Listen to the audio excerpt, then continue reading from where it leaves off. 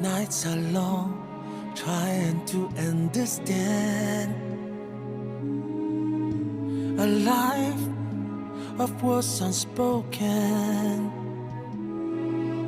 How all of her hopes, all of her plans, told so much of what I meant to be. How some should stand, but I'm broken.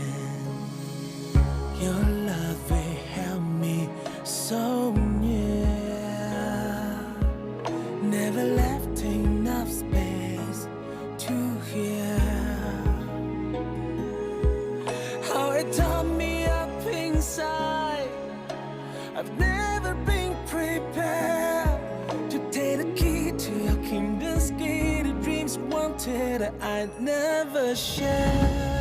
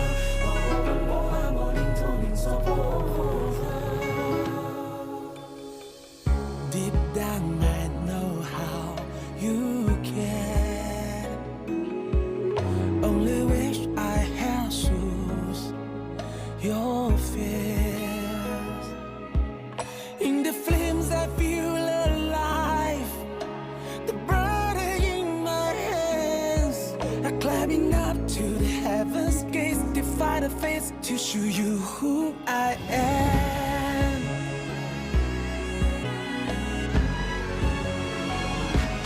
Break this throne now, trade for my freedom instead. I fight it on my own road ahead.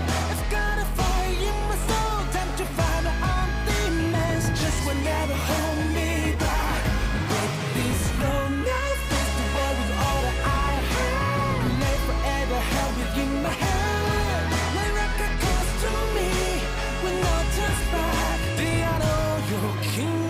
Back.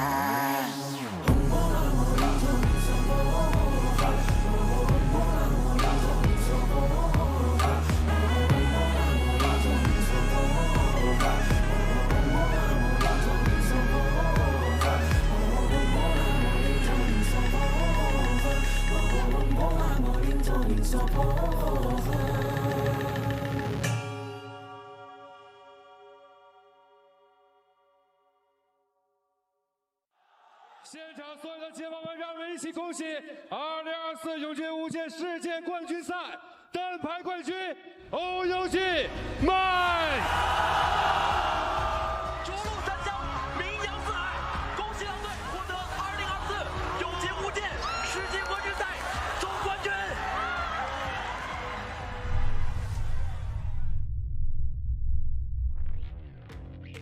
麦克作为2届节杯冠军，他对永劫意义毋庸置疑。我们也因此为他设计了可升级冠军武器，以此来匹配他的冠军形象。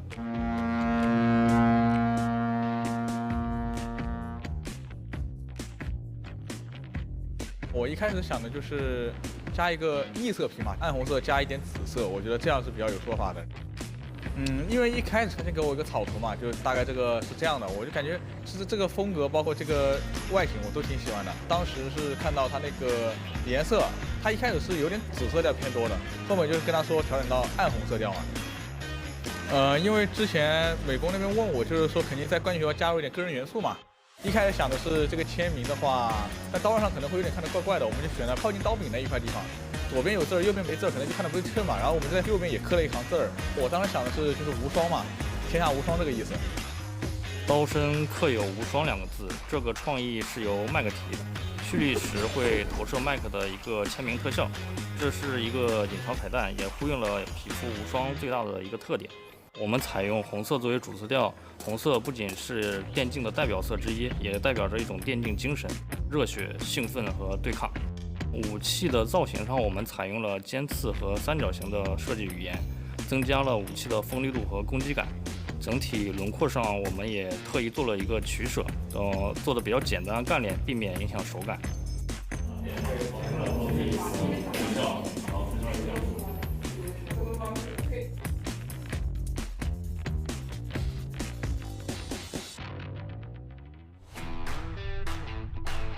冠军时装呢是以奇遇作为关键词，这也是源于狼队的3位传奇选手的相遇，并且拿下了2024年永劫无间最高赛事的冠军。每个角色时装都有自己的特点，比如殷红叶的红皇后会随着裙子的长短的变化，有玫瑰花瓣缓缓飘落。玉云龙干练的裙子上面呢会有小兔子转圈奔跑的动态特效。那吴晨的简历榜上呢，我们也加了一只灵兽，大家不妨可以猜一猜它和哪一个英雄有着关联。因为吴晨特别像一个魔法师，所以我们选用他头上的帽子和扑克牌作为主要元素，舍弃了原皮中的水墨风格。吴晨奥义最大的亮点呢，是我们把最后的大剑攻击换成了一只幼年狐狸扑向地面，窜入地下。发动 V1 的时候会有一只绿宝石眼睛，然后作为它的气眼坐标。当发动传送时，地面会出现一个魔法时钟，然后四周围绕一圈发光的扑克牌。当时间一到，就会表演魔术传送。发动 V2 的时候呢，吴晨会手拿魔术帽丢向敌方，空中会出现许多帽子传送口，飞下扑克卡牌攻击敌人，最后以狐狸扑地做大收尾。因为我们想要给玩家展示更优雅、更华丽的大招特效，呈现不一样的吴晨。选手和热爱永劫的玩家们审美本质上是一致的，都追求华丽和美感，但选手们呢会更追求极致的手感，因此我们设计华丽版和干练版的2个双版本，让玩家可以自由选择。手感和好看我全都要。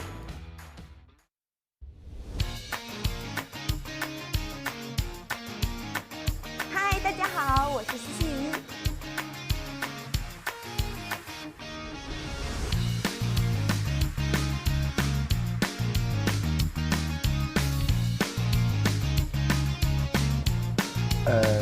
动作比较可爱吧，因为想到是个女角色的英雄嘛，就想给她弄得可爱一点，很尬，是不是？很尬。我那动作就有点像我之前那一年跟胡桃的，胡桃是女角色嘛，然后她是那个晚礼服谢幕的嘛，然后就给她做了一个男角色的，就是对照的嘛。我的动作的话就是有个小裙子嘛，就女性的好看的舞蹈嘛，我就刷视频刷到的。因为以前都是官方自己弄，这一次没有抢功来把我们喊来让我们自己做动作，就有一点可能因为肢体不协调，会有点羞耻感吧。希望我不会笑。嘿，好，回去直接这样和你一起哈 ，peace。受力点它是，然后再拖过来，拖过来。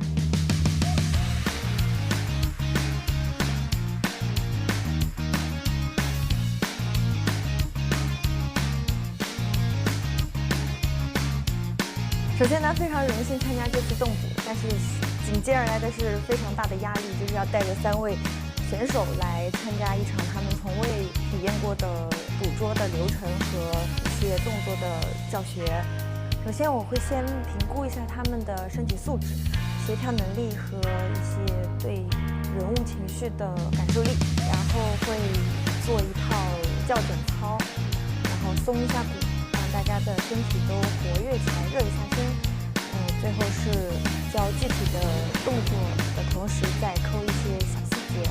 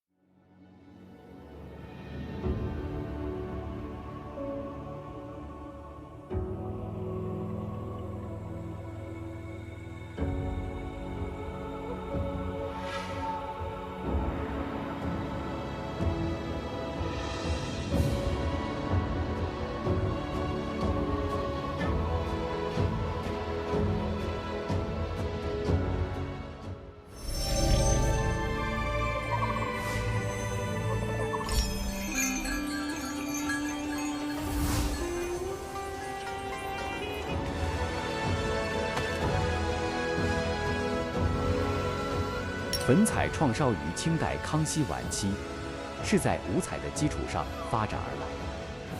胡人骑骆驼俑，是唐代中外文化交流的鲜活见证。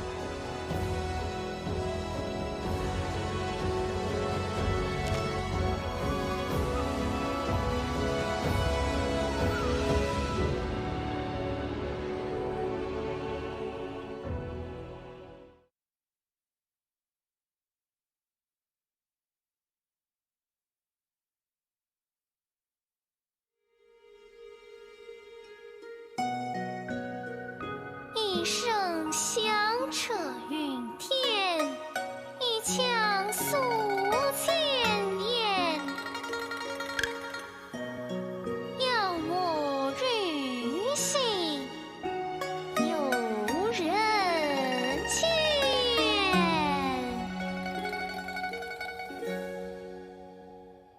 听雨落江南，情意温转。白皙正烟头里托摇篮，谁折柳如梦，牡丹亭畔，青丝缱绻，春光惹人怜。望平生长盼，万叠云山，且抛君摘散在同窗书畔，花儿边就掉，天地心宽。佳人花蝶同游翩跹，时光柔百家中唱，焕然天成作金墙。夜倚着西出过往，峨眉何曾举佛转坛？借银霜难挽流光，下过烈酒月痕激扬。云鬓摇落流年，相思翠红颜，细幕开火，梦作浮永眠，此情或现。千家坟墓泥泞，却是年寒暑，少时秋索念，须笛声共抚，细雨轻落，月海盛开望湖，星月见我这两你痴心归处，愿此生一风响彻，再没做热土，山海同梦西魂，出生出金湖，风华传酒西游。台上喜怒尘缘，芳华已开遍，天涯尽，相暮虽长见，日夕心流连，日夕心流连。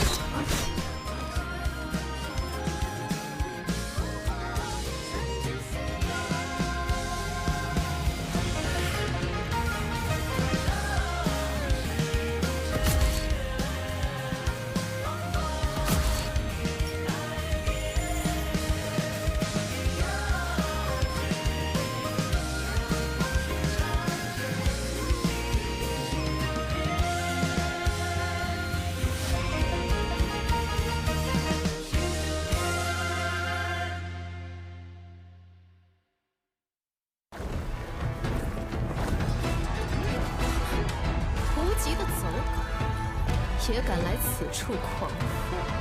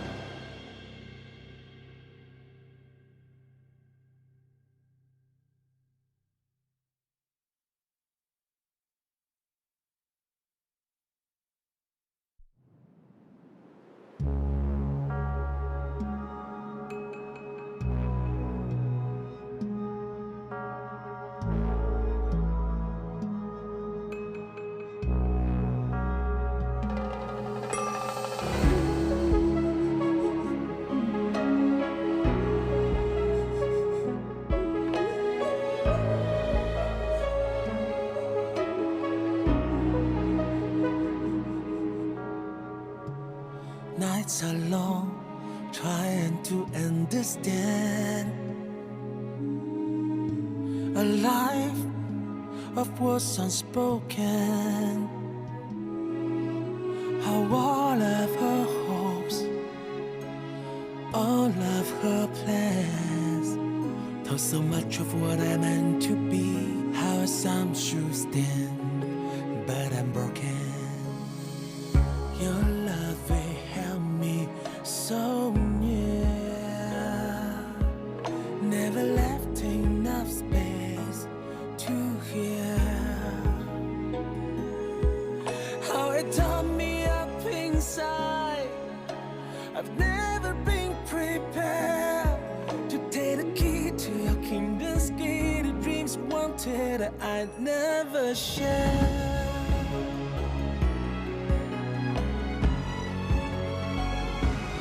Break this song, I try to find my freedom instead. I fight it on my own road ahead.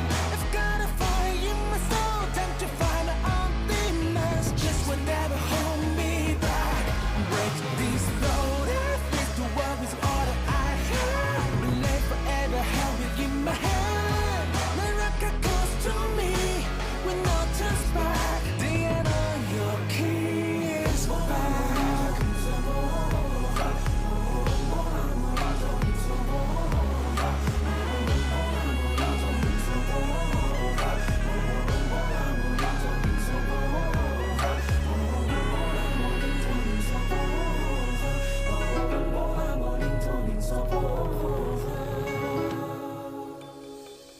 Deep down I know how you care.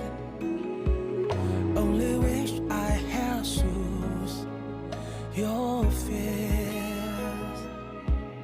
In the flames I feel alive. The burden in my hands are climbing up to the heavens gates. Defy the fates to show you who I am.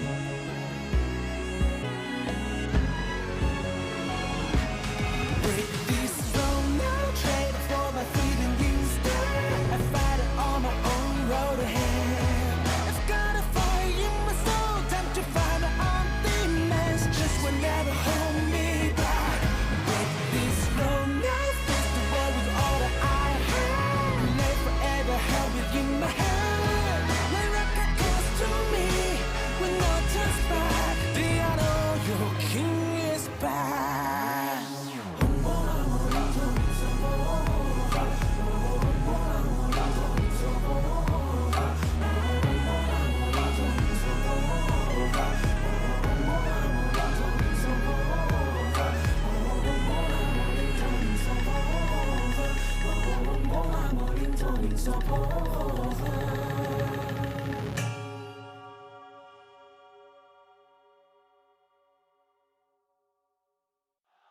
现场所有的街坊们，让我们一起恭喜2024永军无界世界冠军赛单排冠军欧游记麦。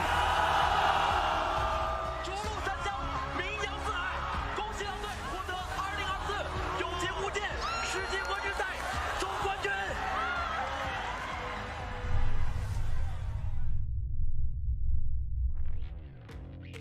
麦克作为2届杰杯冠军，他对永杰意义毋庸置疑。我们也因此为他设计了可升级冠军武器，以此来匹配他的冠军形象。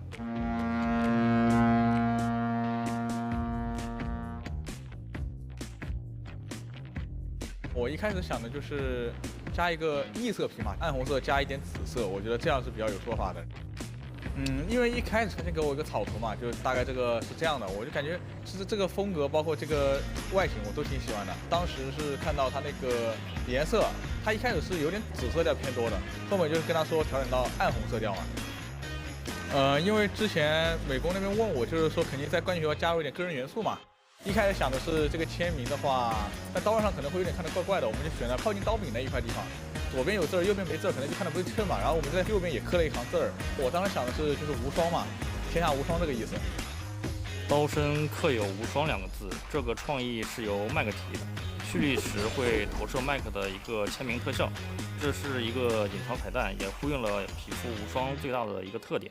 我们采用红色作为主色调，红色不仅是电竞的代表色之一，也代表着一种电竞精神、热血、兴奋和对抗。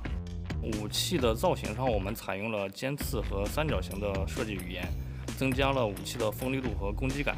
整体轮廓上，我们也特意做了一个取舍，做的比较简单干练，避免影响手感。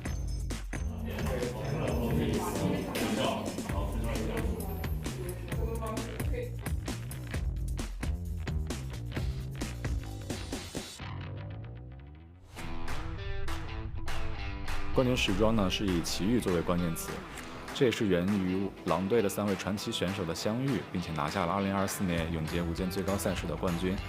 每个角色时装都有自己的特点，比如殷红叶的红皇后会随着裙子的长短的变化，有玫瑰花瓣缓缓飘落。玉玲珑干练的裙子上面呢会有小兔子转圈奔跑的动态特效。那吴晨的监狱榜上呢，我们也加了一只灵兽，大家不妨可以猜一猜它和哪一个英雄有着关联。因为吴晨特别像一个魔法师，所以我们选用他头上的帽子和扑克牌作为主要元素，舍弃了原皮中的水墨风格。吴晨奥义最大的亮点呢，是我们把最后的大剑攻击换成了一只幼年狐狸扑向地面，穿入地下。发动 V 的时候会有一只绿宝石眼睛，然后作为它的7眼坐标。当发动传送时，地面会出现一个魔法时钟，然后四周围绕一圈发光的扑克牌。当时间一到，就会表演魔术传送。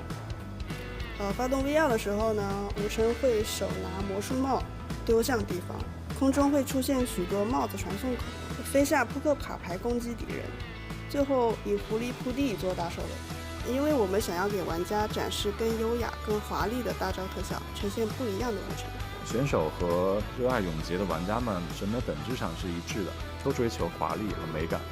但选手们呢，会更追求极致的手感，因此我们设计华丽版和干练版的2个双版本，让玩家可以自由选择。手感和好看，我全都要。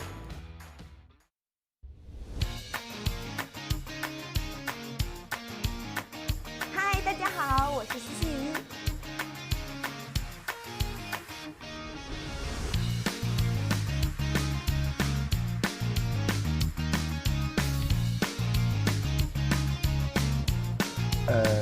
动作比较可爱。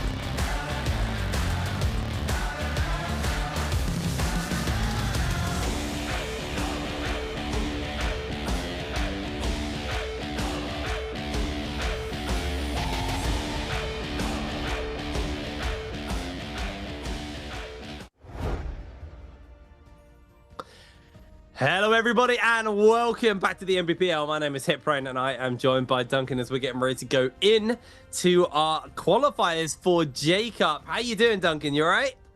I'm doing great. I'm feeling good. I'm ready for today, as I'm assuming everybody on stage is going to be as well. It's going to be an exciting one. It's the last chance. Yesterday, we had the second day of solos.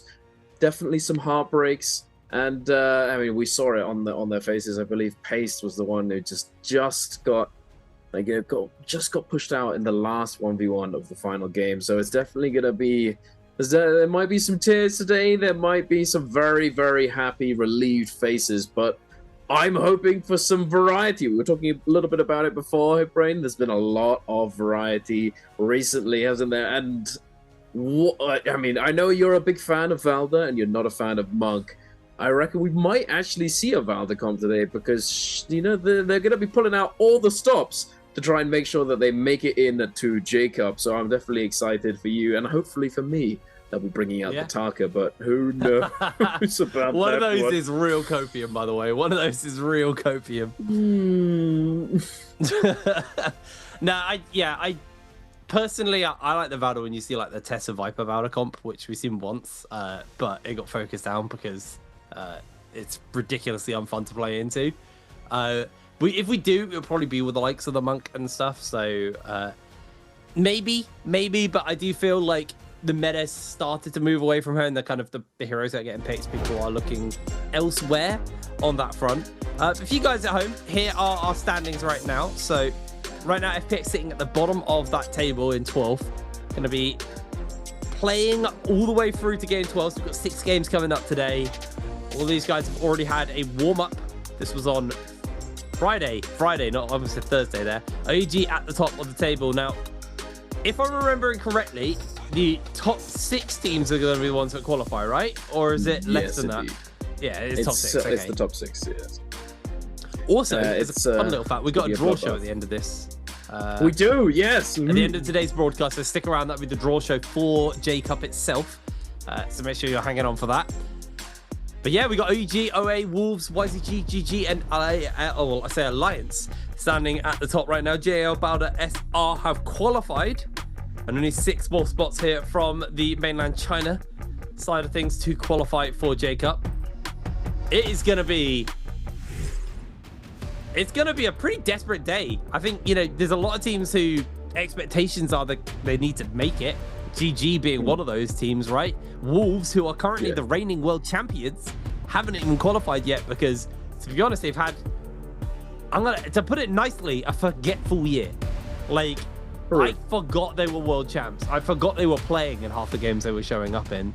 So it's really on Wolves to step up today, because if they want to defend their title, if they want to qualify and have a chance to reclaim and defend, they need to make it happen today. These are mirror matchups for our matchups today, starting with Justina, Syra, Viper comp, crowd control heavy comp, and then we got the Huddy Kailin comp coming in as our second. So expecting a fair amount of Monk at the tail end of the day, sadly. I mean, it's possible. We saw a little bit, you know, a little bit of Monk come out to play on Friday, but he's struggling because, as you said, the heavy CC comp with the Viper Syra Justina kind of just rolls through everything, but most things, including Monk. So it's kind of spooky to be running the Monk these days, but it can be done, and we saw it get some value. I think we actually saw Monk, Valda, and then it was one more. I think it was Monk, Valda. I can't remember what it was. It was something. I can't remember exactly what it was. Oh, Enor. That was it. Monk, Valda, Enor. Which was, I remember because Raven and I were cursing, we were just like, huh? What is that? But it did all right. It did okay. So we might see that come out again. I reckon we're probably going to be seeing the ACOS Tessa Wu Chen, which just sounds so absurd. If you haven't been watching trios recently, chat, it is a thing now, and it's actually pretty good. With V2 ACOS, of all things, you just drop the cage down, and then you throw the Tessa ult. You've got that just sort of wombo. They can't get out of the cage. They just can't, because there's just not enough time to bounce off of it twice to claim back the soul, and then the Wu Chen is always there to take them out of the fight if they need to, or to trade ult or whatever it might be. But it doesn't do very well in Yang, and Yang is very, very, very important. Even more so now, because gaining momentum and being able to secure the spirit wells, like second Yang, of course, is super, super helpful now, so that you can secure that spirit well that leads into the end game. And you can get focused down, but it's pretty hard to die when you've got the gold armor, the gold weapon, and everything. And then, of course, first Yang with that red buff, be able to play much more aggressively in the mid game and get a lot more kills and not have to worry about actually getting taken out and focused down. But we shall see. It's going to be an interesting one. And as you said, we're going to be kicking it off with the Viper, Syra, Justina at the beginning of the day on Perdoria, which I have to say is just an absolute terror. This composition is just so absurd. And you're in for a light show, I'd say, here, Brain, because every time I watch this comp do, the mirror match is just what is happening. Well, it's just the Syra, just so much on the screen. They changed ult, didn't they? So it's now the popping version of the Syra ult. So yeah, it is like a bunch of disco balls exploding when they all get into a big fight. It's funny hearing some of the comps that have kind of shown up, because the tail end of the season, actually, I went and did a bit more solos, which is unlike me, because I've typically been the trios guy. Having a great time. I think solos is in a very, very fun place. So to come back and be like, wow, the meta has actually changed quite a lot with, we still got this Viper like crowd control heavy comp sitting at the top of the meta. I'm not overly surprised. It is really, really brutal and very effective into, like you said, things like the Monk. But it's interesting to see, they have been playing with some other ideas. I like the sound of that kind of that Valda Monk comp. I think it comes into a it reminds me of like an old Monk comp, and I can't remember exactly what was in it, but it's a bit more for yourself as a Monk comp. You don't have like the Karumi just pocketing the Monk and everyone playing off the Monk. It's kind of like, oh, we will have ults that will give us a lot of extra health. We'll just use them when we need them. And, there is a bit of synergy in that Valda, where she chucks the spear, you can block someone out. Kind of typical Valda combo that we have seen time and time again, hence why she has been getting played with the Monk. But here we are on the stage, getting ready to go into our first game of what could be the last day of MVPL for any of these players. Well, NARAKA, because MVPL ends. But, I mean, NARAKA for the year. Right here, right today. This might just be the end of their year. They're going to have a long old wait in off-season before we get going back into spring next year. So, I hate saying it because I feel like I use this term so much, but it really is do or die, or it's just do or done, I guess, because you're done for the year. Do or go home. Yeah. Do or get comfy in the off season, which is never very pleasant as a competitor. But yeah, no, absolutely right. ASE, I think with the team that we were looking at initially, them not being in that top 6 at the moment and having performed pretty well, I'd say, throughout the year. They did very well early on, and then they've been sort of consistently, not always, but getting in that top 6 in the bi-weeklies and performing well, taking down the heavy hitter teams like JL, like Bowder, etc. GG, of course, you mentioned them earlier, definitely need to lock in. They need to get locked. Otherwise, they're going home a very sad bunch. So we shall see if they manage it. They were performing pretty well on the first day, but they got some big kill games, but then they just sort of fell off. They have always been the team that consistently is able to make it to end game. The team that plays the macro game.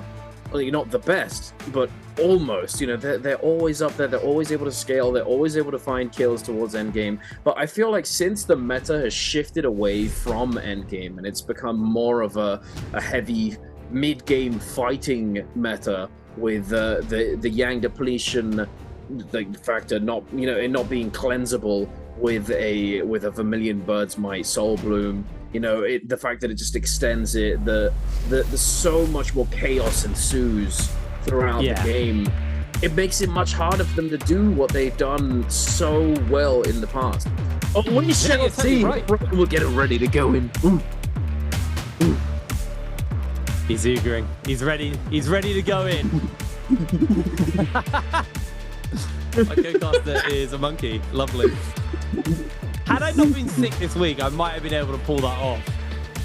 But my voice is already a little shot. Don't try to just... Just all start coughing up all over the broadcast. No one wants to hear me coughing and spluttering. Obviously, there was no hero select because we are doing a mirror matchup. I'm going to assume maybe some variance in the Valders, but I feel like it's been mostly, F1's getting locked in, F1 V1 from Valder, so not Valder, Viper. Wow, my bias isn't showing at all here. Oh, okay. Yes, and I like that Tarkason. Yeah, what we'll do is we'll just be so delusional and just pretend we're just projecting.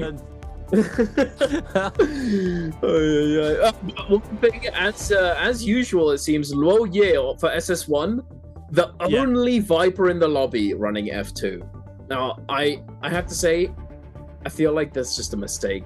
Not only because you're missing out on the silence, but also because he's become known as the only Viper that runs it. So everyone in the lobby, if they ever see a Viper using F2 instead of F1, they immediately know who it is.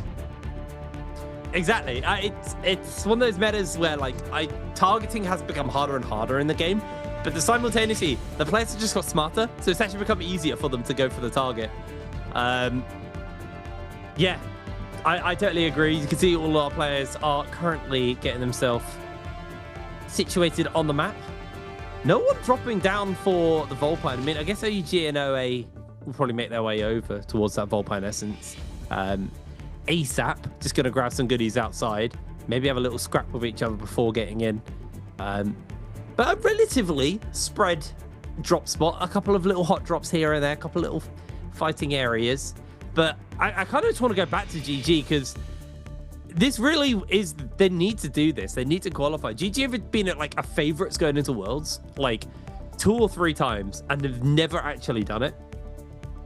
And I worry that, qualifying for Worlds, like you said, the meta isn't really in their favor. They are possibly, if not the best end game fighters in the entire MVPL. But the problem is like you said, the game's not endgame, it's early game, so let's see if GG can step up here. They catch TE nice and early, get a lot of lockdown, double spears, doing some serious work here. Youth is going to get finished up by CJS as they get the grapple onto Xiaonan. 3-3-0, keeping that pressure up onto him, is going to try and break through. LXM has been popped though in this fight, looks to catch him out with a whip sword, doesn't make the connection. It looks like CGS has been able to secure the kill onto Peak, and that is Xiaonan now juggled up in the sky. They got the halberds, they catch him with the uppercut, they don't get the follow-up. Here's the follow-up though. Ultimate comes out from Xiaonan. GG have to scatter to the wind. Don't want to get caught by the lockdown. As TE, they're just going for the salty run back. So 3-3-0 needs to find this kill onto Xiaonan before the backup arrives, but they are now here in time. GG is getting knocked back. Parry makes a connection off the screen as 3-3-0 comes through. Another parry lands onto Xiaonan, and CGS is caught by the freeze.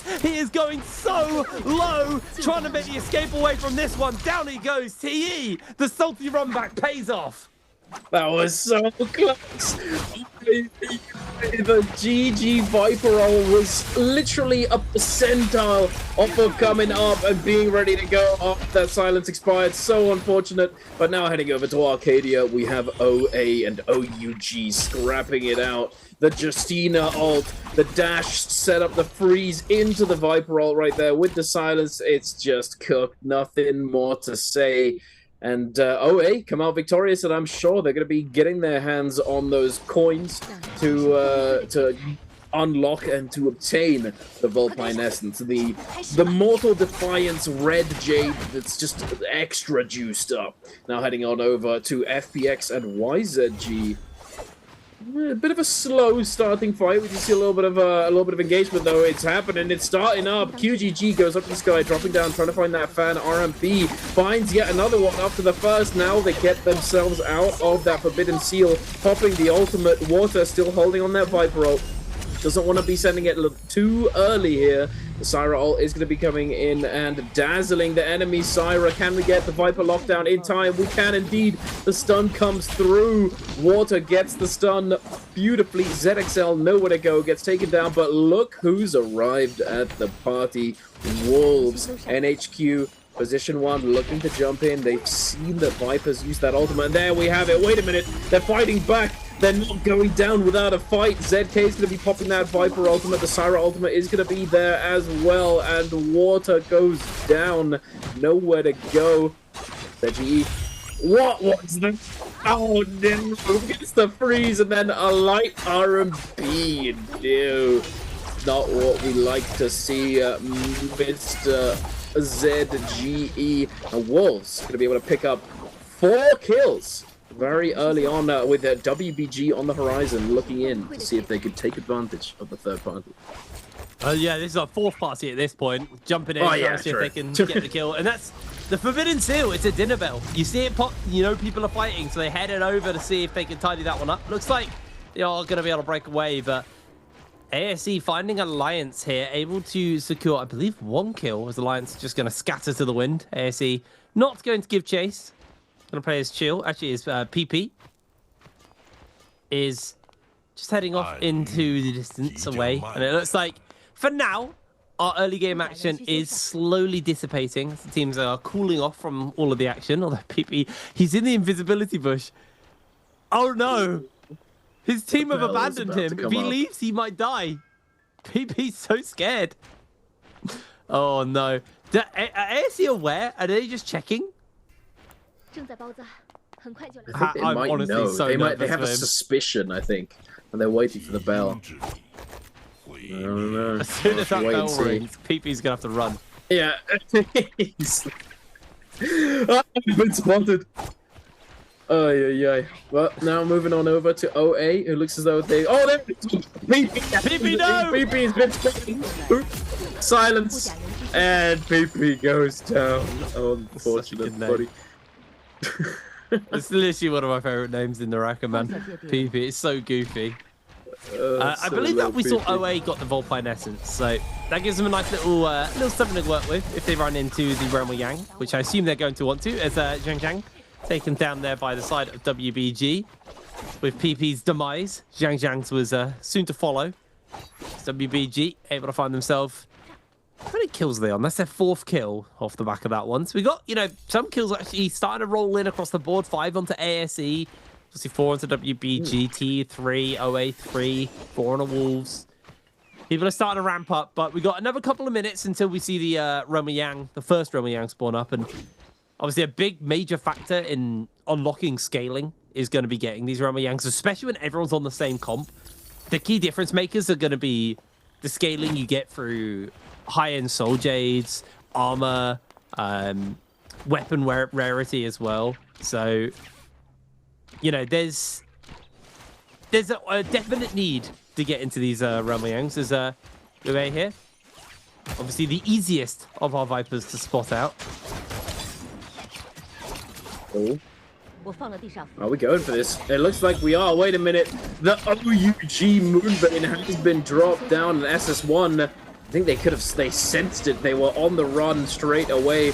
They are going to be able to make their way over to the edge of the Moonbane. Oh, there it is. The F2 has come out. They know who it is.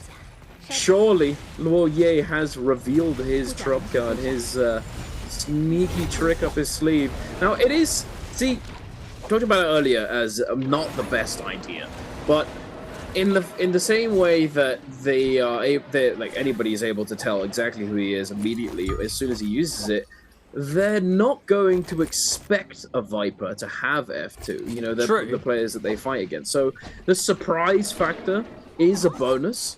And then, of course, if they execute the whole ult rotation well, it can be really, really useful for cutting through that healing and preventing that healing from coming through from the Syra. So if the Syra pops ult to try and save one of her teammates, or even to save herself, perhaps, if we get that F2 debuff applied to any one of them, it's going to make that healing do absolutely nothing. And they might have, lulled into a false sense of security, perhaps, and they might be able to take advantage of it. But I have to say, SS1, I've seen them take this many times from week to week, and they've never done all that well in the first game with this mirror match. It's never gone very well for them. But perhaps today is the day, ladies and gentlemen. Perhaps they manage it. Who knows? High risk, high reward after all. But as you can see on the map, we have all of the realms of Yang about to open their doors to the players, to the arena. The Yang Arena of Doom. OA, taking a look at their soldiers. Call it the Arena of Doom. The Yang Arena of Doom. Man, you're a very... I was just looking for an interesting way to... buddy. Oh, spooky. Well, I feel like for everyone it was spooky seeing you without a beard. True. Yeah, I don't look like the same guy. You know what would have been cool actually is if they, for the Halloween event for the Realms of Yang, making it dark and gloomy and stuff instead of bright and golden for Halloween. That would have been cool.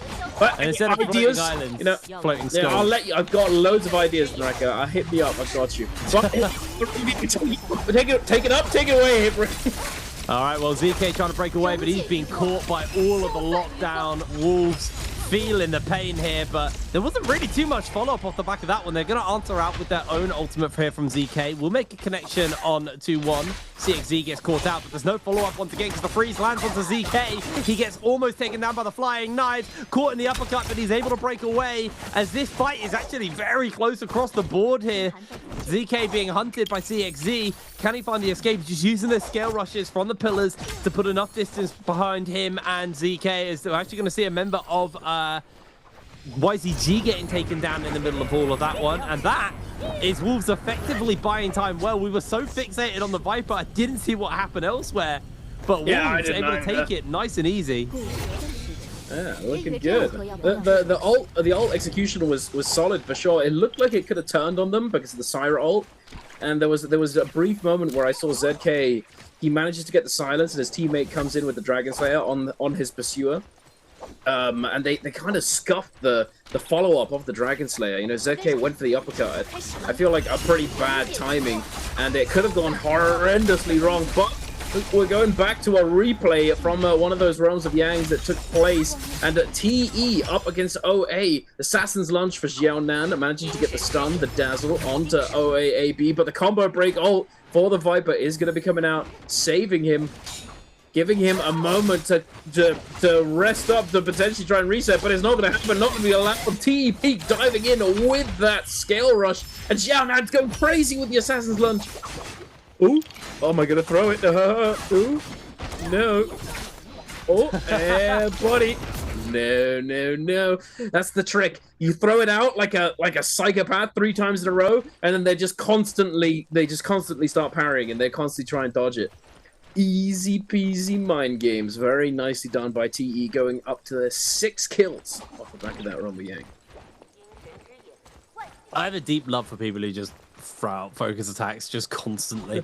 Like, just absolute lunatic behavior. Not gonna lie. I love it. Controversially, I love it. I think it is very fun. As Zhao finds a lockdown onto multiple members there to get the follow-up into the freeze as well off the back of that one. And ZK is going to pay the price nice and fast, losing their first Vermilion Bird's Might already. It's you now just going to get a focus down. TE, lovely little, basically just a gank from them, just jumping down, finding the kill. As NightHQ hiding away. Xiaonan did not see him. Camera focused forwards. Didn't find him for the lockdown. And NightHQ is just going to hide. Although he has Bird's Might, so just, I'd send it, man. Maybe you can find a kill. Let's flip it. Flip it like a burger. Yeah, exactly. Let's get in there. Burger it. Exactly. Barbecue time, baby. Let's get it.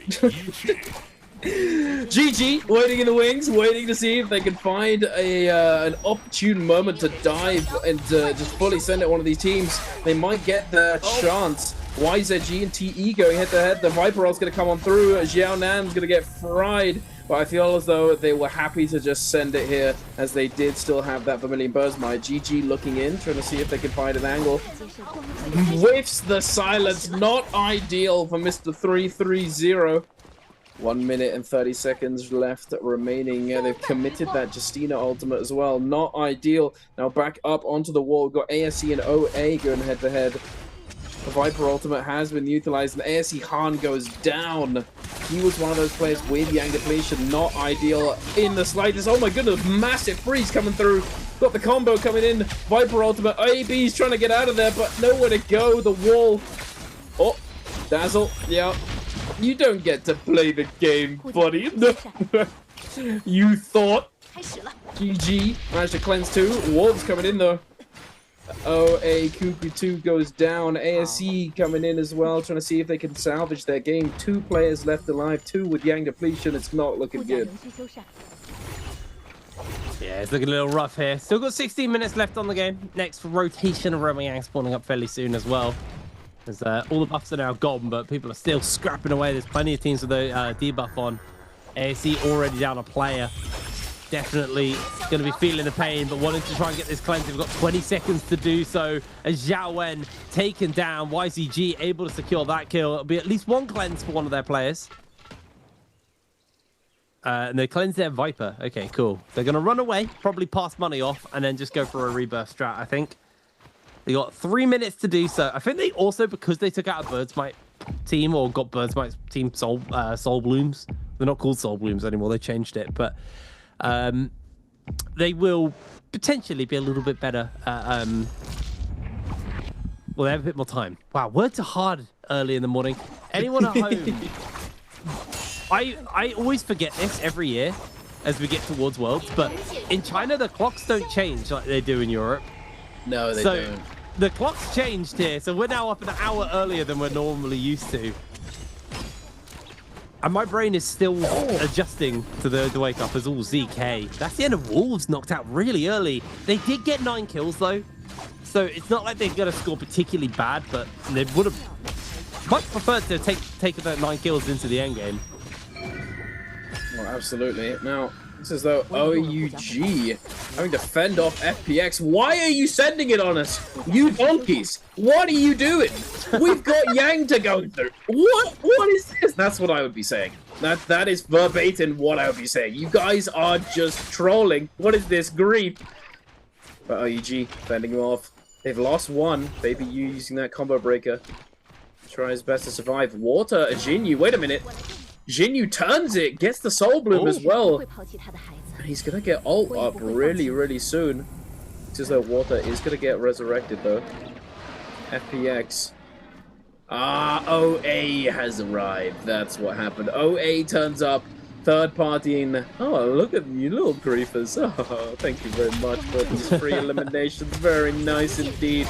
Now into the realms of Yang we go, ladies and gentlemen, and DRG up against Alliance. Alliance PB gonna get stunned. The Dazzle is not gonna pop, thankfully for DRG. They do continuously get that healing. And now the Syra ultimate from the opposing team. The secondary ult rotations are gonna be coming on through. But Kakaishi, Kakaishi's not there. XL extra large U. He is gonna survive. 1 HP.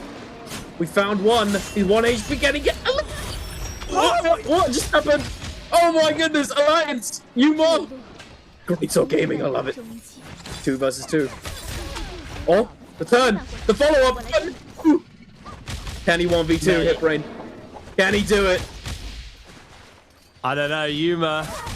No armor. Able to buy a lot of time, taking too much from the palm light. That's a lot of damage. Absolutely clapped by that one. DRG able to take themselves the victory in that round with Yang. I'm gonna be real. That was way too close of a fight there.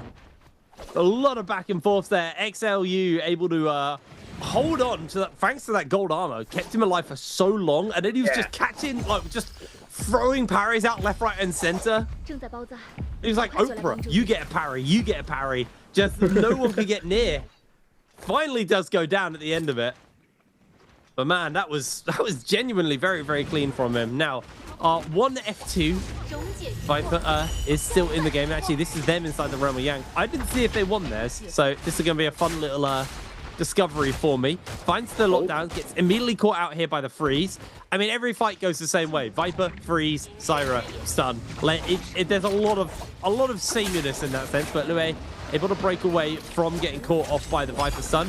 Isn't going to get hit by the Dazzle, but Dazzle does go for the pop onto a couple of people. You caught by the freeze as well. Lue going to get caught out here, able to dodge away from the dazzle. Eats the parry, though. I think he lost his golden fan. Oh, no.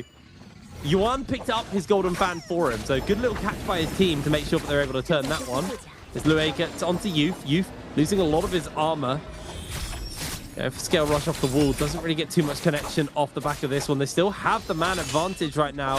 Xiaonan getting caught by the parry there. Nice catch onto Youth. Sorry, with the parry. Xiaonan now going very low. There's the scale rush kind of charged up by Youth, but he's going to do a lot of damage, to be fair. Feels like a bit of a desperation play, though, because that is them taking the win. Nicely won there from the side of SS1. Hey, maybe this is their game. The first time F2 Viper's gonna work, ladies and gentlemen. Let's get it. I know there's a lot of F2 Viper enjoyers out there. It's definitely solid. It's just, it's a bit of a daring play to go for in such an environment. We shall see how it plays out. At the moment, we have DRG and SS1 with their buffs from the realms of Yang, Mystic Might, and I believe the Spirit Well buff was also Mystic Might, but it's now timed out. No buff left for them. I can't remember who it was exactly. Still Alliance is a very red Viper. Oh, that is a very red Viper, isn't it? Looking like me. Jiang. I'm gonna find that silence. Not gonna go in there. Not gonna catch it. WBG very cautious, backing away. Also, for those of you who don't know, all of my character customizations are very red. In case nobody understood that reference. Oh, yeah. But, yeah, WBG, not interested. Rightly so. We don't want to get caught out in the open with another Viper team. Well, I mean, everyone's Viper team right now, but don't want to get caught out. But wait a minute. Jiang, he's looking for the play. Just catapult into the Viper drop down. We see it's in scrims in China. Carpet bomb. Yeah, they go from catapult to catapult across the top of Imperium, just waiting to see if there's somebody below them, and then they just instantly Viper drop down. That's actually really cool. It's diabolical. I like that. The siege engine. Viper comp.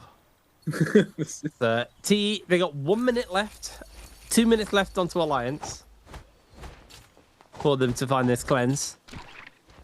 And it's one of those sad ones because I feel like whatever team does cleanse typically then gets immediately hit by the next realm of corruption from the Spirit Well. So it can be a bit of a toughie with these two teams. We've got 27 players left in the lobby though at 9 minutes. So definitely a slower tempo game, which means we are potentially in for a absolute mosh pit of an end of a game.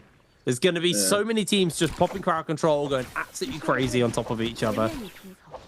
I genuinely think we're going to be in for a pretty bloody end to this game. You can see already DRG taking themselves to the light fight here versus TE. Still some Palm Lightnings coming out. That's Xiaonan committing the ultimate. They're going to throw down the Justina freeze as well. They've got Syra ultimate. It's the full send with 30 seconds. They need to find at least one kill as XLU goes down. They're going to be able to find one cleanse, but in comes Yang looking for the next lockdown. He's got a minute. Finds the lockdown onto everybody. Can they find the follow-up damage? There's just so many people going down across the board there. Alliance able to find one cleanse. Actually, they just got the full cleanse and they're out. Really, really nice third party by Alliance. They are going to have to make it away, though, because Solwell going to be looking to get captured here by WBG, but in comes SS1, trying to make sure that they can play for the control of the Spirit Well. Oe hanging around the corner. Perry Hughes waiting to get involved in the action as here they come. They're going to throw down that freeze into the Viper stun as Lue goes down. That's going to be the end of him and his golden armor. Stripped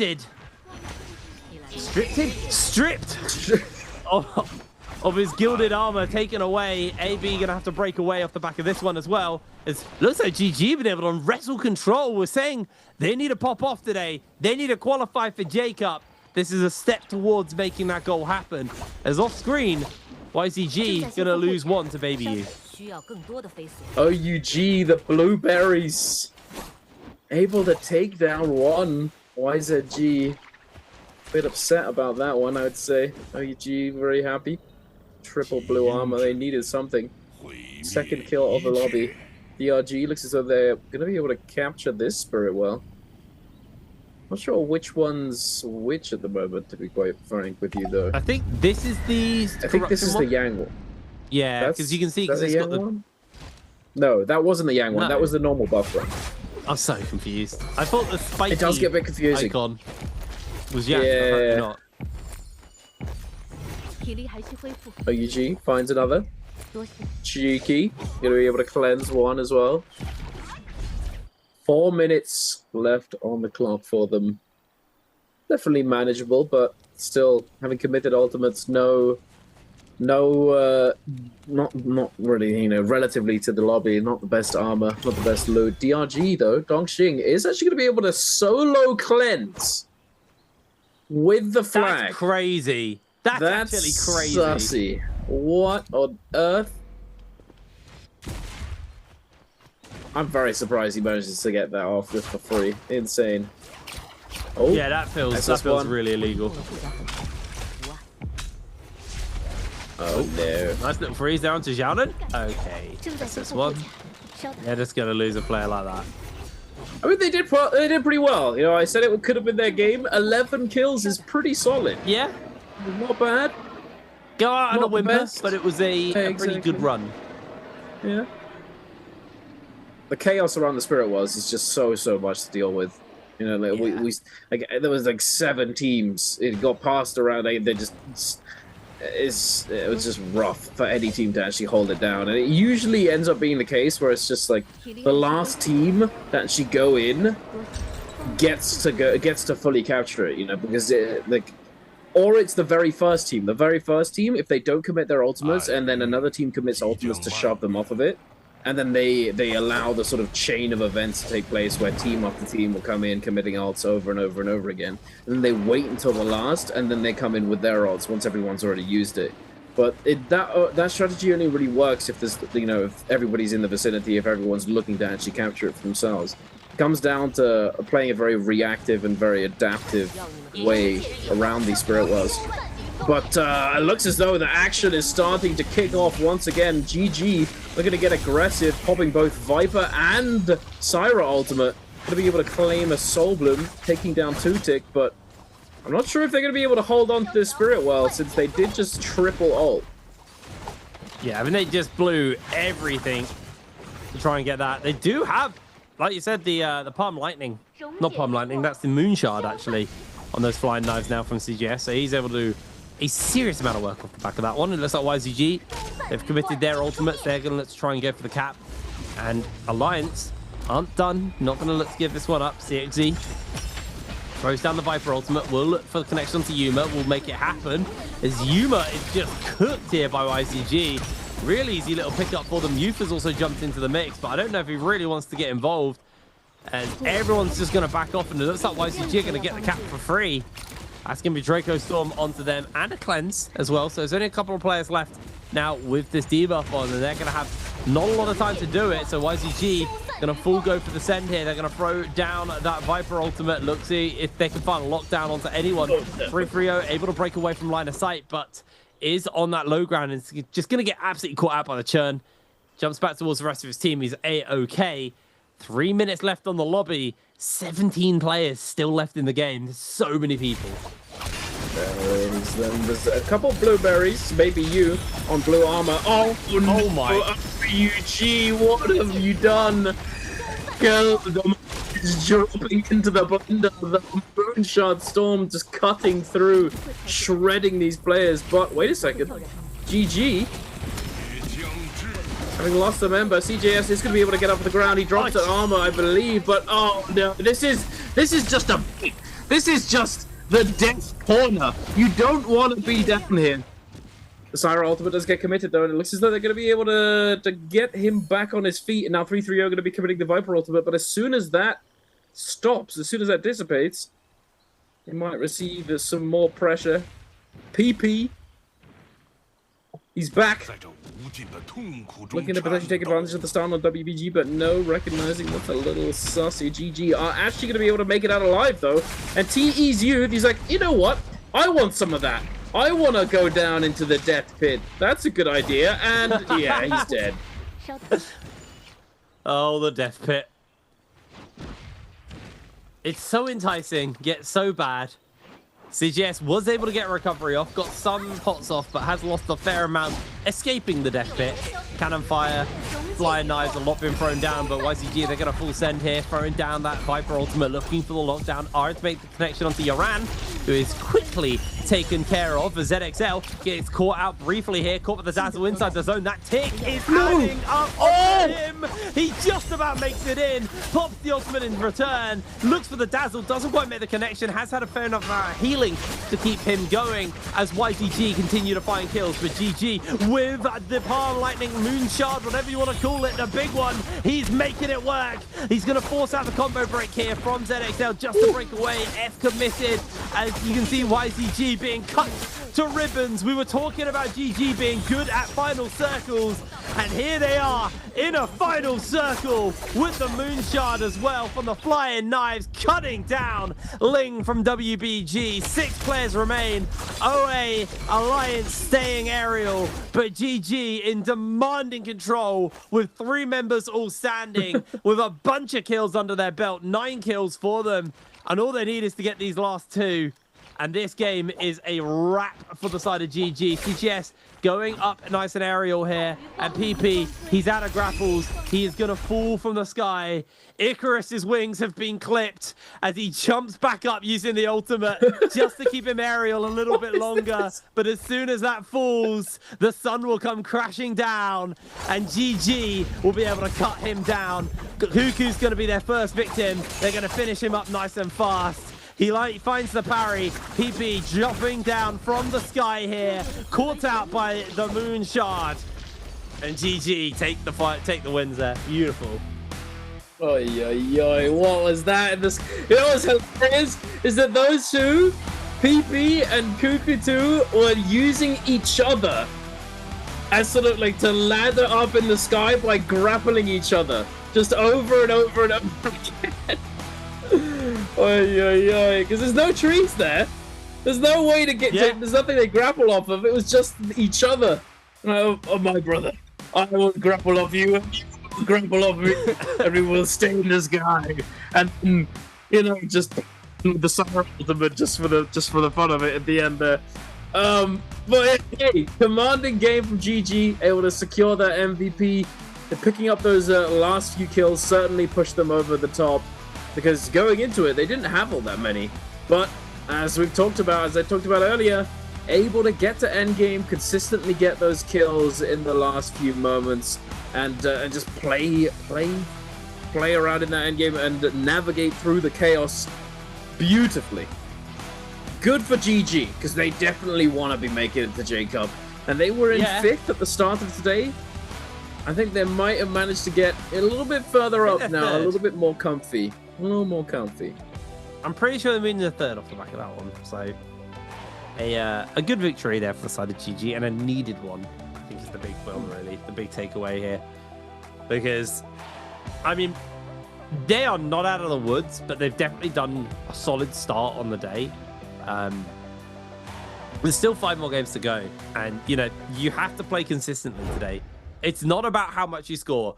It doesn't matter if you're 1st or 6th. At the end of the day, as long as you're in 1st or 6th by the end of the day, that's what you're really aiming for right now. So play consistency, keep yourself up on that top end of the table, try not to give too much up. If a good opportunity like that arises and you can score high, then take it. But for you guys at home, we have a question. What hero will be MVP from this game? Will it be a Viper, a Justina, or a Syra? I don't know. Is the honest answer, so I can't even give you a clue. I have no idea. It's who got the most kills, if you want exactly. If you want that clue, if you were paying a bit more attention. I'm not sure. It's usually the Justina, I have to say. Usually the Justina is able to confirm those kills, since the Viper and the Syra are like, you know, preoccupied with making sure that that stun and the dazzle actually goes off. So maybe it's the Justina, maybe not. You'll have to give your best guess, or if you were paying attention, you may already know the answer. I'm sure maybe you could even copy off your neighbor, but only one lucky winner will be chosen amongst those who answer correctly. So don't go anywhere. as you'll be added and whispered in the chat to claim your prize. But I'm sure we'll be finding out soon enough. But first of all, let's take a look at the scoreboard. 11 kills at the end there, and I'm pretty sure they went in with something like 5 or 6. So definitely a decent chunk of points secured in those final moments. Of course, securing those ranking points, the placement points, and then the multiplier converting those 11 kill points into 13.2, netting a 17.2 start to the day. YZG 13.5, SS1 11.5, and we talked about it before. They went out kind of early, but the number of kills that they got, you know, going towards that end game, mid to end game, they're able to sit in that top 3 off the back of that game. And now here, this is where it comes down to it. 5 kills. Indeed it was! CJS Justina with the most kills, and I'm sure he'll be getting that MVP, even though he had sub 10,000 damage. Getting those kills secured, buddy. That's exactly what you want for those MVPs. LXM doing a big chunk of damage right there, but he's going to get beaten out by his teammate there. But now, the total standings, including the points from the first day. FPX, unfortunately, still sitting at the bottom. Yeah, it's a rough one for FPX. They got a lot of work to do if they want to climb up towards this top spot, because remember, the bar will be moving throughout the day. Right now, qualification is 57.5, but T just got 10 points. They could get another 10 points, so it could move up to 67 by the next game. Like, the bar will be moving consistently throughout the day. So if you're at the bottom of the table, it's not actually about consistency. You actually need to pop off.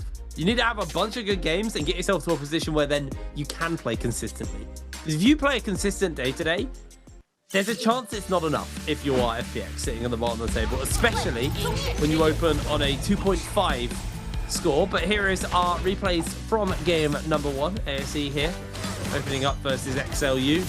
XLU, honestly, the amount of tanking this guy did today actually was crazy. Like, he was just getting absolutely wailed on and CC'd the entirety of this first game. Now, the good news for him is the next lobby is not going to be a as heavy crowd control comp, but it is going to be the Kylin Hardy comp. So crazy to see that comp is back, but here we are.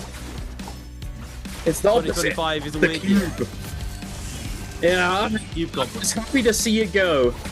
But now it's back, Same. I have to say. The cube is an abomination. I will stand with you on it. I'm a monk hater, yes, but I found the cube comp like one of the most unfun comps in the world. Like, Kylin isn't that interesting. He just dashes a lot. That's my issue with him. Like, all he does is dash and stagger. It's like it's not particularly flashy, is it? It looks a little bit. It's made to look a little bit, but it's just yeah.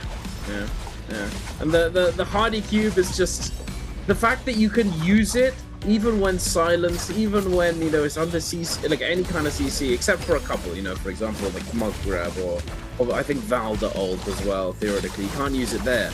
But still, you know, just being able to press E or press whatever your interact button is and just escape to the skies, and essentially just giving your team double combo break is insanely good. And it's, I don't know how it could be balanced or how it could be changed in a way where it doesn't feel so irritating to play against. I think it's just always going to be annoying, but I think it's one of those ones where you'd have to change fundamentally how it interacts, but then it would heavily nerf him and make him potentially worse. So yeah. Or maybe buff the burn one, just so that the burn one is more appealing, and then create some variety, perhaps. Or because they tried to nerf the keeper before. Yeah, it was. Yeah, you were correct. DGX walks away with MVP from this game.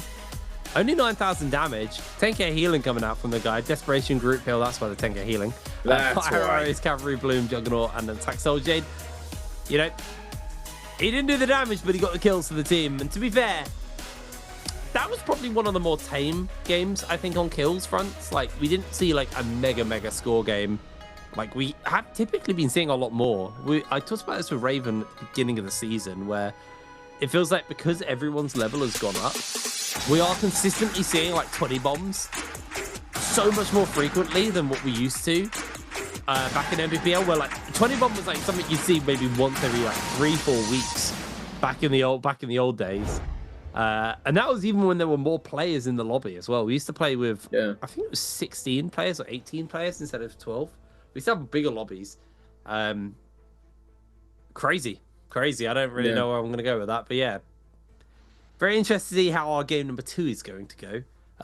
Once we get back into this, obviously heading over to Holoroth now. GG, they've done well, but now it's just about keeping the score up. If they drop a goose egg, they're going to have to make up for it for a banger game. So let's see what they got in the tank. Yeah, absolutely. And who knows? Maybe FPX makes a comeback. You know, they've been a pretty, consistent household name for a pretty long time. You know, they haven't had the best performances for a little while, but they've been around for a really long time. FPX, I mean, you are somebody. FPX is a very well-respected organization. They've definitely done very well in the past, but are they going to be able to compete today? It's tough. It's not easy. It's a really tough lobby. Yeah, I mean, I remember when FPX were like the best team in the region. They would consistently absolutely dominate the regular weeklies. Their bi-weekly finals were always their failing. They always seemed to struggle once we got to bi-weekly finals. But like going into bi-weekly finals, FPX always used to start with like, they'd always end the week on like 120 points. Back then, 120 points was crazy for a single team to be walking away with. And like everyone else would be like 40 points behind them. And then they'd like completely throw it once they got to bi-weekly finals. But like they were consistently one of the top teams in the league, and like a team who were always said like, if FPX got their kind of like got their nervousness towards bi-weekly finals fixed, they would have been there.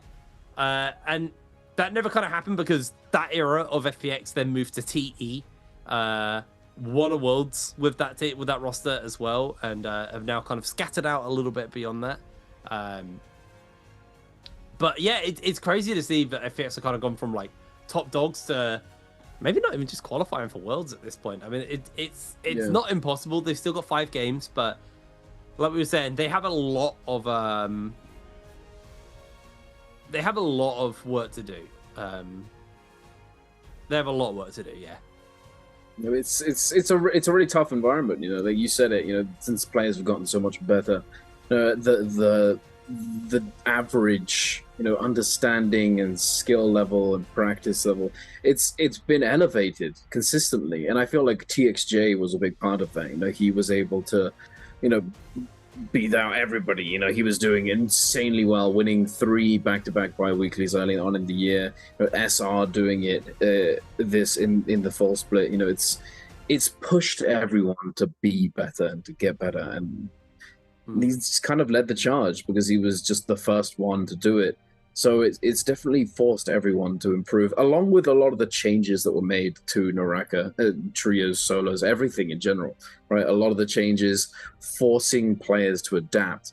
Can you figure out the best way to win? Can you figure out the optimal strategies, the optimal lines to navigate the Spirit Wells? Because Spirit Wells, when they came in, Wolves was one of the first few teams to actually figure out how to secure them at the end. Where everybody who's been watching NBPL for a while now will remember the White Tiger prowess. The skadoosh, just explosion of the lobby, securing 17 kills in the matter of a second and a half.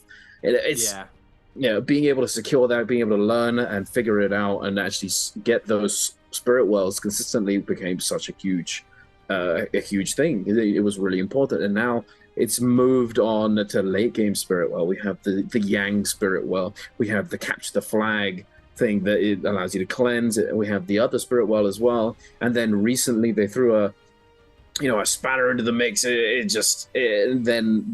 Now Spirit Wells, aside from the Yang Spirit Well, don't cleanse Yang depletion, so you can't just go to Yang, die, and then think, oh, let's just get the Spirit Well, we'll cleanse. It now extends the duration or refreshes the duration of your Yang depletion instead, making it so that even though you got that, you actually have to go and still kill people and take them down and get those soul blooms. So much has changed. It's evolved. The shop, what you can buy, everything. The pacing of the game has evolved so much. So being forced to change, is a really good thing. I think it makes the game makes the experience much more entertaining for us as spectators, but also it keeps things fresh within the competitive scene. You know, these players, it comes down to being forced to adapt. You know, it's not the old names. It's kind of happened a lot in solos, especially Mike and Spider. It's not just the Mike and Spider show anymore. Now we've got players like Verse, Xuan Yuan, all these other players coming in. Chen, his first bi-weekly, the other, like not that long ago, and then doing so insanely well. No, the game has changed, the scene has changed, and I'm all for it. But here we are, ladies and gentlemen, are getting ready to go into game number 2. And as we've mentioned, it is going to be our second and final mirror match of the day, with the Kylin Hardy zipping comp being played by every single team in the lobby. Alrighty, well,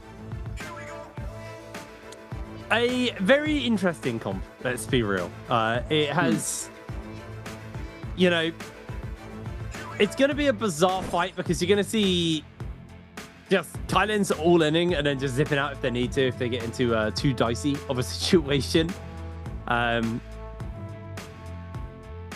Yeah, I'm going to be very interested by the like who's actually strongest at these comps. I think that's one of the things that has been,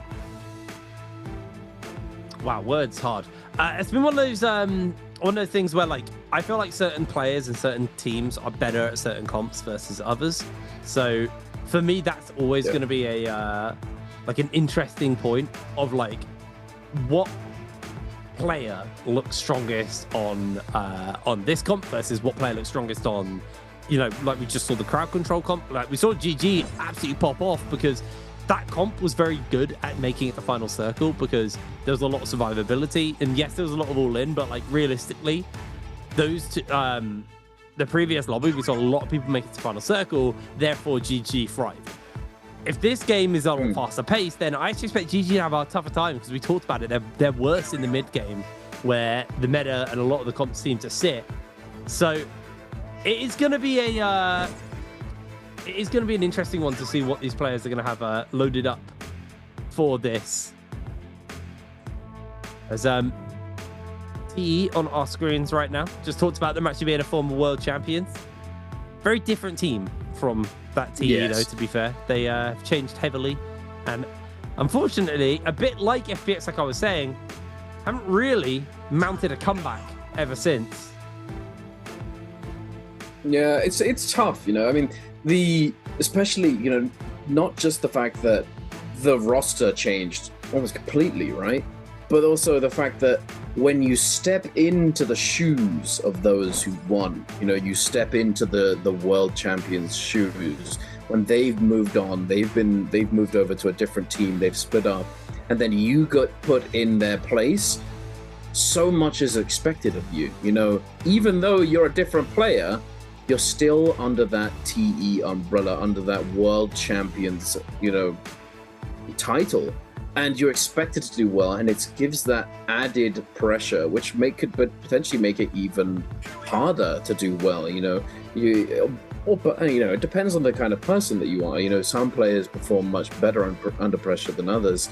Some, you know, they struggle. It gets to them. And as a trio, you know, when you're in a trio team, you know, the saying goes, a chain is only as strong as its weakest link. You know, the same goes for trios. If one of your teammates is just full mental boom running it down, it's gonna be a tough one. It's gonna be a struggle. But we shall see whether or not these teams are able to make it happen today. TE, can they hold on to it? FPX, can they get up off the ground and actually make it into that top 6? ASE, you know, they actually had a really good showing at the beginning of that game, securing a few points, securing 5 kills early. They managed to break into that top 6, getting to 6th spot, but then they died. They fell in the realm of Yang, and then they got caught in that absolute mosh pit of a fight in mid-game and weren't able to stay in top 6. But I think ASE definitely are gonna show up today, I reckon, because they're just they're biding their time. They're pulling the trigger today. I bet. That's my prediction. That's your prediction. They're gonna go ASE's all in for sure. ASE's getting in top 6 today, I reckon. I don't know what my bold prediction is. That is a tough question, actually.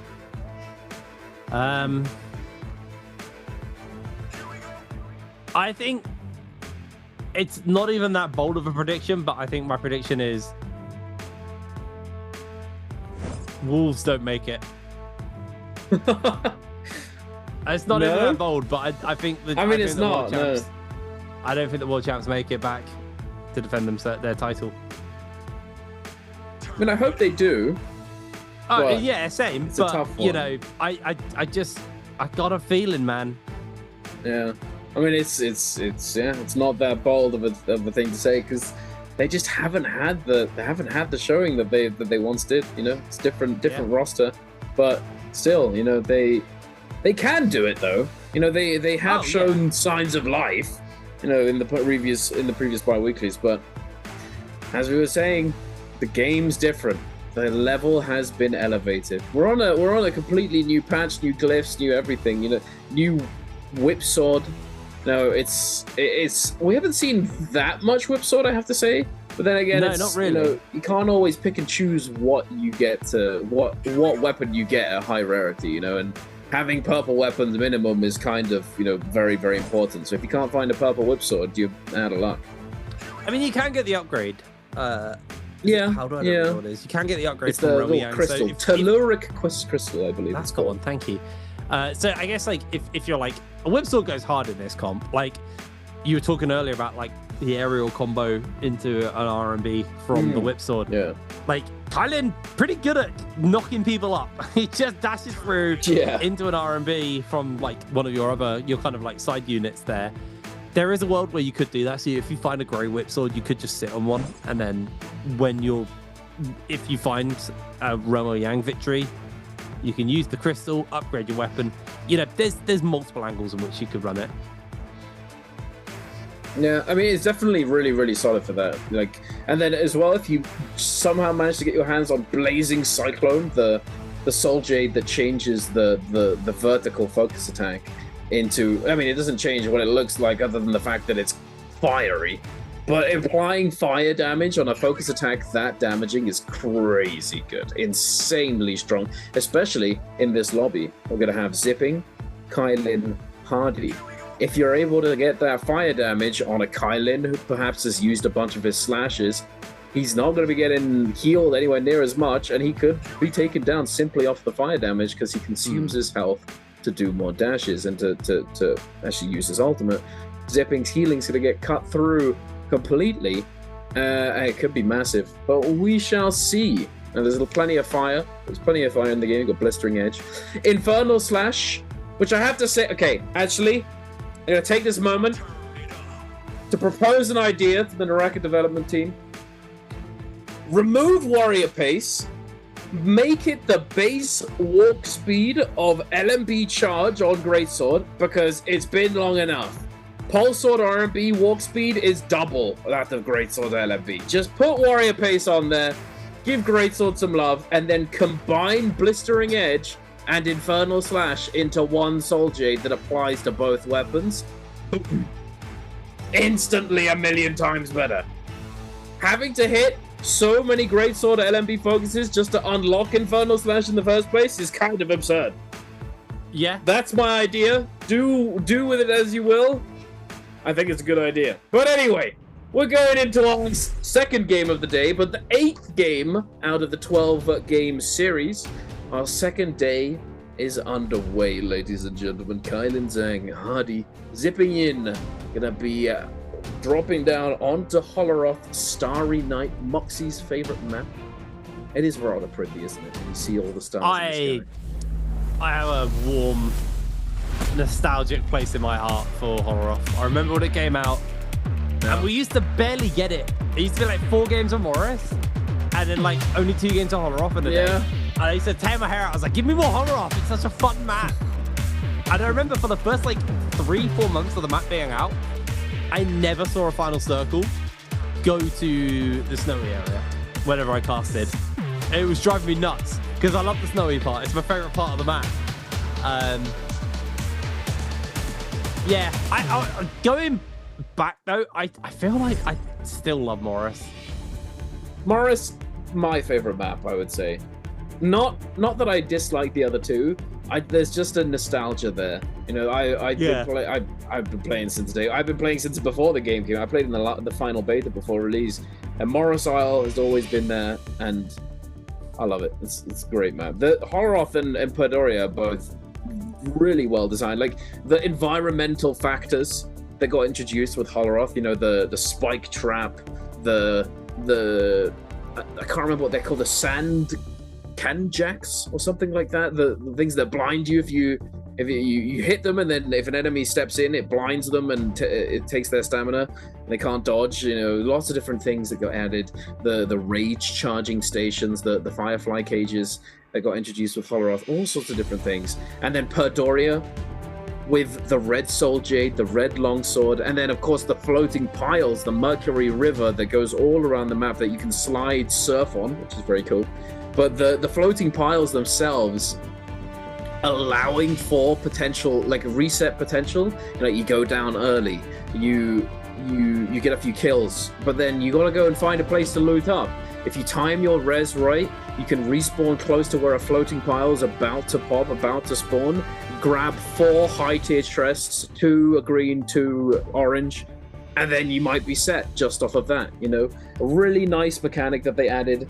And I've always wondered if they're ever planning on taking revisiting Morris Isle and thinking about putting some of those mechanics into Morris Isle, or just keeping it as a more, you know, OG, I don't want to say vanilla map, but you know what I mean. It's perhaps not. Or perhaps the weather effects, you know, weather effects could get added. And we've got those weather effects on Holoroth, but none on Morris. Or perhaps we're going to get a brand new map, the 4th map added, you know, next year. Who knows? I wouldn't be surprised. Regardless, we are here. We're on the ground, ladies and gentlemen. And SS1, ASE are kicking it off with a potential scrap-off. ASE Han is the first one to get grappled in on. Yeah, they're going to look for him here, Han. Still playing escape here, Janan. John, sorry, jumps forward, gets himself another dash off, or waits for to pull the trigger on the next dash. It's going to hit the connection here. Han going a little bit low. Another dash comes through here from Juan. Able to secure the kill onto Zhao Wen. As ASE just playing full defense right now. And I feel like this was a bit of a caster curse from you, Duncan, as we open the game with ASE getting taken down from you. That's a rough one. It happens. Do you know, it happens. You're talking about Fireflies. Do you know what I think? Oh, wait, I've got to hold this. Yeah, it's a 10 fight. Oh, missed. Not like this. Wait a minute. DRG able to do some work. Actually, maybe there's a turnaround here from the side of ASE. They're able to defend their 10. Get out. XLU being forced away. Thailand dash is coming through. Han has been caught. Quickly jumps away with the F there for a brief second. Has got the ultimate if he needs, so a little bit more mobility is potentially there to be lined up for him. As Han is taken to the sky, sets the cube up, and he is just playing full runaway. Miss though has gone down, and the caster curse is real. Duncan, ASE getting heavily chunked out as Lue uses the cube to reposition away. Briefly here as Wolves jumping in. It is a full-on mosh pit of a start here. There's so many people here. What? Someone's got the variant challenge on. That's the problem. It's DRG. They got the variant challenge on, and everyone answered. Oh my goodness. You don't want to know? You don't want to know what? You say that Wolves doesn't make it? They're gonna pop off this game. A reverse caster curse. Yes, the caster. It's a caster blessing. Yes, the caster blessing. Oh my goodness. The blessings of the hip raid. I blessed them! You, mate. Like, oh no! Oh, you say what? Oh, alright then, let's get him. But no, Wolves U is going to go down, unfortunately, in this third-party alliance. They'll be dropping in and taking advantage of this fight. Kakaishi, unfortunately, is the focus of their attention. Being eliminated. Oh, yeah. Wait, it's Wolves' Bane. Okay. Oh. Oh! Alright. ZK's okay. It's alright. Man, I like just standing on the edge of the thing, just absolutely blasting Wolves who are trying to pick their friend up. Oh, wait a minute. Oh, they might get punished for this one. Oh, they got double bait. I mean, that's on you, Alliance. That's on you. You stood in the zone to do that. Oh, yeah. Wow, I've never seen a cast a blessing before, but Cast the blessing. Coined the term. It's a thing now.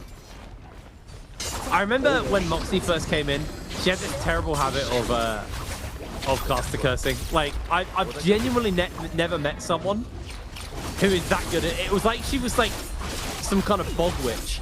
Because, like, every time she said anything about a player... That's crazy! She'd say something about a player, and it would immediately just go completely wrong for that player. She'd be like, man, they've been playing so well, and then they would absolutely run it the next game. Like, it was... I've never met a caster who's done it. It was uncanny. She's the truest caster of us all. She's the caster. She's the caster because she has the curse on her. The legend. The legendary caster. The super caster. Alright, let's move on. Okay. And GG jumping into this fight.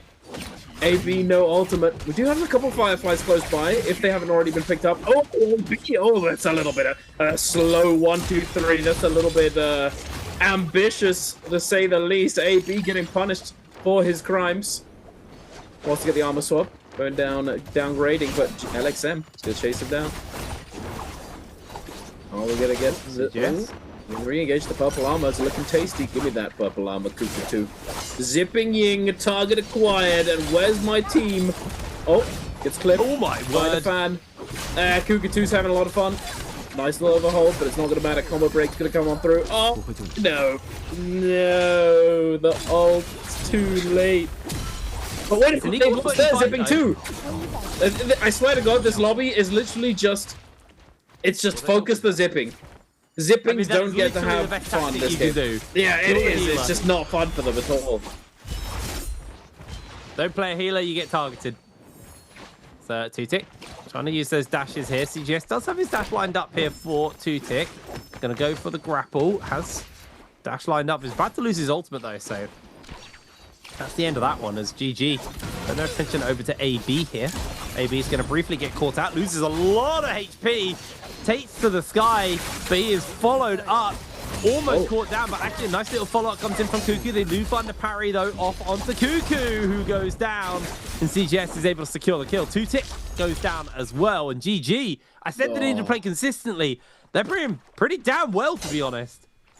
Yeah, solid play from them. Able to stabilize. They did lose their zipping, but able to get the right reads there. Nice parry onto Cuckoo 2 having come back, and it's very devastating for OA, I have to say, because they called for the salty run back, and then it does not pay off. That is always heartbreaking. But now moving over to OUG and DRG. OUG, the absolute chads of the lobby, currently sitting at a 20-point lead above any other team. 95.6, able to get 2 kills already. And potentially soon to be 3. Dongxing in a bad spot. Can he make it out of this one alive? He's going to pop the ultimate. And since it's only zone 1, it's not going to be taking too much damage, but are we going to risk this one? Actually, we... Wait, OUG... Oh, that's illegal! No! Ew! SS, I lost some respect for you just now, bro. Oh, that's rough. Oh, no. Oh, no. DRG killed Homage. That's first team to get fully eliminated. That is a... OPG SS. That is sad. Yeah, and for those of you who don't know why I just lost a little respect for him, but at the same time, you know, you use what you can to win, but good lord, grapple LMB into uppercut with flying knives is diabolical. That should not be a thing. That's disgusting. That is horrendous. That is not okay. Meltdown. I hate it. I hate it so much. Same thing with nunchuck grapple LMB into uppercut. That's soft true, but it still connects on, you know, on like mid-tipping. Oh. It's just... Oh, wait a minute. Excuse. Buddy, dodge! Okay, he's alright. Okay. I haven't seen someone get hit. Oh my. Third time's the charm, eh? He's just getting... He's an armor. Oh, look at this. Oh, able to turn his katana into a hung sword, gets purple armor. They do generate rage. As our teams are getting ready for the Roma Yang, in everybody jumps. OUG versus GG inside this little Ramayang. Have a look at what the other ones are briefly, but for now, we're going to focus up on this one. FPX, WB, GT, SS1, and Alliance versus no one at the moment. OUG going to jump forwards here. Baby U goes to the grapple lock onto CJF. Doesn't make a connection off onto him. Does try and throw some damage down with those fist blades, but doesn't really make a major connection off the back of that one. Just continuing to stay aerial here. Wait for a good window to find that ultimate and look for that stagger lock down onto the members of GG. But he is going to get himself stripped of his armor nice and early here. Comes in with a hung sword. Has got that golden hung sword, remember, actually. So he's able to do a lot of work, but that cannon starting to get some serious damage off it. Sorry, it's not a cannon, it's a palm lightning. It's basically like a cannon. Might as well be a Quickly cannon. cubes up, jumps into the sky, throws down the ultimate now, and sees if he can find these members of GG. But CGS ultimate also ticking away here off the back of this one. Just trying to get some extra bits of damage down. Has those dashes lined up. Is going to charge through a couple of members here. Opening up onto CJS. Pick up your armor, Health bar bro. starting to go low across the board. 330 goes down. The SXJ is burning low. LXM is looking for the finalize onto him. Gets him with the parry. It's going to be enough to finish up CJS. And OUG with a man advantage. Second parry makes the connection as he goes aerial here. And that is OUG taking the Ramayang. Yeah, cut. Baby you, what a beast. That was beautiful. He drops his armor and then doesn't pick up the armor that is zipping dropped. He's just going crazy. He's just in there.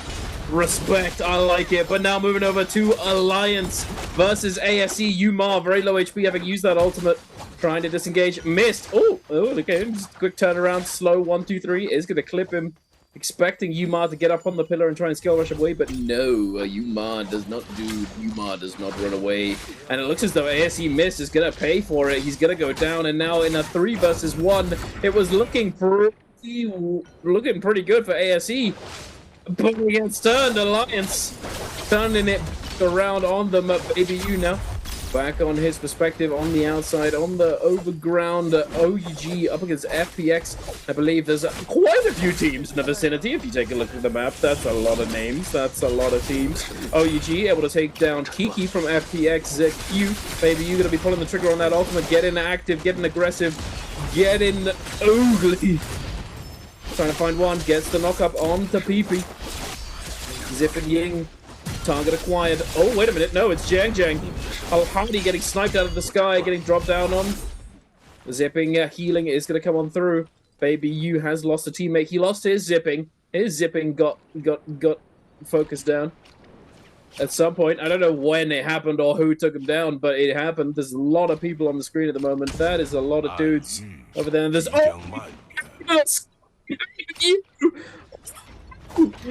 Ballista Gaming from Wolves, they're gonna get... They could potentially get a lot of kills here if they manage to get that fire damage on all of them. That's a lot of people. That's a mosh pit if I've ever seen one. It really is. It's the in-zone mosh pit, and it is not done at all. That's going to be the end of Yuma as he's going down. Finally getting pop birds mites going off around the map. It's like a fireworks display. We're all going up. As Youth goes aerial here onto the building, tries to break away from the action, but immediately jumps back in. Down goes PP. Another burst mite's going to get popped in the middle of all of this one. Youth's incredibly low, or at least lost all of his armor off the back of this one. And it really is the re-entry via Ballista could be dicey here as Baby U looking to jump onto Youth. Youth throws out the slap, just disarms himself. Golden Sword is going to get popped here, but he commits ultimate actually on U. Going low, is able to survive for just a little bit longer as Youth makes the connection, secures the kill. But this tick is starting to add up more and more for the players. Our debuff teams have also joined into the zone. The whole lobby's just agreed to fight in the zone and just full send it in, as that's going to be at least a kill there for CGS, refreshing his Ramayang debuff is Jing. Trying to break away, grapple, not coming forward. Jing slowly going lower and lower, trying to make his way out. He might just die to the zone tick here, as it looks like GG continue to send it into YCG inside the zone. No one's got the Ramayang debuff buff on anymore, so, or the Vermilion Birds might, as we like to call it.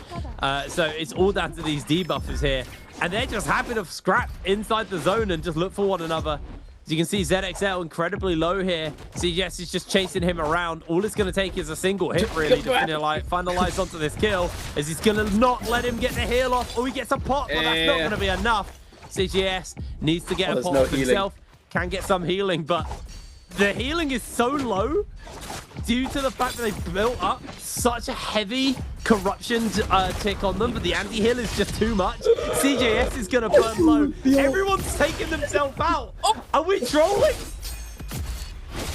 Yes. I am flabbergasted. That's just the definition of full send. I've never seen the anti-heal on a zone 2 corruption being that high. Yeah, that was ugly. That was ugly indeed. That was ugly. That was ugly boogly. All right, I'll stop. AOC, 30 seconds left on the clock. 34, 33. Can they close out some of these eliminations? They need to get those blooms. Either get why not? Yeah, let's just send it. Yeah, just get in there, buddy. Yeah. Luo, is gonna get taken down. I believe he's not going anywhere. And at the very least, they are gonna be able to full cleanse. Very nice indeed. And I believe they're gonna have more than enough dosh and more than enough dollar to secure a rebirth charm if there are any left in that Rift Dealer shop. Now, OUG... I think it's probably quite a lot. There's probably a few, for sure. There's 23 people left in the game. I don't think anyone's reviving. Yeah, and there was 27 at last game at 9 minutes. We're at 15 minutes, and now there's 24. Yeah, this game is just actually so oogly. You know what's crazy is that it should be flipped, because this comp is all about disengage, all about, you know, you have that cube, you got the immunity on the Kylan ult, blah blah blah. And then Viper team is all about lockdown, full sending it, just getting in there and trying to get the right ability rotation so that you can just make the other team not have fun and just But it's actually I think they figured the counter out. Yeah, I mean it's also you can't disengage if you're dead. True. I feel like this one though is just like because they have those tools, they feel more confident in going for those, you know, sausagey mid game fights. And in the Viper comp, they don't want to be overcommitting and don't want to be the first one to send it, because if they get caught, they could just instantly die from a Viper ultimate that you can't answer to from a third party. But with this, you have multiple options for third parties. You can potentially disengage. But it leads to a situation where everyone's just fully sending it. Regardless, into the realm of Yang we go. Brett, take it away. Baby U's coming online now with that ult. Yeah, he got himself the ult off, but he was briefly staggered out by the whip sword. This is what we saw last time actually with Baby U. This was GG where he got heavily focused out and chunked out early, but was able to find the turnaround thanks to the golden weapon early. And the amount of power that he is able to get out of these ultimates now is going to quickly ping back here as FPX didn't lose a player during Baby U's ultimate this time, so OUG definitely in a bit more of a dicey situation as Kiki is going to get briefly found out here by Baby U. Looks for him with the hung sword. Kiki comes out, throws out a little bit more damage there from the whip sword as Baby U's going to knock them back. Baby U going low as he is taken down, and OUG getting completely ruined here. FPX were able to play the escape game. They find the parry, they deny the purple weapon, and they get themselves the buff from the Realm of Yang. Lovely little pickup from them. FPX, well played. Looking good, FPX. Looking solid. Now, I have to say, Baby U was kind of doing all he could in that fight. He lost a lot of his armor initially, but then he made up for it.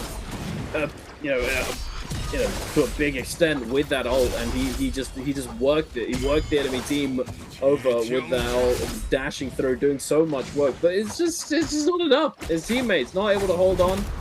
The focus releases, just catching his teammates. He tries to come in and go for that parry on the back hitbox, but funnily enough, Whip Sword's back hitbox on the R&B focus attack is not anywhere near as big as those other weapons. Like, you know how you can sort of like run up to somebody when they've got send the focus attack and it's mid animation, and you sort of jump parry in their back, and you manage to catch the hitbox and get the parry. For Whip Sword, surprisingly, it's actually not very big of a hitbox, so it's really hard to do.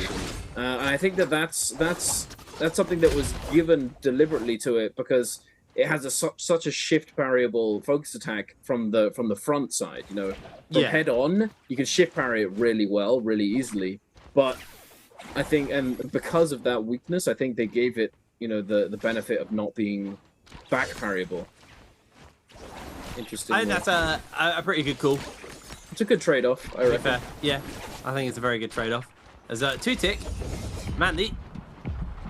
Have you ever seen the video of the deer? Oh no, the goat that just jumps into the fire. And then they pull it out and then they jump back in again.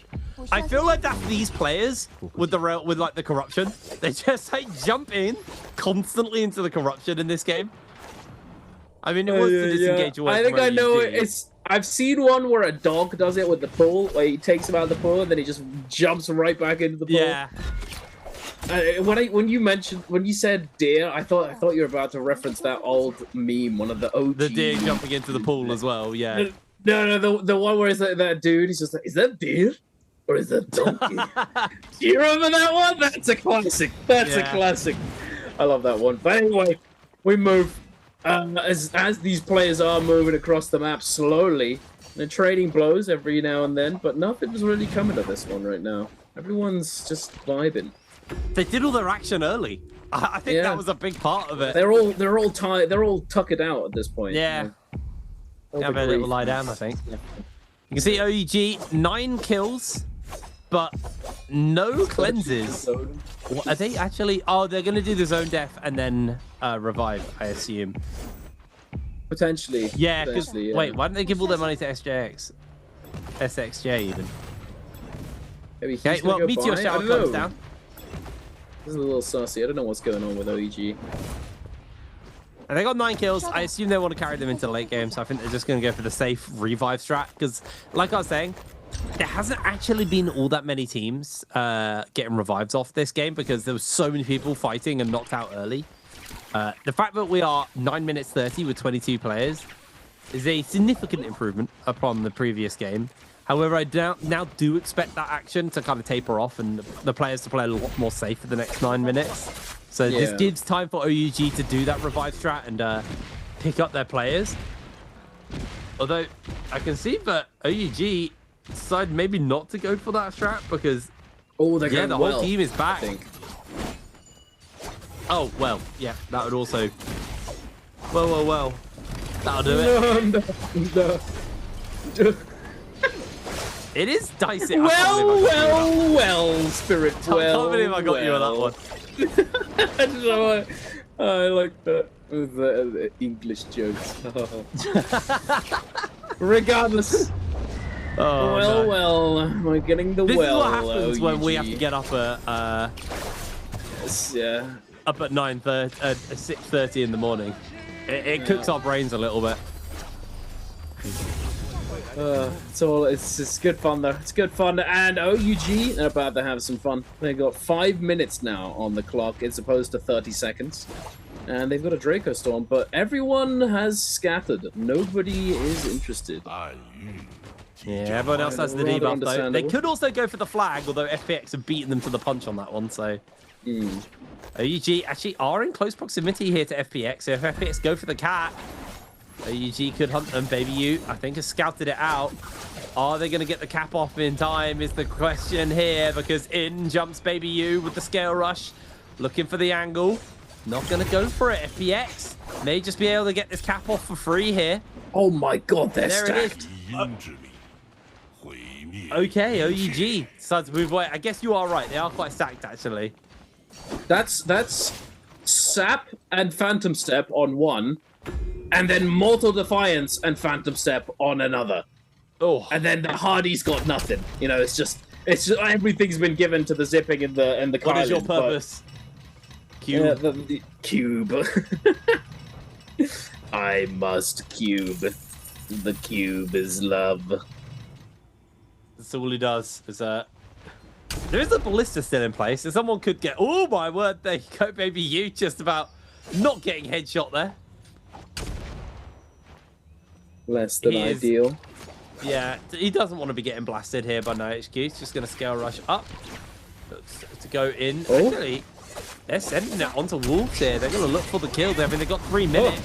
Ballista's still in play, though, off the back of this one. It's they've taken over.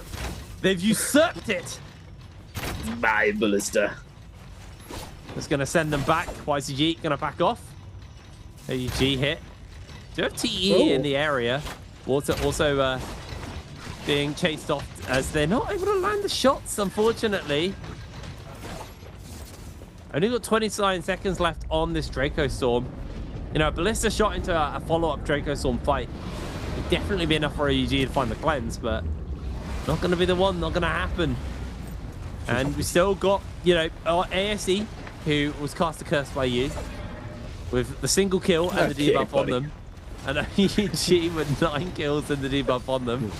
So there is a moment where, unfortunately, these players are just going to have to send it into each other. AUG holding it down with the Ballista. And look at Wolves. Caster blessinged. Caster buffed. Sitting in top 6 right now. 5 kills, looking good. But we're going to take a look at YZG, who've had their territory invaded by a few players here. You know, we don't like that. Get off my lawn, says CXZ. Get out of here. Oh. Get a hardy up, get a cube away. Wuhan is able to break away. I got a little dicey for him. They need to make something happen right now. They don't have much time left. Yeah, I think ASE are playing a little bit too passive here, unfortunately. 1 minute to secure themselves the kill, and during this 1 minute, they've been sitting with the Kaitlyn ultimate on. So that's just not going to be up at all. OUG, on the other hand, are looking to capture the Spirit Well. So they are sitting quite pretty. I mean, he going to struggle to really step forward. There's a mosh pit going on behind them. Looks for a couple of cheeky ballista shots. Maybe he can shoot AB out of the sky. And that guy has white armor, by the way. How is a white armor AB still alive and not being focused out? I mean, over the past like 20 seconds, they must have spotted him out because he was forced to ult. But still, like, how is he managing to stay alive at this point? That's just kind of absurd to me. I'm pretty sure there he is. He does go down to water. For 15 minutes. They just keep extending the timer. Yeah. Keep it going. Well, one person's finally cleansed. And their timer's now longer than the game. So OUG are pretty happy with this one. Able to find a cleanse onto one. Obviously, you want to get the full cleanses because it means you can still have a chance to pick people up. If you lose your zip is just cooked. But there's the kill onto Mist. So I'm assuming they're going to find that cleanse. Although there's still an orange outline on the zip. So maybe they haven't been able to pick up the Soul Bloom in time. As Baby U looking to chase up for another kill here. Throwing down a little bit of work here, but you getting absolutely juggled around. A lot of work going to land in, so not enough to actually secure a kill here. Could look for a scale rush off the wall. They're just going to keep him nice and low onto the ground and not want to let him to run to the escape here. As Wolves U gets caught here by the parry. The follow-up from U is huge, though. Maybe he's able to secure a lot of work there. Have they been able to cleanse their zip? The answer is yes. Finally, for the side of OUG. And with everyone cleansed, and 13 kills in their pocket, their real competition right now is TE on 12 kills. It's looking good for OUG. FPX, though, I'm waiting to see them just pull the trigger and come online here because they are unbelievably juiced. And I think they're just waiting, biding their time, trying to find the right moment to jump in. Alliance do seem to have all 3 of them alive, but Yuma, unfortunately, on blue armor, not the best. TE holding on to the edge of the zone right here. Holding strong with those flying knives, setting out those double charges. Peak with the Merciless Havoc, constantly spinning on them. Wolves ZK, I believe the last remaining member of Wolves, as the 2 teammates have been taken down by OUG. ZGE finding a kill. QGG goes down. YZG losing all 3 players. Finally getting eliminated. Now we're down to 4 teams plus 1 dude. 13 players. And it How is, do you see it is TE just, right now? I like to call this like the peacock phase, where they're just flashing their feathers at each other. Everyone's just posturing, and no one's gonna full send yet. But OUG actually, I think, in a pretty rough position because the zone's moving and they need to advance upwards, which is where Alliance and TE have asserted dominance.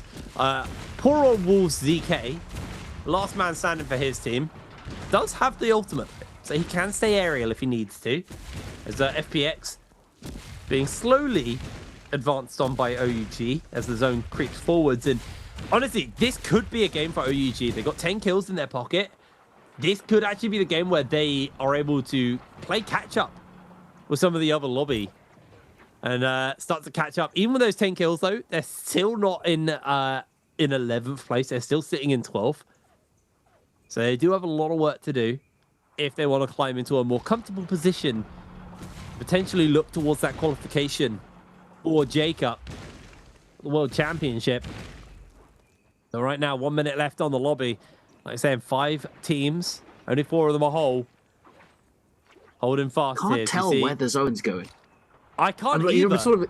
I'm sat forward, squinting at the mini map, trying desperately to see where the line is, but I can't find it. It's going uphill. They have to go up. Because I thought for a second, if the teams above were forced to go down, OUG would have been in a really, really good spot, but it's not the case. They're forced to go up, and ZK, unlucky, buddy. The last remaining member of Wolves is going to get eliminated. And everyone takes to the skies. Yeah, they're all going to be going aerial. I use the Icarus quote in the last one, but let's be real. Right now with the cubes, there is a bunch of Icaruses. Yes. And everyone is Ikarai at this point. As they're all taken to the sky, and the dashes from Youth are absolutely cutting through everyone in the lobby. TE cleaning it up, but Alliance take a few on the tail end, and FPX holding fast. SS burns down. No, it's a tie. No one gets the kill multiplier. FPX needed that. They needed that multiplier, and they were denied. What just happened? That was reminiscent of what happened early on in the mid game when everyone had Yang depletion. Everyone just full sending it and just all in the zone. I mean, that was probably. It would have been a little bit more exciting to see if it managed to get onto flat ground, but it literally, the zone ending on the cliffside made it just an absolute flip. Thankfully for FPX, they do manage to stay alive, and they do deny those placement points, the placement multiplier from their opponents. However, unfortunately, they weren't able to secure it for themselves, and that certainly would have been really, really nice for them. But they managed to creep up that leaderboard now. Really, really solid from them. Actually cooking. But hey, unfortunately, no MVP, no bag for them. TE is going to be the ones to claim that title for game number 2. Yeah. Oh my goodness! I thought you were about to just spit some bars as well. You know, Ikarai in the sky, people gonna die or something. Oh no! Luckily, I didn't. But cinema right there. I just remember I made a call out to Icarus in the last game, and I was like, "Well, this is actually the Icarus character. Like his whole thing is. I mean, Icarus didn't have a glider; he had wings, I guess." Which is somewhat the same in a way. Anyway, what hero is going to be MVP for game number 2? Is it Kylin, Hardy, or Zipping? I got a solid guess, but I don't know the answer. Who does the damage in this team is my clue for you guys. Who does the damage in this team? That's But it's sort of the thing is, though, it's not about damage though. It's also about getting the kills. True. I think you can't get kills could be Kylin. Damage. But it could, in fact, be the Zipping, funnily enough. And I have a theory as to why. To be fair. Because, you know how we talked about earlier, how Kylin gets those slashes off and he knocks people up? Who's the one who's coming in to do to get the follow-up hit? It's usually Zipping or Hardy. But Hardy's not really always in a position to do it because he's usually the one who's used his ult to begin with. And he's out of ult, they're going to try and focus him down. But then Zipping also getting focused a lot of the time too. It depends. Was TE Zipping on runaway duty the whole time, or was it the Hardy? Who knows? Only time will tell. But give it your best guess, ladies and gentlemen. Or perhaps you were able to check and see who managed to get the most kills by the end. But I don't think you were, because that was an absolute mess of a fight towards those final moments. But taking a look at the scoreboard, TE 16 kills, looking good. 18 total game score. FPX 17.5 with 15. Very nice from FPX. Nice to see. But here it is, ladies and gentlemen. Who is it? Is that my? It's a Hardy. My eyes. It's a 3. I thought that could have been an 8 for Peak for a second there, but it was Hardy. Bro, do you need glasses? I feel like no. I'm just no. It's just no. That's actually just denial. No. I don't need glasses. No. Are you sure? I'm good actually. No, I had my eyes tested. Apparently I have 30. Apparently I have 30/20 vision. Apparently that's a thing. It's not. This is just stop at 20/20. Bro, you're huffing the biggest copium. No, it's just that my internet sucks, so I couldn't see it for a second. Anyway, I can't see it's my internet. It's just a bad connection. It's in the eye and the brain. Anyway. Oh. Hey, Wolves, they did it! Together must regret it every time. Oh, they love it. They love it. Wolves with the passing, ladies and gentlemen. 73 in the top 6. I very just want nice. to say they started this game in 5th. Wolves? Yeah, they started in 5th. They've dropped the space. Oh. Yeah, wait, really? Unfortunately. I thought it was, wasn't it? Oh, I'm just, whatever. Regardless, GG do move up a space, I think. They were in 3rd before, no? Yes, they were. So congratulations, GG. Able to climb up. OUG holdings firm. And to be honest, I feel like if OUG have like one more good game, they've qualified. Like, obviously, there's a world where they don't qualify, but realistically, they've qualified if they just have one more good game. So, it's getting to that point now where I feel like some of these players are probably getting a little bit nervous about the performance of OUG, because if OUG basically qualify, it means you're now down to 5 places left open for Jacob. And then if another team does well enough, suddenly it goes down to 4 places, down to 3 places. Like, you're not going to see OUG realistically get knocked out of top 6 anymore. I think they could even goose egg all 3 games, and the odds of them taking Jacob are still pretty high. So, yeah. I feel like we're heading into the world of like 5 places left at Jacob. And the players are going to be very nervous about that one. Oh, absolutely. I mean, I think, to be honest with you, going into today, OUG were all but secured, you know. They were so far ahead of 2nd place. I feel like it's naive to say that they weren't making it in already, you know. Even if they did have a really, really rough day, you know, as long as they got 1 or 2, you know, mid-average, decent consistency games, they were probably going to make it. But the final moments, this right here is just insanity. I'm surprised, but at the same time, not so surprised that he just pulled out the bow there at the final moments and didn't even bother to try and get in there with the melee weapon. But you know, how do you even get in there? You know, how do you go in where there's like 4 Kylins just smacking each other, just ramming into each other? It's just impossible. Kylin struggles are so funny. Like, just all blue soul jades. It's you don't get to have fun. We get all the fun stuff. Put up your cube and sit in your corner. Yes, just float in the sky. It does. Man, that is crazy. Nice MVP for him there. Triple, double attack soul jade and quadruple attack soul jades. Damage reduction soul jades. Wow, we are actually melting here, buddy. Our brains are, our single brain cell that is collectively sparking between the pair of us right now is keeping us going. You thinking you have 30/20 vision? I do. I need to Google it. I need to Google. I do. But. Well, let's Google it during the break, because we're going to be thrown to a quick break before our 3rd game of the day, ladies and gentlemen. We'll be back very shortly.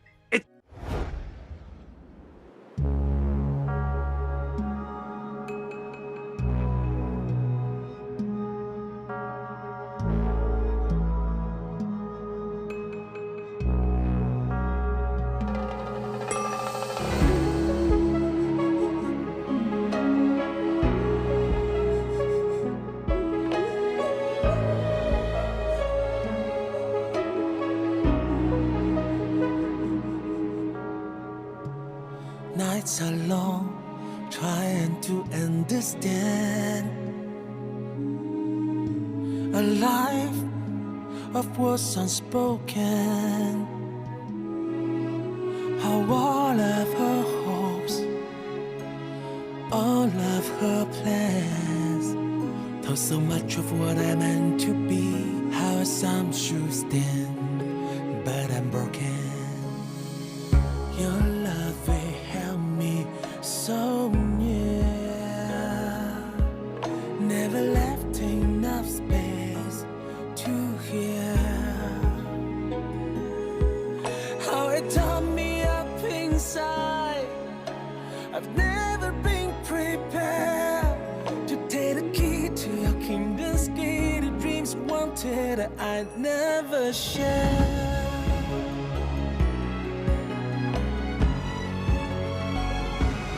Break this song, I'm trying to form my freedom instead. I fight it on my own road ahead. I've got a fire in my soul, time to find my own demons. Just whatever hold me back.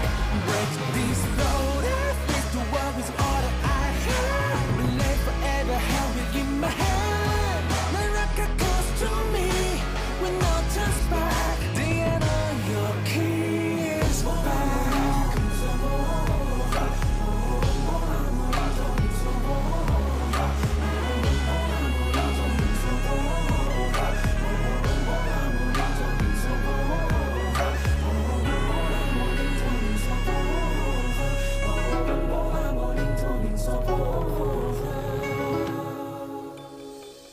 Deep down I know how you care.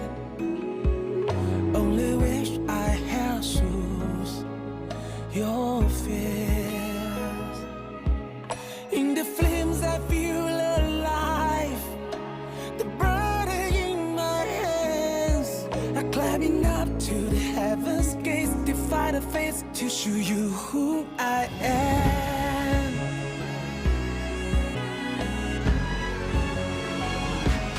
Break this throne, I'll trade it for my freedom instead. I fight it on my own road ahead. I've got a fire in my soul, time to find my own demons. Just whenever hold me back.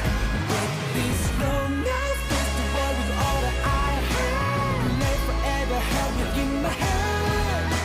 Hello and welcome back, ladies and gentlemen. I am Dunkin' Donuts, joined by Hiprain, and we are here for the final day of a Trio's China Mainland qualification. It's make or break. We've had our first two games, mirror matches. First game, Viper, Syra, Justina. Second game, Kylin, Hardy, Zipping.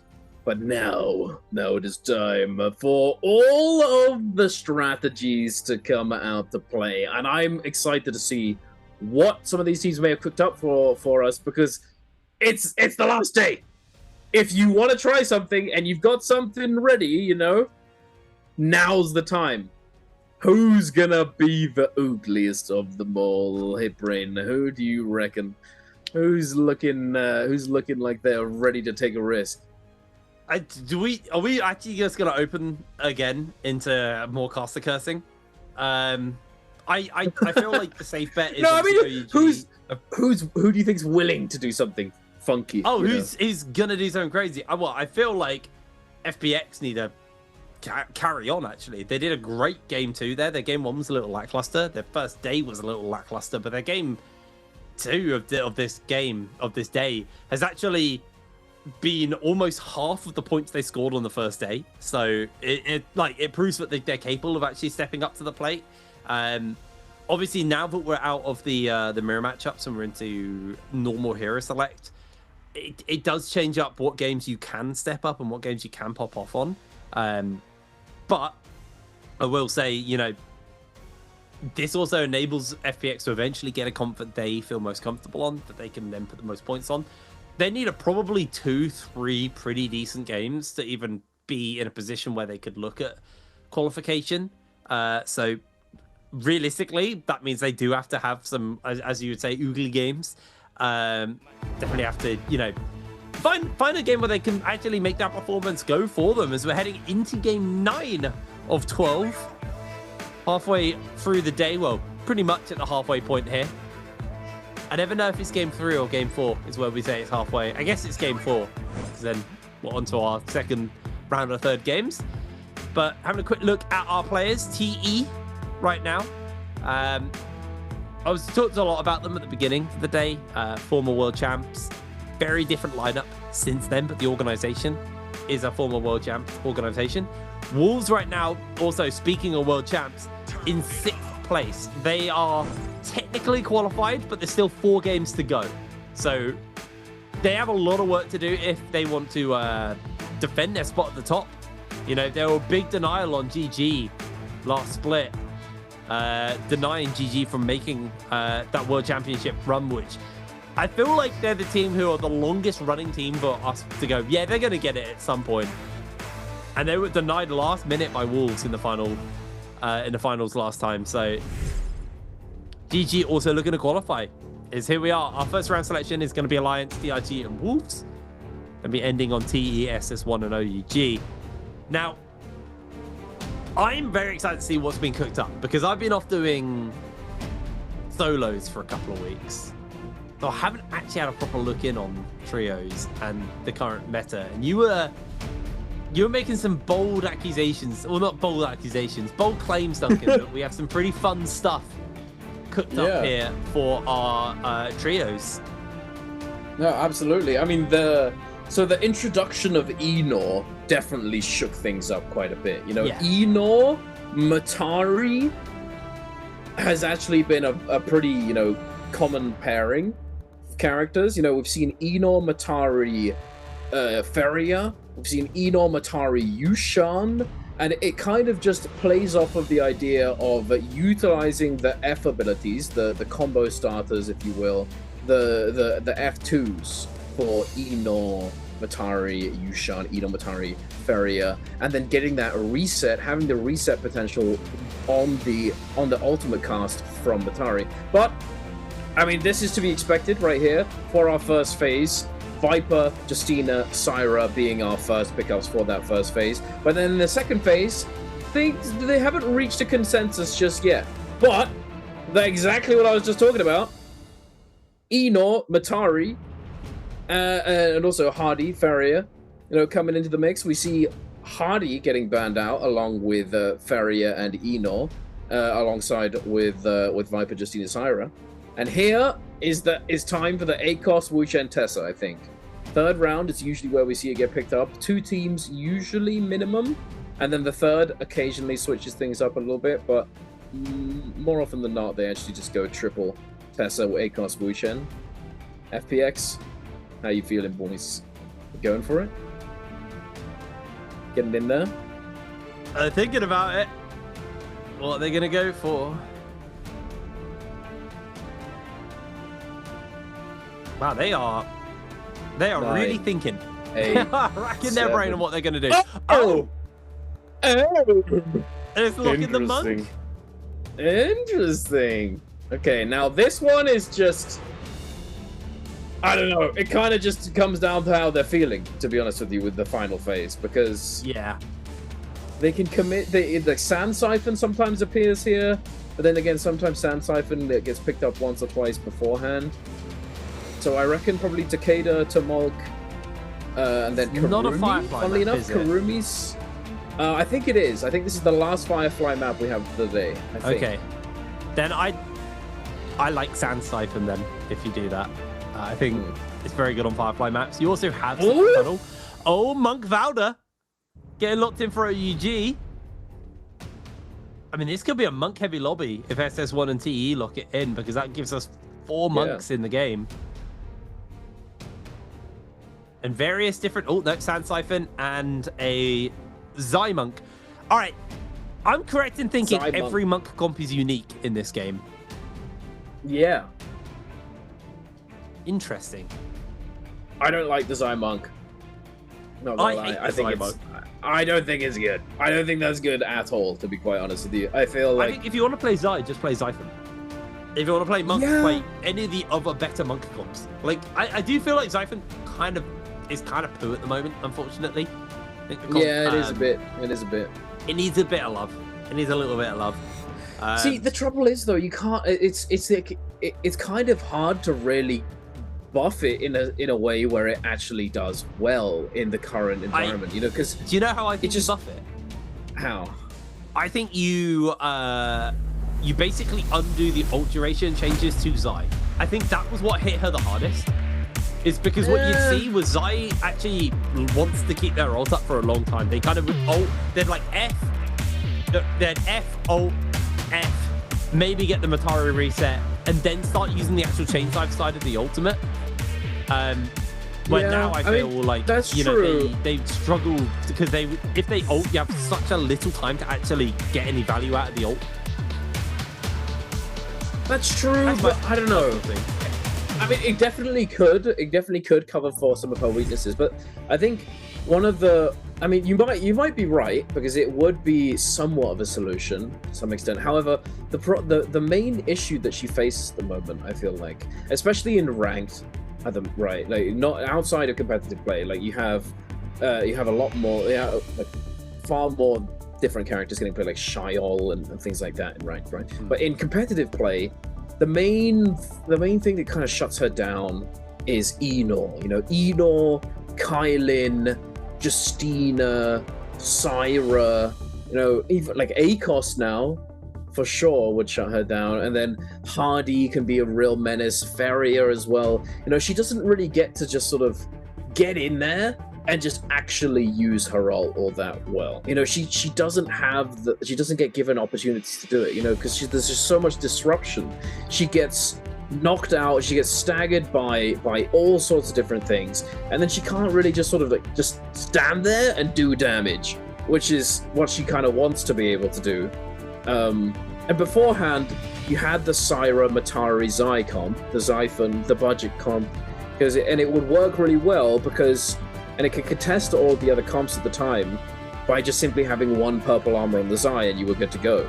But now it's not really possible because these other comps, they're just too beefy, do too much damage, disrupt you too much, and also Syra is now being allocated to the Viper Justina composition as well, so you don't have that, and then you'd have to go between zipping or Kurumi, and then it did used to be, but then also Matari now she's being used with Enor, so it's just it kind of throws it just makes it really hard to really find a comp that works with her that's worth playing over the other comps that include Matari and Syra, you know? I think that's the biggest problem for her. Like that's one of the biggest. Like yeah, her support units are better used and utilized in other comps. Oh, it's not Firefly.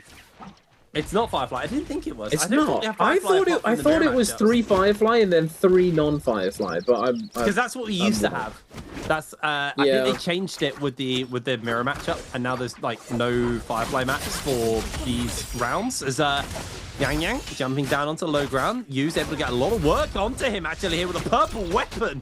Absolutely cuts through him like a hot knife through butter.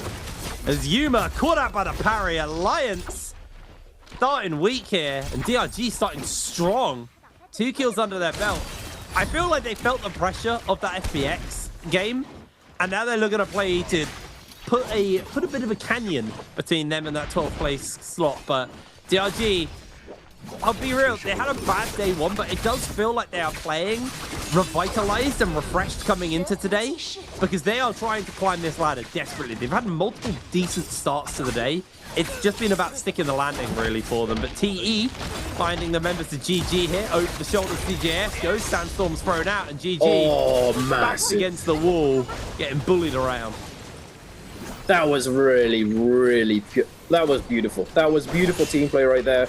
Youth getting the F2 grab with the Takeda, and then we get the slam, and then the Mulk ultimate being called for, and then being dropped down right on top of those 2 players.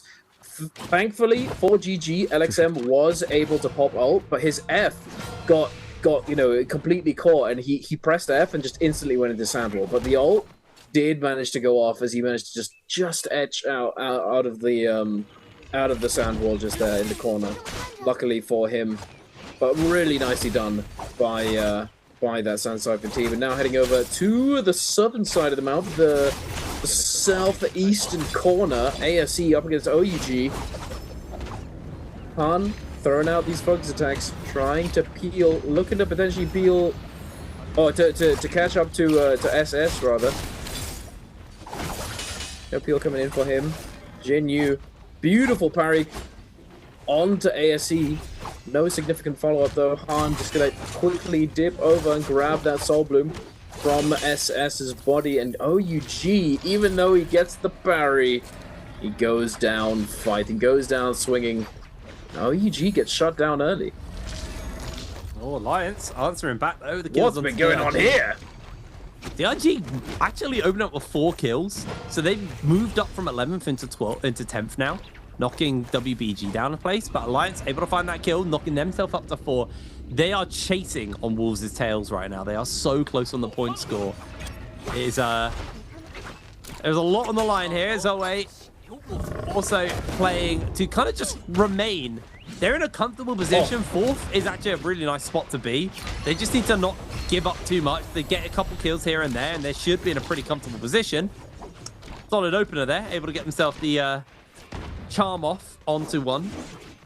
Kill the kill off the back of it, although Tutik is actually slowly bleeding out to these poison mushrooms. Gets himself a nice aerial connection there with the pole sword as Jing desperately trying to break away from the members of OA, but grapple locking is coming in, and Jing able to go down. OA secure himself yet another kill.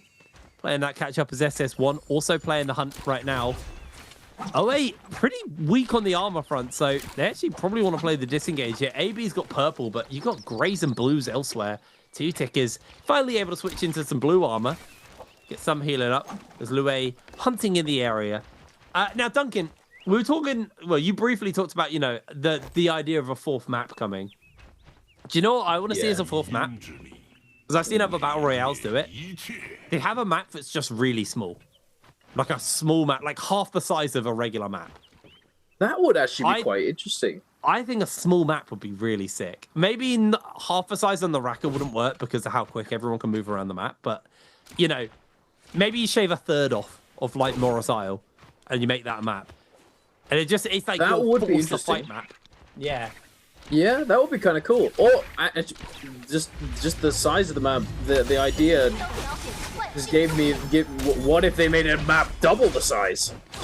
I mean, that's also another kind of archetype. That would be you have a big map crazy. And a small map. But anyway, enough of that. We've got Wolves and Alliance getting crazy right now. The Moonbane has been dropped. ZK did manage to get value out of that Viper ultimate. And it doesn't look as though Wolves is going to get all that much value out of... Wait a second. No, they are. No, Alliance... Oh, I'm getting confused. Alliance isn't going to be able to get all that much value out of the Moonbane that they dropped down, as it doesn't really get put in the optimal spot. As Wolves is able to just sort of sit on the outside right here. 1, 2, 3, and to get hit! Oh my god! Wolves, parry. Oh! That's heartbreaking, actually. I think if they'd placed that Moonbane better, they could have survived. They could have picked up. They could have used the Palisade as a defense, but they're on the wrong side of it. Unfortunate. I'm surprised that you didn't get hit there. That was a 1, 2, 3 into just a dodge forward, but I think he was literally millimeters away from getting hit by that double hit of the Moonbane. The Venn diagram of Moonbane just dropping down on his head would have been devastating, but unfortunately for Alliance, does not connect. And Wolves able to roll through them quite effectively. And I believe that that's 2 members of Alliance fully dead as well, by the way. Only the Syra had a rebirth. Well, it's going to be a tough one to try and recover. WBG's also fully lost their Matari. Going to have to try and find a rebirth. But we've slowed down considerably. A few kills on the board, but nothing crazy. Nothing to write home about just yet. Yeah, playing it nice and safe here, Sad. Grapples in. Obviously got Renwei Yang's coming up fairly soon though, so we'll see a little bit more of that action. It's been a fairly chill start, like a couple of kills here and there. Been a heavily chill start though, as we're on the foggy map. I forgot about this one, where you just can't see anything down by Shipwreck. Yeah, it's just you just can't see anything at all. I feel like over the years it's gotten foggier. I don't know if I'm just tripping. I think it has. 2030 vision though. That might be your 2030 vision. Just playing up with you. So it wasn't 2030. Apparently, if it's better than 2020, which is what I was told, it's actually 2015 or 2010, because it basically means that you could, if it's 2015, that means that you can see details of things at 20 feet of what the average person can see at 15 feet, apparently.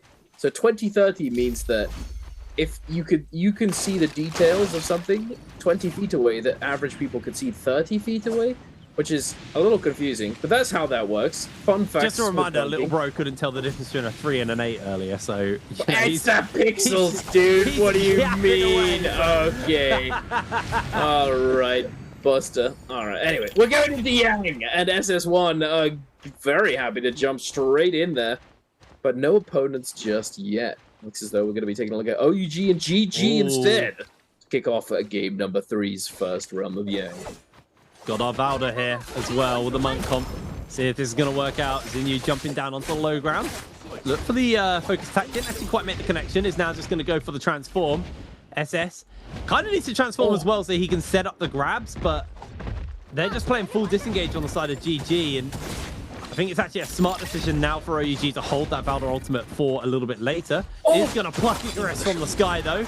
Can he find that second? It's going to get a lot of damage onto LXM. Gets the punch off. He's able to cube away to safety as soon as he is put down. Regrab is not coming in quite yet here from the side of Zinyu. He's now going to lose that transform, as we are going to see CGS has popped his ultimate, but they're going to catch out onto one member here with the spear from the Valda. Is OG being forced back briefly here. A lot of work coming out from CGS on his ultimate, but they are just going to jump back into Kurumi ulti, get himself healed back up, and I feel like every ultimate has now come down and have faded. We are just going to be going into the full, true 3v3 with no ultimates to play with. Zinyu jumping forwards as LXM getting himself pretty heavily bullied out here. As Halberds did a lot of work onto him, getting caught himself nice and low. Baby U goes down. Bubble gets popped though. Here from the members is OUG. Zinyu's going to go down, and that is GG taking themselves the realm of Yang. Solid play, taking out the #1 team. GG cooking. I mean, it does... I can see the value in this Valda comp, this Valda Monk variation, because in a lot of situations, right, you got the Monk taking a lot of damage. He does want to open up ult a lot of the time, but one of the really good synergies with the Kurumi Circle is that if you put the bubble from Valda F, or if you throw a spear, you know, on the Valda, on the Kurumi Circle, it converts it into a water circle, and as soon as it gets affected by the water, it instantly pops a giant burst of healing, and it converts it into the water circle, which then does big bursts of healing every so often, every few ticks on the Kurumi Circle, and it allows you to stay, you know, very, very healthy. And a lot of sustain offered by that synergy there. But it definitely has some value, and then you have the Valda synergy with the Monk. You can reset the grabs, you can just hit them with the loop. But it's not always easy to execute, especially into a Hardy with that cube, the double combo break. But GG now. We had a bit of a scrap off to start off this, and the third party's coming in from Wolves, NHQ. Dropping in. Big damage coming through off the back of the stuns, and Wolves, exactly what they needed. Needed to find some Soul Blooms to extend this Yang depletion, or to cleanse it. Unfortunately for them, no full cleanse, but they are going to be getting some eliminations and getting a little bit more time to work with, going up to 4 minutes and a bit for Wolves. But now FPX looking to try their hand at third party in this fight with their new Transformers 2025. You can see Wolves jumping forwards. Has got to be a little bit careful here. Has got the bells. Going to use the transform, try and use it as a cancel on the stun. Was able to do so. Now looking for the lockdown, but there's so much crowd control on this comp, it's just impossible for him to really do much of anything. Already losing his healer, misses the grab, and we see a second Viper ultimate actually being committed off in the distance here as Wolves going to lose ZK in the middle of all of the action. Nice kick. Just going to play and disengage here briefly as DRG. 8 kills for themselves. honestly having a really, really solid turnaround on today. Absolutely. Wolves, 10 kills. Unfortunately, they do fully lose their Justina. Their Syra still has Yang Depletion. And their Viper, even though they did manage to fully cleanse the Yang Depletion, is currently down. And I don't think that this is much of a there's just no chance they're going to be able to get this res, unfortunately, for them. But we shall see. No, it is fully dead. Fully dead for Wolves. Only one member left alive. DRG now. We're going to do something with this Syra ultimate. Not able to catch the Dazzle onto CJS. Be able to jump away. Hop, skip, and jump away with this Kylan ultimate. And that looks like that's going to be a wrap for that fight over there. But now moving over to OUG and OA. OUG losing a member. Baby U going down. Jinyu and SS. Jinyu managing to get that Tianhai ultimate. Oh no, this is sad. It's a very sad one right here. Going out on a win. Guys. Come on, mate.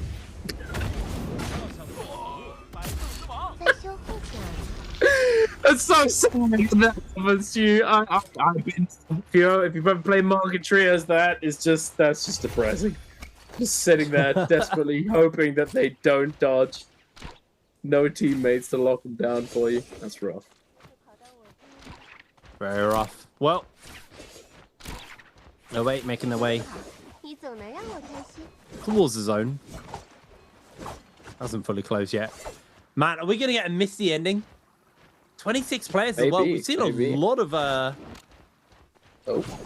death as water went down to the corruption, so that's actually knocked us down another player.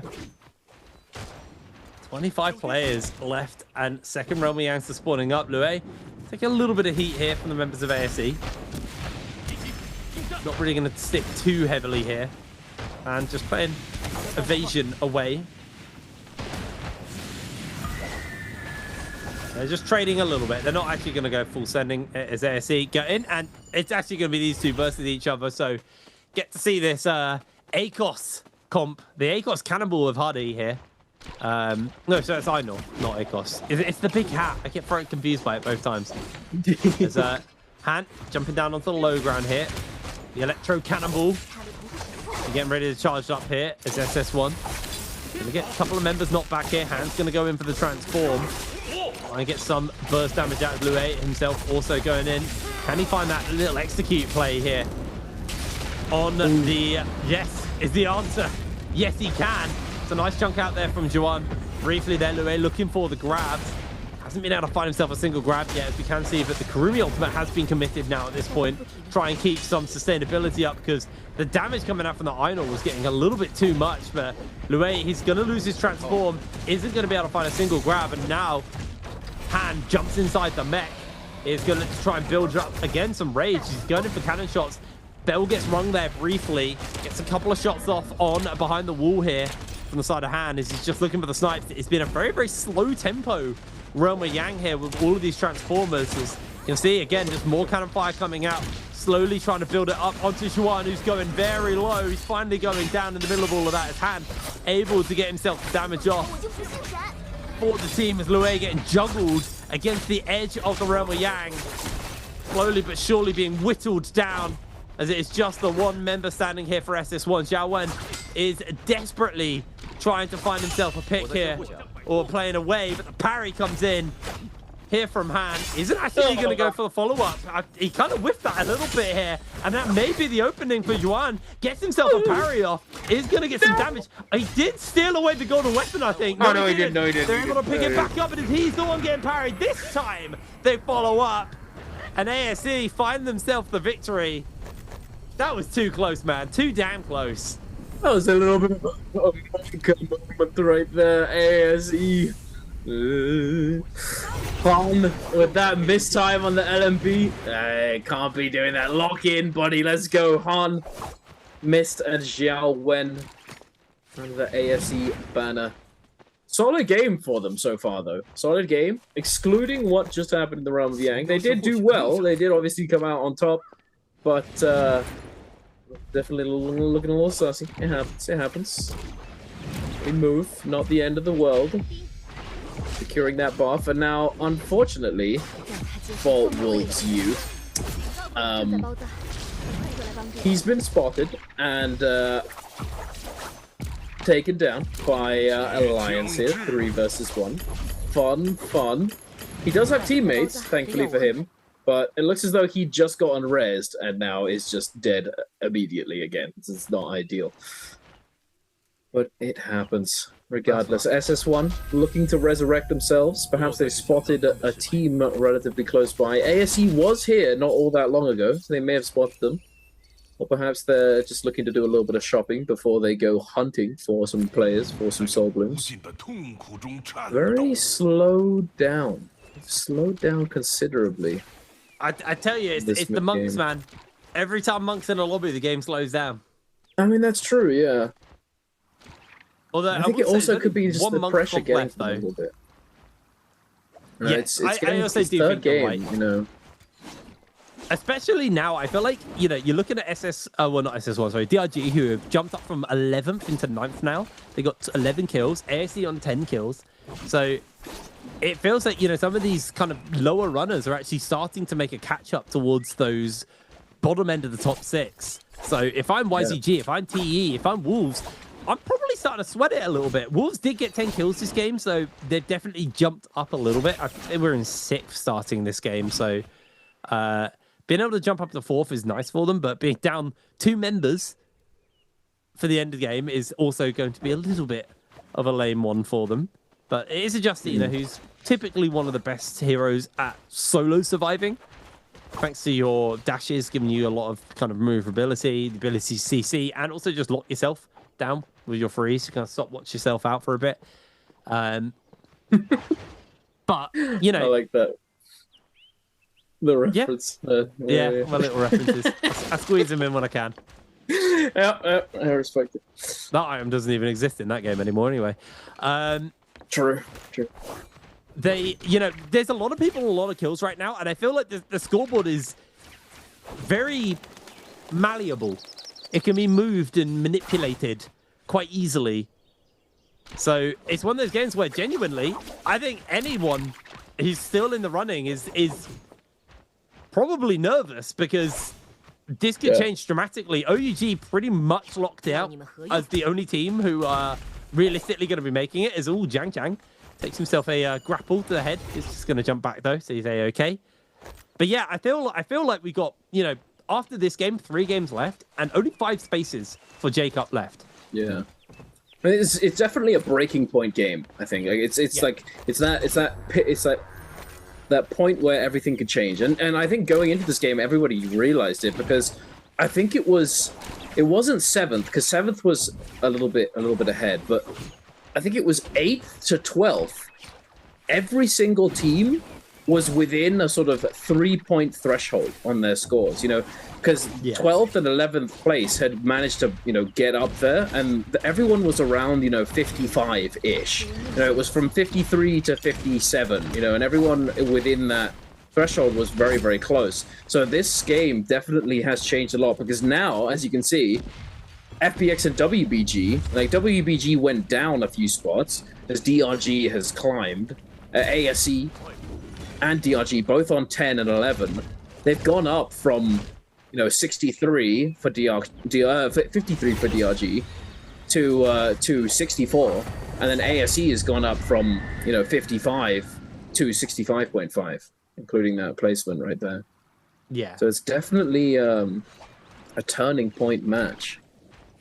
I have to say, I'm surprised that SS1's going to be getting their hands on this Spirit Well right here. Juan is going to try and take advantage of that double ult potential. Unfortunately, not really able to. Not close enough to a team to actually go in there and send it. Alliance going to look to try and capture this flag and secure this cleanse. The 2 blue armors. I don't think GG's going to let this happen. I don't think they're going to let this slide. They're closing in, but DRG coming up behind them, I think they're actually a little bit apprehensive. They're not sure if they want to send it and try and stop them doing this, in fear of DRG potentially griefing them instead. So Alliance is actually going to get their cleanse. Yeah, looks like it's a freebie here for Alliance. Nice little Cleanse for those guys, keeping themselves in the game. As on the other hand, I mean, again, there's a lot of people on so many kills right now. But first of all, no one wants to get ejected now. Everyone wants that multiplier. That multiplier could be the difference maker for future games. As ASE gonna sit on the edge of the zone and just slowly go for the cap on this. Waiting out for quite a while. I mean, it's an instant cap for them. Han transforms. I thought he got hit by something else there for a brief second. No, that's him capping. It just refreshes his ultimate as well, so it's not the end of the world for him. And that's another cap. ASE able to grab that one for free. Obviously, no cleanse for them, but it does extend the timer as well. So buy a little bit more time in this game. And that's good for you because everyone else is going to start scrapping to try and get the soul blooms at some point. And you can jump into that fight late because you're not as desperate to full send it as the other teams. Like SS1 right now have to send it because they got 50 seconds left on this debuff. So they're going to commit multiple ultimates at this point and just have to go full ham and see if they can secure a kill or two. But everyone's able to disengage away from them. 40 seconds on the clock, and it's feeling a little bit dicey here for the side of SS1. Yeah, you want to be able to get value out of this buff. It's just yeah. Nice, Q took a lot of damage there. He's okay. Wait, I think he actually got lucky, and there was a blue armor on top of the tree there. That's crazy, actually. Because there's actually, this is the only spot in the entire game on any map where there's actually a platform in a tree. This is the only area in the game where there is a tree that has a sort of little tree house platform up there. And it just so happened that there was a blue armor there. That's crazy. That is crazy. That's great, because there was somebody else there ready to jump him, I think. But they saw the armor and they were, oh, okay. Lucky you. RNG carried, I see. Well, it's time for the Moonbane. The 80% Moonbane. The Moonbane that takes up 80% of the safe zone. It looks as though ASE will be using this Farrier mech. Deter any players from getting into the Spirit Well. Means as well that once they cap this, if they cap this, they will extend their Rumyang debuff long enough that it will extend the duration of the whole game. And yes, again, it kind of comes down to if you can cleanse people, it means you can at least pick them up if they do go down. But picking people up at this point in the game is actually quite hard. As ASE getting absolutely ripped to shreds here. Mist will go down. And everyone else, they've still got the debuffs on. They still need to find these cleanses. It is absolute carnage right now. XLU breaks away, doesn't find himself a single soul bloom yet. And everyone else is just trying to get the Spirit Well. Lue here on the high ground, looking for a grab angle. Hasn't been able to find one yet. Does look for AB potentially here. The rest of the lobby just scrapping it out, looking to try and find those kills. Lue is able to get himself one grab. Can he find the double? Nope, he's just going to get Ubered out to safety. As ASE able to get a couple of kills off the back of that one, jumping up a spot into 11th now, into 8th, sorry, now. 11 kills under their belt.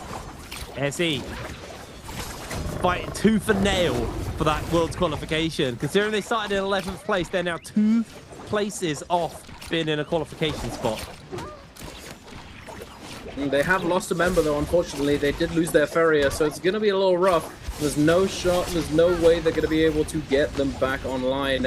The E-Naught does still have Yang Depletion as well, that is bound to be ticking down to a very low timer. Oh no, wait a second. There's a shop closed and they had money. No way did they get that. That's crazy. There's an altar as well. He's back up, ladies and gentlemen. He's going to get his loot too. Oh my goodness, that's crazy. That's insanity that he's actually back up. But, oh, Yang Jang. Getting in there. That's a nice looking Wu Chen right there. But unfortunately for Jiang Jiang, he's not going to be getting that kill. And OA is going to steal it away from him. And Luo Ye is going to grab him into the whip sword, into the zone. You go, buddy. Yuan picking up the kill onto Jiang Jiang. Luo Ye still throwing hands, trying to find something, but no grabs going to be happening for him just yet, unfortunately. And it looks as though the final Yang depletion player in the lobby.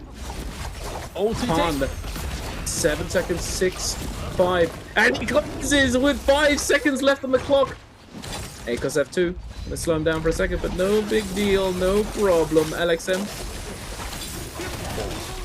Oh, wait, coming in there for a bit of revenge. That's going to be a kill. Picked up by Cuckoo. Hands gone in for the transform here. Looking for the members of GG. Not going to be given that opportunity as he jumps forwards. Gets hit here by the Tessa Charm. Hand getting heavily chunked out. Needs to now just reposition, knowing that he's going to get caught by the Charm. Is going to be able to drop the transform. Heal back up now. This game is on a knife's edge. And honestly, it feels like DRG... Not DRG, sorry, ASE. It feels like your Cast the Curse might actually be a bit of a blessing because they are coming online. And they're looking for that World's qualification. Oh my goodness. The explosions. SS1 though, I think they might be the ones to MVP this lobby as they are going crazy. They've gone up from 4 to 11 kills in the space of a minute and a half or so. Chuan with that Zai ultimate looking to burn through the opposition. Luoye monking up, getting the oogly, throwing hands. Come here, buddy. ASE losing there. Stop moving. Barrier. That is rough. It's not going to get anything. Very rough for them. The Costa Curse! The reverse Costa Curse again! I did it! I ruined them! Oh. That is rough there for the side of ASE. They've now lost their Einor. They have lost their Ferrier, both their Transformers. GG, though, could look to try and play a kill here onto LXM. Oh, sorry, LXM may be getting killed actually by SS1. I completely misworded that one. And we were critical of the Zycomp, but it's looking pretty damn good right now. And it is 3 loners versus a full setup team. As Juan goes up into the sky here, looks for the damage. ASE actually able to secure one on the way out. Did a bit of work there. Xiao Wen making it work for himself, but he is the second to last man standing. Goes up into the sky, and he is trying to break away, but he has finally fallen. SS1 will MVP that round. But an honorable stand from ASE. Oh, absolutely. SS1 though, hey, I see you guys, I see you. I thought the Zycomp was buns. I did not think that would do very well, but you proved me wrong. It did extraordinarily well. I think, yeah.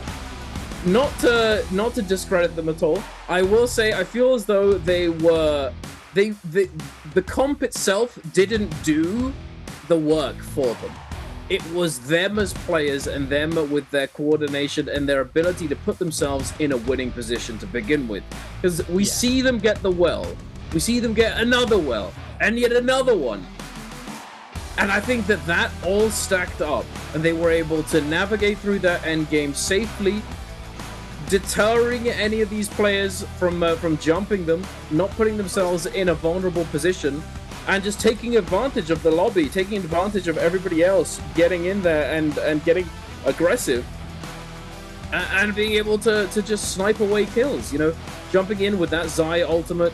The Monk, although he didn't get, you know, a huge number of grabs, he still was able to get some impactful grabs, getting that grab onto that Viper, making a big difference, eliminating a Viper from the lobby. Certainly a win condition moment, I would say, for a Monk composition. You don't want Vipers in the lobby if you're playing Monk. So it's definitely really, I think it came down to them as players and them as a team as opposed to the team composition.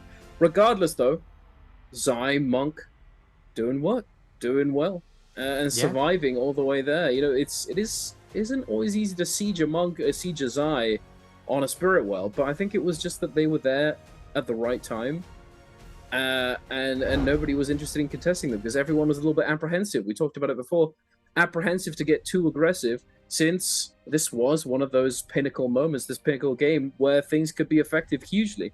But yeah, you know what time it is. Go on, do the question.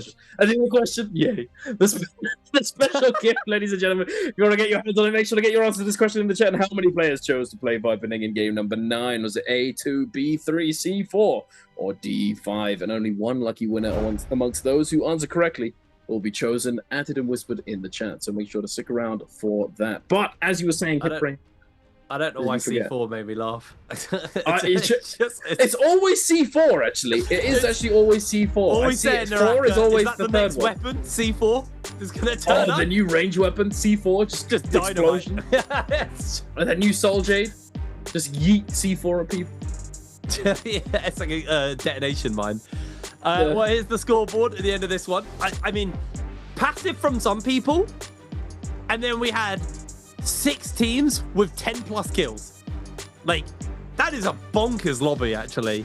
And what was crazy, it was some of our front runners like OUG walking away with a goose egg. I did say that OUG could probably afford goose eggs for the rest of the day. I don't think they want that.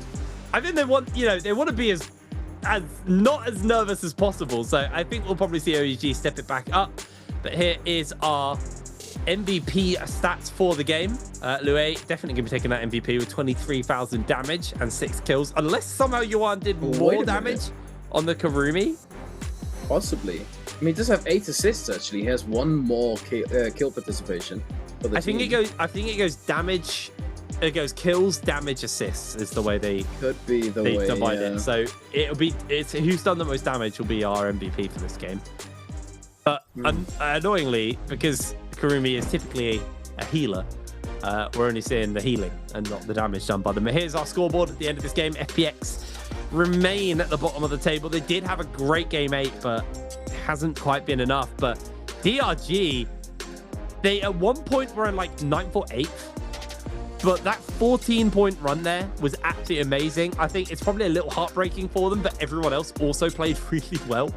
And OUG are slowly being caught up with by GG, but it's good to see that GG are in a more comfortable position for this Worlds qualification. I wouldn't say they're out of the woods. I wouldn't say anyone's out of the woods yet. I think this next game, if OUG or GG have a good enough game, I think at that point they're pretty confidently. I don't know. I think OUG are out of the woods, but. Yeah, it's one of those mathematically possible, statistically unlikely scenarios where like OUG technically they can be knocked out, but if we're not like kidding ourselves, they're not going to get knocked out.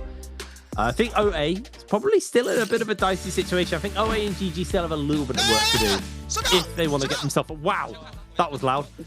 If they want to get themselves set up for the finals, that was unbelievably loud in my ears. Oh my goodness. Yeah, the highlights off the back of our 3rd game of this series today. MVP'd by SS1, brought to you by China Unicorn. We've got the SS1 perspective, the scream going out from one of these players. Oh my goodness, that was loud. But hey, SS1 Yuan, the Karumi, big parry, beautiful. Jump in parry, securing that golden pulse sword, I believe, as well. Or perhaps that ego right there, I'm not too sure. Regardless, this grab right here, this is the one that I was referring to. This grab onto this Viper made such a huge difference. And then look, the whip sword. That is just crazy. The amount of airtime that you can create with this weapon on somebody who's lifted is crazy. It does so much. You can hear they're excited. So good. Of course it's exciting. There's for sure. Potentially a career-defining tournament on the line here for them.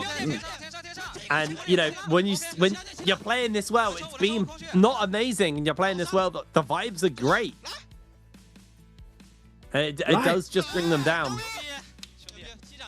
Newbie. Bring them up even. Newbie. For those of you who don't know, that means like well played. It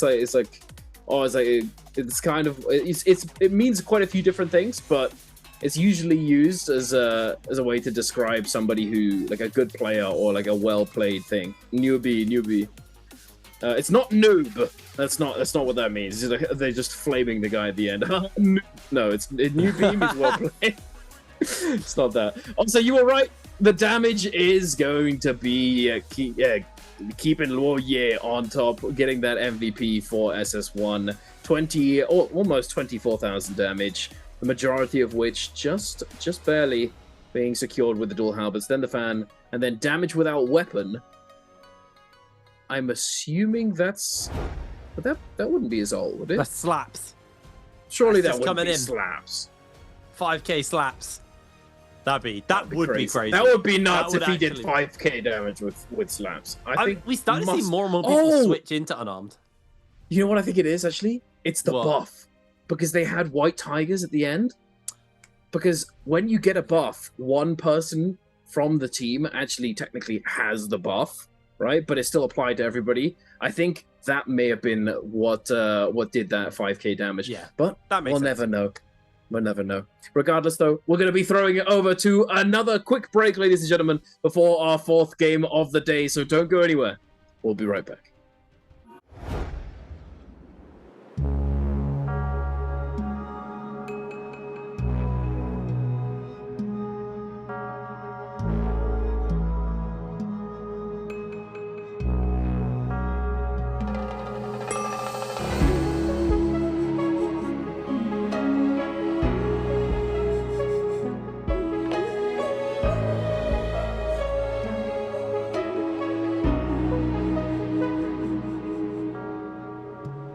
Nights are long, trying to understand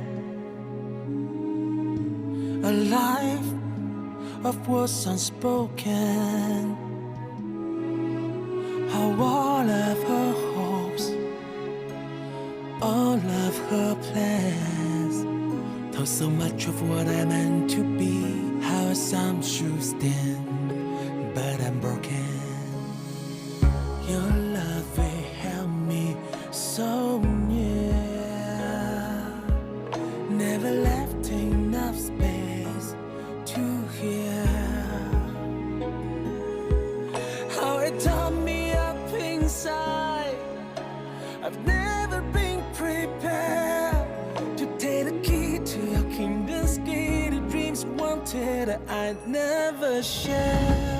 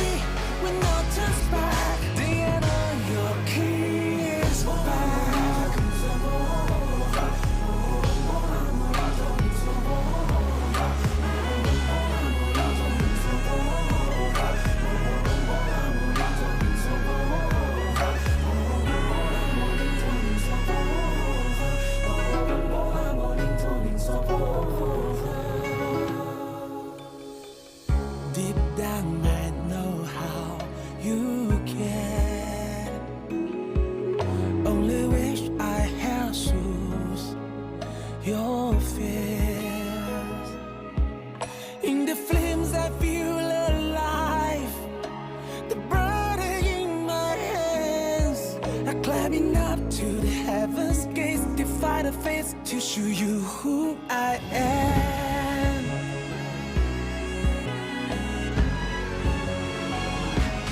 Break this throne, now trade for my freedom instead. I fight it on my own road ahead. I've got a fire in my soul, time to find my own demons. Just will never hold me back. Break this throne, now face the world with all that I have. Live forever, held within my head.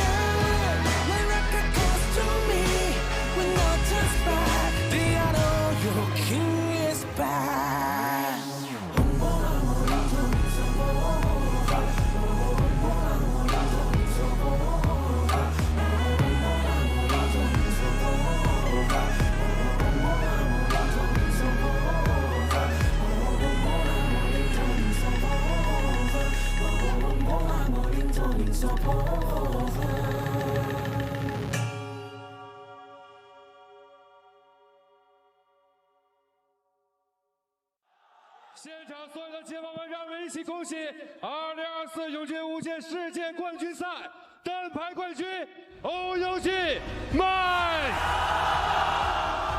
逐鹿三乡，名扬四海，恭喜狼队获得2024永劫无间世界冠军赛总冠军。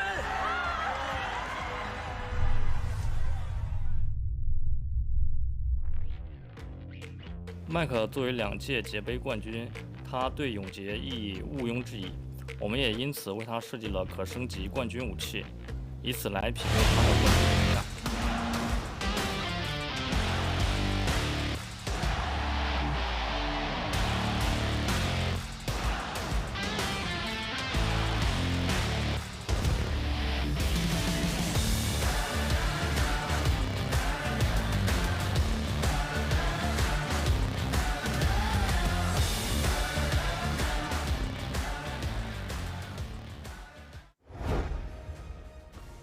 Hello everybody and welcome back to the MVPL. We're getting ready to go into our second half of the day. I know we've already smashed through the first half and we had a banger game 3 where a lot of our kind of middle and bottom teams actually scored massively high and jumped up a little bit. I think we're now at a point where we got 5 spots left realistically. Yes, technically it is 6 because OG could somehow completely whiff this. And everyone else would have to do incredibly well. But realistically, about 5 spaces left for Jacob. And it's honestly, for me, anyone's bet on, or anyone's guess on who could take it.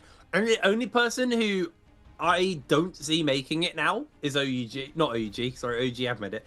It's FPX. I think FPX are, unfortunately, being a little bit too lackluster today.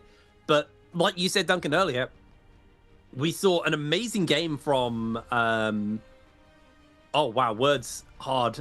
We saw an amazing game from ASE actually in that last game, and they were your kind of like your dark horse for today. Yeah, I mean, I think they have the capacity for it. Absolutely, there's no denying that. They've done pretty well, throughout this most recent split. I think the changes that were made have disrupted them, because they performed in very, very well at the beginning of the year. So I think they can manage. I think they got it, but they just need to lock in for the next 3 games. That was a big turning point lobby. There was a big one where everyone from 8th to 12th was really, really close together in terms of points. And now, off the back of that single game, it's all gone. It's like multiple teams have gone up, and one or two of them have gone down again. So it's not ideal for those guys, but again, things can change. Those 2 teams at the bottom, FPX and I believe it's DRG, they could both have a really good game here. Let's say both of those teams get 10 to 15 kills, get 15 to 20 points, and then the couple teams above them, they don't have the best game. They maybe have, 0 to 10 point game, 5 to 10 points. It's going to equalize things once again going into the following game after this. So I couldn't say. I don't think I personally don't think that anyone's out of the running just yet. I think you're right about FPX though. I don't think that they're out of it just yet, but I think they're gonna have to, lock in. They need to lock in and actually, just focus, because they had a good game. They have the most work. They were doing all right. Yeah, I mean, they have the most work to do, but I don't know. NARAKA is so volatile, Like, if you get in there and you get a really, really good early game, even if you don't actually make it to late game, if you're going out in mid to late in that transitionary phase with 11 kills, 10 kills, 12, 30, however many, and you die, that's still a big game. That's still really good. And it would be enough to actually get them that little bit closer to those above them, who, if they weren't to get the best of games, then the gap closes. So we shall see, but we're going to be going into that character selection ban pick phasing very shortly. Just to kind of piggyback on the end of what you were saying, I think if FPX dropped like a 20+ bomb game plus an MVP and then play consistently for the rest of the day, there's actually a very solid chance of them making it, because I feel like the points are relatively close. Once you kind of break from like that 12th spot, from like 10th all the way through to like even 5th, maybe 4th, the points are actually relatively close within that area. There's a lot of a lot of room for maneuvering and changing things around. Now, first round selection just shot by. We knew what they were going to pick. It was going to be the crowd control comp. On the other side, going to see a lot of this Cannonball, the Electro Cannonball, and the Iron Ore, and the Ferrier getting locked in. Third round selection, though, we are now going to move down a little bit further, see what the guys have got cooked up here. We saw a couple of monks in our last game, 3 monks, very various different versions of it. We've got this ACOS comp, which we saw. I didn't really get to see much of it in the last game, sadly. I would like to see more of it because I really want to wrap my head around this comp because it on paper sounds really, really exciting. I mean, it works. It works in the way that you think it does. It's like ACOS usually wants to just sort of jump in, lock them down with the V2, keeping them in that sort of cage, attaching the chain gets attached to the players inside, and then Tessa can look to potentially use ult and keep them from reclaiming their soul. Another really good synergy there with this comp is that the ACOS, because ACOS recently got reworked, his F2 was changed so that when you do the overhold on the F, when you charge it up fully, instead of them getting knocked into the sky and sort of bouncing off the ground into the air and then falling, they get stunned essentially for about a second and a half.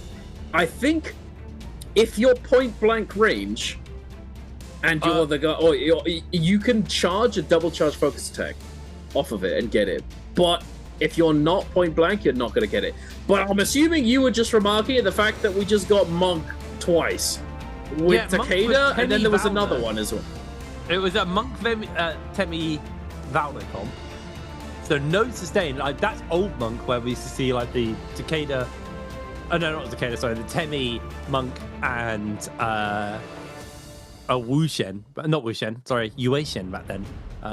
Old school Sandstorm Monk. But then we saw the Takeda variant of the Monk as well on the other side with the Kurumi and Monk. I was actually about to remark to you, do you feel like if you're going to lock in the Takeda, you might as well just not go Monk version? I feel like Sand Siphon is just better than Monk Siphon or Monk Takeda, whatever you want to call it. I agree. On the other side, it's been a moment since I've seen a Sandstorm Monk kicking about. And the reason that comp was so good was back before we had Spirit Wells, before we had Realm of Yangs, it really shone as the top comp that did well, where the only way to get late game items and buffs were the Mora's Blessings, so it would spawn up. And you could just Sandstorm on it, and it would make pushing into them very hard. But the box. I don't know if that does enough anymore, because there's no boxes to control, really. I don't know if it's... I mean, I'm happy to be wrong, but we'll have to see. I mean, it does offer utility for sure when it comes to Spirit Wells. That's undeniable. You know, you drop a Tumulka on top of it, it's hard to get in, it's hard to get out. You can lock people down in there, but it's not the same. It's not the same utility as it once was when Mora's Blessings were still in Immortal War. So you're absolutely right about that one. And I also agree with your take on Monk being played with Takeda. I don't agree with it. Well, I don't think it's that good. I think there's better things that you could go for. You know, Takeda is good and it has some synergy with Monk to some extent, right? However, I think it's just it just functions better in a different with Tumulk and with, you know, Kurumi or Zipping, for example. I think perhaps the reason why they do it is perhaps that they want to save Tumulk for something else, or the way that the points have sort of have played out and gotten utilized by different hero picks or whatever it is, you know, they want to save certain things for other compositions and that sort of thing. I don't know, but there is a part of the community that thinks that Takeda Monk Kurumi is actually pretty good and is worth playing, but I think me, you, a Raven, I think, in fact, we none of us really think it's all that worth it, but we shall see. Maybe they'll do well. Maybe it will be another Zai Monk situation. Who knows? My argument against it on both sides, it's the same. It was like you were saying. It comes down to where do you want to use those units? Because you only have a finite amount of times you can pick a unit, like a character in a comp, and a lot of the Takeda comp stuff is better used in various other comps. So are you purely playing Takeda because you think Takeda as a unit is strong? And to be fair, I can't really deny that Decatur is strong. Decatur is amazing in final circles. The Fu Ren shards making so much zone control, we can be a real menace. Because we got our two teams here, WBG and AB. Well, OA. Taking a fight, but that was a pretty unfair fight there on one side because they didn't have any weapons. As Ling looking to jump in onto AB. Both teams have actually lost a play already, and the third party of OUG coming in off their goose egg. They are not happy, and OUG want to get a little bit more. Ling, though, has committed the ultimate. So let's see if this disco ball pops. Doesn't find a dazzle onto anyone. And OUG now take this as a window. Jump forwards and get a little bit more off. As down goes Yoran, OUG able to open up with not actually a single kill yet. But they're going to make this one real quick as Ling goes down. Baby U's able to secure the kill. Parry made a connection onto Baby U. He's going to get disarmed. He's able to re-pick up, but he's being juggled around here by Alliance, as Alliance are desperate to make that qualification spot theirs. Jumping in on to the front runners in the lobby. OUG, SS being hunted, but Jang Jang's losing way too much HP. The fire from the cannon is starting to add up a little bit too much here. He has got himself a nice little armor swap off. Quick jump away to safety with a Hardy here. And OUG disengage Alliance. They can smell that position in the worlds for them. They're 2 spaces off. Zinyu being forced up here. PB does have transform, but he's happy to stay in the no ult zone. As Oh, the Zinyu goes snipe! down. Alliance found the musket shot. Just a bit of clay pigeon shooting. Secures the kill. Parry lands onto PP, but Baby U just has to jump away to safety. Trying to break away here from PP. PP's actually doing a good job at holding his ultimate. He does not want to use it unless it's absolutely 100% necessary. As OUG jumping out, bubbles used, the Bowder connection onto Baby U. He's caught in a spear. Another kill goes over to Alliance as they catch onto SS here and open up quick disengage. I think they got one more spear to use here from Yuma. He's only used it, and SS takes the spear. You can't fly away from this one, my friend. Alliance are hunting you down, and OUG, it's another bad drop for them off the bat as Alliance walk away with 3 kills. Beautiful. I have to say that that was a very well fought fight from both of these teams. OUG doing an impeccable job of kiting away. Initially, you know, they were on they were at a big disadvantage, but able to salvage it. But then the re-engage, one of them getting caught off, getting sniped out of the sky. Regardless, GG well played for both of those teams. Now heading over to Skygaze Cove, we've got DRG, the Takeda Monk team in question that we were talking about before this game started. And Dongxing just popping that ultimate, fully sending it. NHQ's got nowhere to go. Into the lava you go, my friend. And DRG able to pick up 2 quick kills, adding to the 3 kills, I believe, that they already had, going all the way up to 5.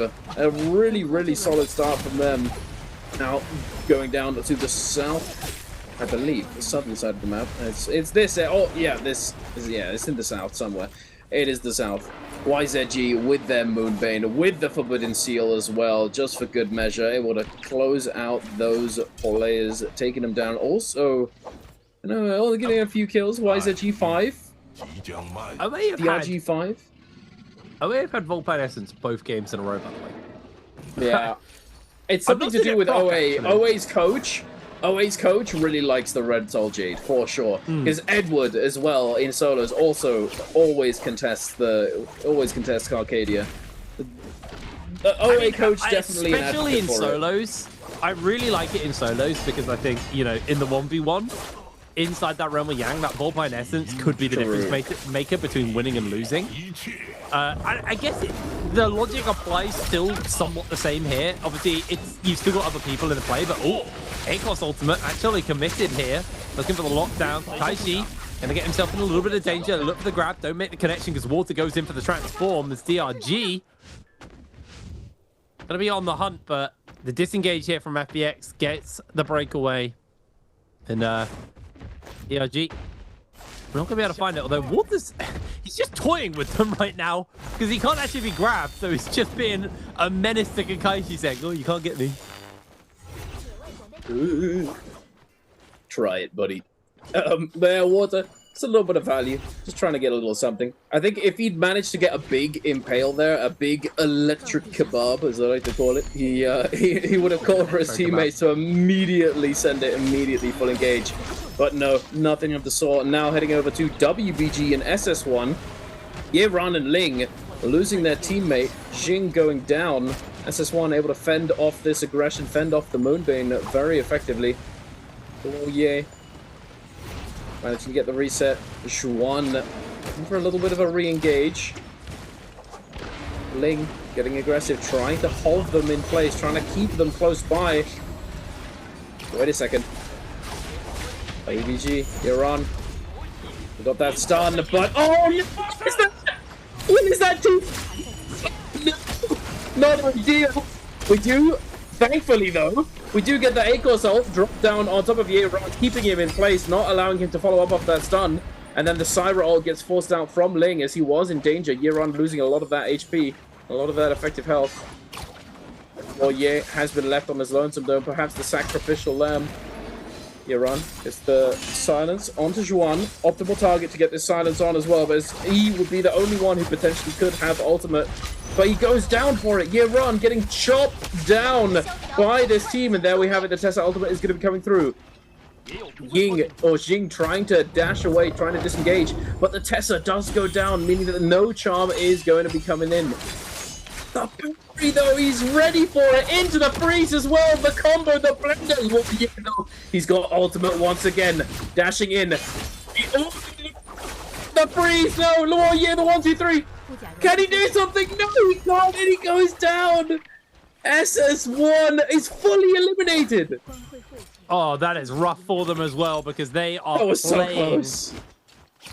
They are playing for a spot at that World Championship, and right now in 6th place, they are going to be overtaken by the likes of TE, by Alliance, by a DRG. ASE, who are having a quieter start to this game compared to previous games. Definitely a rough one. And we've had all of this, and like, for SS1 to go out, and we haven't even had Realm of Yangs yet, is kind of crazy, actually. As Ling pops ultimate, Disco Ball inactive, although they were quickly caught out by the charm from the Tesseract. It's going to move and get chased onto. Disco Ball pop. And TE, see Ling. There's a nice little pick off here. Goes for the dazzle for the reposition. Power Raker out, goes through the window. Xiaonan doesn't actually make a good connection on through the grapple there. Missed a little bit. But Ling being hunted on multiple fronts. TE. Are they going to be able to find him with a grapple lock? Ling's doing a solid job of escaping. This is the classic... He's out. He's out. Oh, no. Oh, wait a minute. No, he made a mistake. That was a Scooby-Doo moment where they just ended up being in the same room. Oh, yeah, But that doesn't matter. Let's cut over to OUG versus OA inside the Realm of Yang. This is our Electro Cannibal versus Cube comp. Oh, Electro Cannonball versus the Demon Cube. Baby you getting sniped out the sky, F2. Popping down, losing most of that blue armor. Forced to use the ultimate. The whip sword is going to connect. No significant follow-up though. 2-tick now going to be popping that Eno ultimate. The Thunder Lord is in play. Crashing down. Get over here. SS flying around in the sky. Is going to be able to pull him out of it? I don't think he is. It's like a dog chasing a bee. He's trying his best, but it's not going to happen. 2-tick tries to find the zipping, but the cube is going to take him to safety. Dodging, weaving. Ooh, get out of there. Wait a second. Baby you. He's in danger. In danger. Target acquired. Target eliminated. Zipping goes down. The overhold onto SS. Using that combo breaker. Matari dashing through is going to finish him off. SS goes down and OA. Bonk, get back here. That is, without a doubt, one of the craziest. It's like a dog chasing a bee. I love it. I loved it. It was Well, B had no sting. OA are able to make their connections and get that kill. Also, was that Dual Swords? I've not seen that skin on Dual Swords. That was crazy. And then new. God, Wait, which one? the game, I I guess. I didn't catch it. Maybe they're not new. Maybe I'm just like They did forgetful. recently release a new skin for the dual blades, which was dedicated to Mike as the since he won, and it's got a signature on it. It looks extremely cool. Very cool looking dual blades. Look, ACOS Ultimate has been committed here. FPX going to be using this one as a window to potentially jump in onto DRG.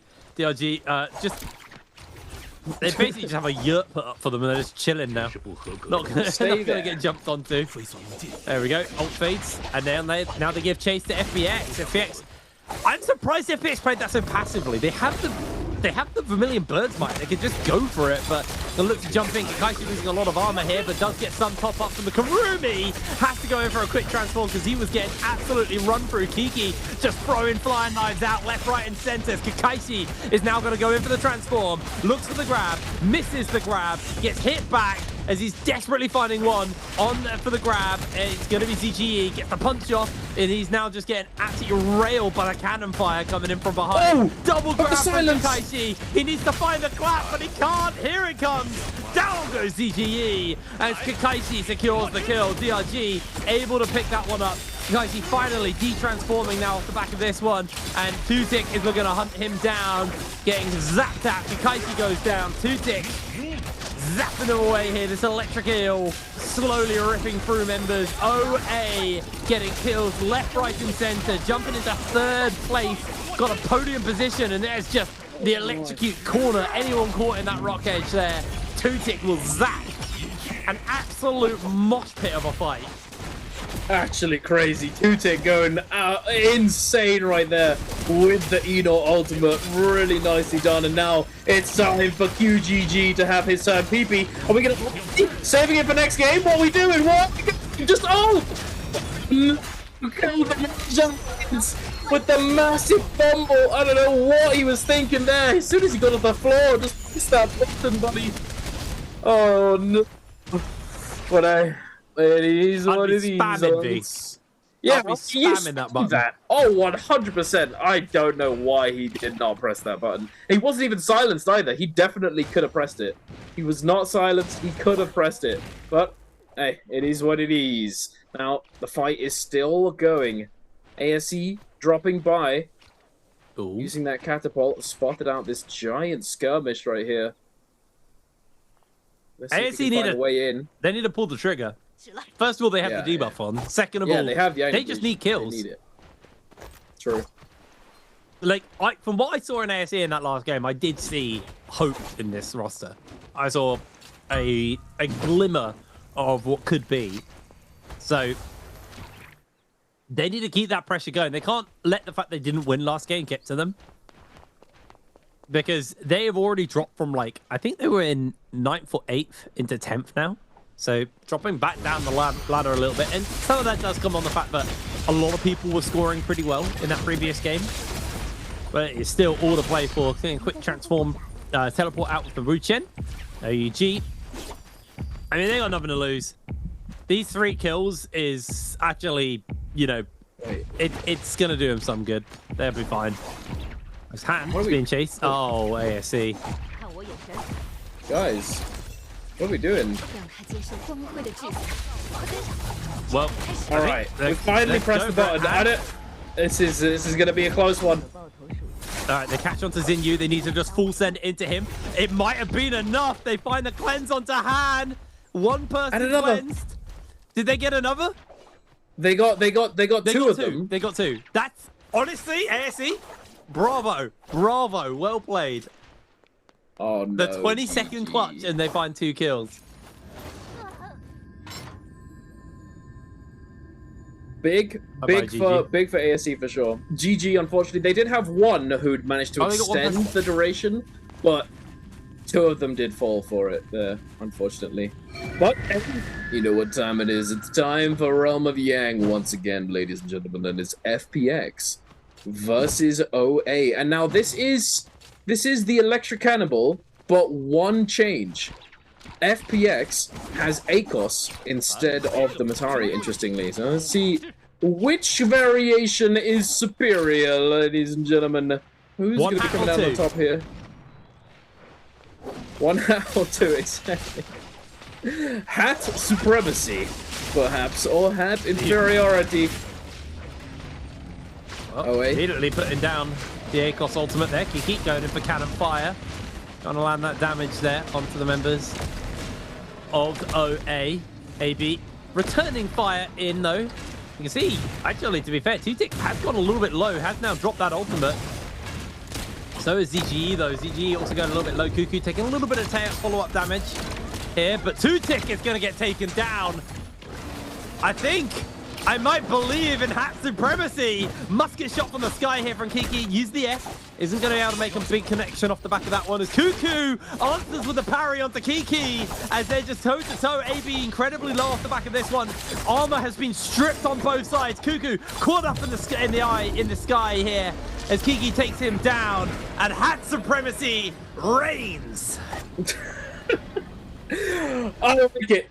To be honest with you, I think it's better. I think it's slightly better because Matari's ultimate, we see it getting held onto for quite a while there, but there just doesn't really seem like an opportune moment to actually use it to get the F's reset, you know?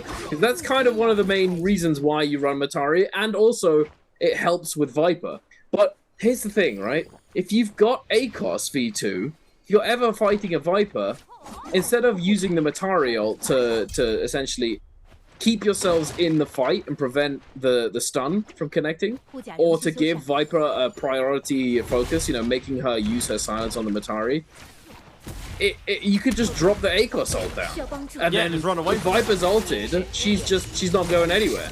And if she bumps into the wall, funnily enough, an interaction that happens, she's in ult and bumps into the wall of V2 ACOS, it actually cancels her ult. What? Yeah, it cancels Why are more people not playing this? Yeah, it should have been. I mean, ACOS before wasn't the best. Having the ability, the changes they made to the F2 really makes ACOS shine a lot.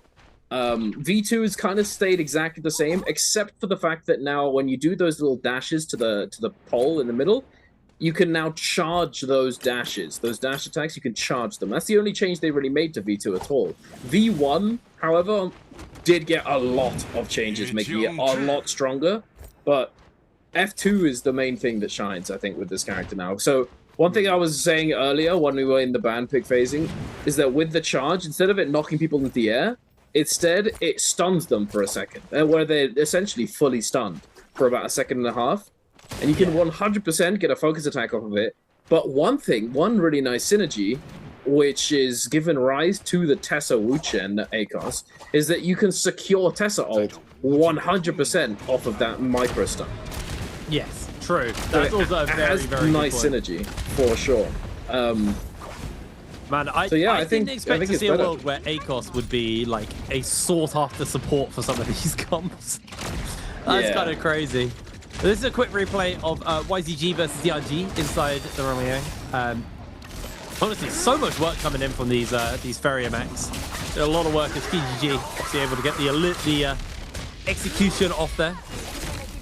Or the follow-up at least onto XLU, who's now taken down. YZG actually come out of Transform and find themselves in equal footing here. Definitely a little bit of a more risky one. PGG was looking for a pop, but honestly, this is actually a nice little turnaround potentially from DRG as Kakaishi goes down and actually ends in the 1 versus 1 at the end of this one, but gold armor versus purple armor. Doesn't matter if he goes over the shoulder. Funky Nice able to get a bit of armor back. Flying Nice, catch him out. This is a very tight fight actually between the pair of them at the end. 39 seconds left on the clock as we skip forwards a little bit. And there it is. DRG lose out. That was a very tight fight, actually. Really, really exciting to watch. Yeah, absolutely. And I have to say, it's I have to applaud the other team there because DRG, they had the loot advantage. They had a gold armor where the other team had a blue. So definitely really, really big from that team to secure that. And now we see a fight between the DRG and OA. Kuku2 getting relatively low, but managing to kite away, breaking away from Kakaishi. Kakaishi forced to then turn around to save his Kurumi. And now popping the ultimate, we've got Tianhai on the field. Invisible Enor in ultimate. Murtari ultimate has been committed.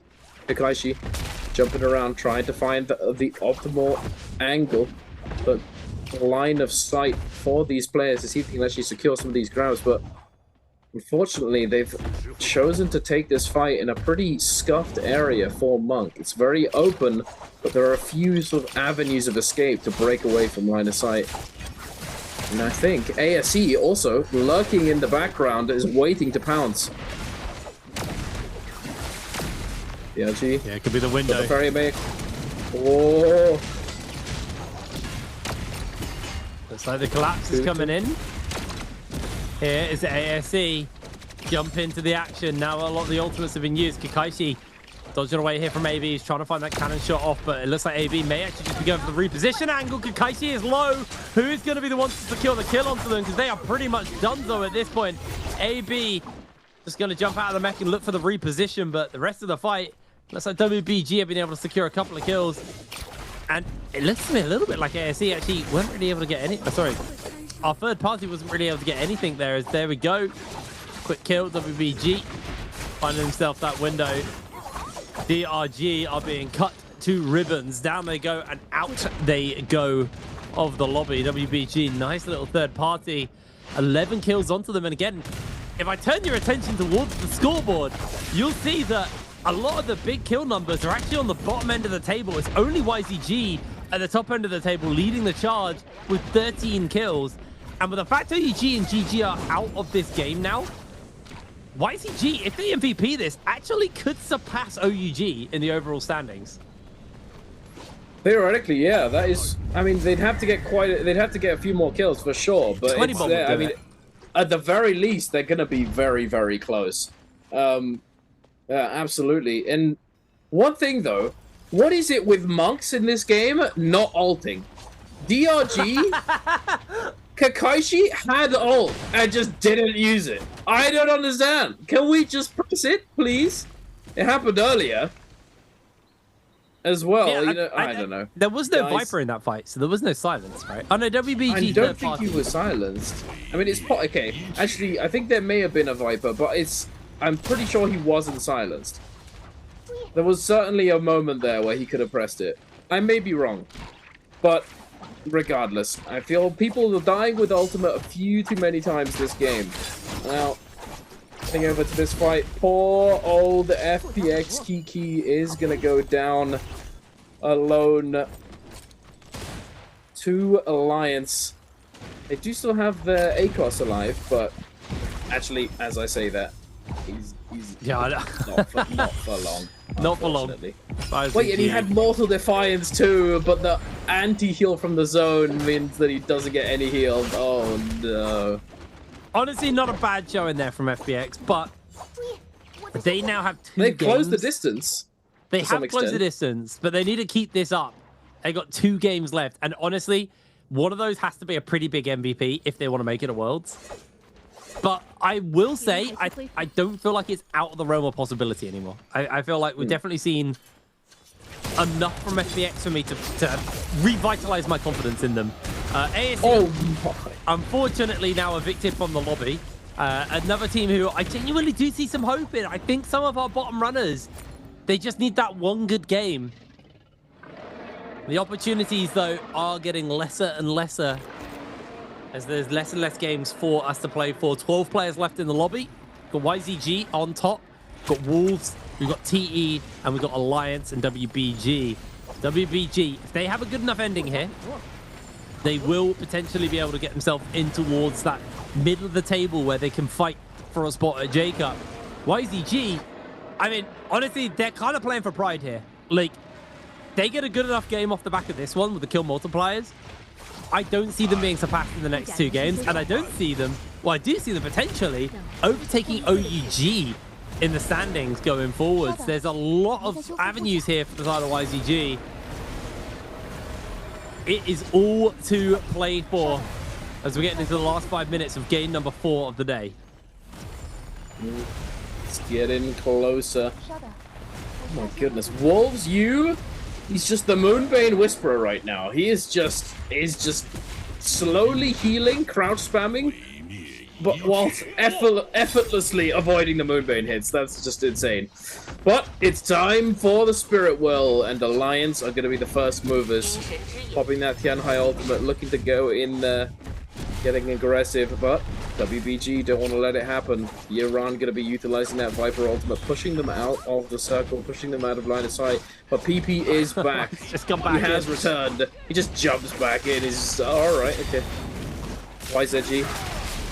The Eno ultimate Thunderlord being utilized. PP out of ult now, trying to follow up with Valda Spear. No significant damage. QGG still not under all that much threat, but he's being very threatening to the rest of these players, knocking them down off the side of this cliff. PP rather low HP now, getting dropped down right into the clutches of TE. Trying to make it back over to his teammates. Wolves gonna have to pull the trigger on this one. NHQ, 34 seconds left on the clock. Finds Yuma extremely low. Wait a second. Can he get the cleanse? He gets the kill, but his zipping takes the soul bloom. I don't know about that one, buddy. I'd rather have a Kylan than a zipping alive in the end zone, but hey, who knows, whatever. YZG gonna take the opportunity to go into the Spirit Well. Justina ultimate is in play. CXZ trying to dash through. No, Jiang trying to dash through from I can't tell. Jing, that was it. It's so many names. Oh my goodness. 2015 vision, by the way. And then the Justina's just dashing around. You try and read the Justina's name, buddy. What do you mean 20? Anyway. There it is. YZG get themselves the Spirit Well and the Draco Storm. Alliance. Ultimate committed here from PP, actually. So when this time's out, because they didn't get the Spirit Well, or the Soul Well, they are actually going to be ultless. Yuma incredibly low. They're looking to try and just cover him while he heals up. Gets himself back to that armor. There goes PP. D-transforms. Is going to have to refresh his own armor. That, to me, is a go sign, and I think YZG recognized that as well, knowing that the ultimates were just used here by Alliance, and Jiang is getting slowed up, caught up by the power of the Draco Storm. QGG launching forwards, and that is going to be the end of Jiang. No more Temi for them, and Alliance are just electrocuted. They are fried. Short-circuited here by the members of YZG. Execution onto Jing, followed up by the flying knives as well, cutting through half of his health, getting him incredibly low. I say 100% of his health now. Great little musket shot, and YZG, 18 kills. I said a 20 bomb should just about do it. They're on 99 points as Yu is not back. WBG are actually the ones to get the kill, though. They need to get these last two if they want a 20 bomb, and they are going to chase for them. Ling committing ultimate here, looking for that big dazzle onto the members of YZG as PP jumps into the zone to try and reposition away as Ling getting jumped onto here. QGG is going to get briefly caught out there by the Katana Soul Jade, doing so much work onto him. PP going low though as YZG are going to secure the kill. That's the 20 bomb, and that will be first place in the standings. No. Is it first? It's close. It's close. It's definitely a wins, but will they make it to the pinnacle? To the top of the mountain is the question, and we'll be finding out shortly. But a massive game from YZG regardless. Huge performance from them. Able to secure that Spirit Well in the final moments, denying it from Alliance. PP being forced out. The Vipers being forced out. The Enor doing so much work, so much damage. Able to set up for those follow-ups. The Flying Knife follow-up off of the Enor's skewer. It's just devastating to their enemies' health bars. Very nicely done. And this is, I have to say, Enor, very cool character. Nice design. But I will say, he was fine when he came out. We buffed him a little too much. He's doing a little bit too much work at this point, I feel like, because he's gotten to the point now where he's just so unbelievably obnoxious to escape from. And hey, yeah, these players, they're all getting their turn to play Enor, and they're all able to take full advantage of him, but we move. YZG. GG, ladies and gentlemen. And that is our fourth game of the day. I can't 4 believe games we're in. 2 games left. Like, where's the day gone? It's crazy speed. And I do agree with it, you know, because I feel like, you know, he's obviously he falls into the transformer category of the game. And you know, for a while, UHM was like the mobile transformer. Like, that was his job. Like, he was the one who was actually fairly decent at movement and was, you know, could somewhat keep up with like a regular player, because a regular player should be faster than a transformer. But you know, UHN, that was his area in Terracotta Warrior. He was somewhat good at giving chase. Aino just doesn't have that issue. He just has the mobility to keep up regardless, and he has the damage. He's a lot squishier than other Transformers, but he's still very, very tough to deal with. Now, how many kills did YZG get in that game number 10? Was it 16, 17, 18, or 19? Hold on, was that not a... I thought that was a 20 bomb. I thought it was too. Either someone's maths was off, and that someone could be me, or someone on the other side of production. I swear he got... It wasn't... Wait! The question's rigged! Stop the count! H for 20! Yeah, so it's 20 kills for YZG, which is absolutely none of the answers we just gave you on the quiz. I Production, think that's the first help! time that's ever happened. I don't think that's ever happened before. Oi. But hey, here we are. I'm gonna open Let's Twitch out. look at See the what the stats. answer is. There it is, though. MVP players. I mean, that's a lot of damage. UGG doing very well by himself. 9 kills, 29,000 damage, man. I want to see how much of that damage was done by the Enoral, because I reckon the majority was done by the Enoral, but we'll see. But here we are with the total standings, ladies and gentlemen, with all 6 games from the first day, and now the 4 games we've had so far today.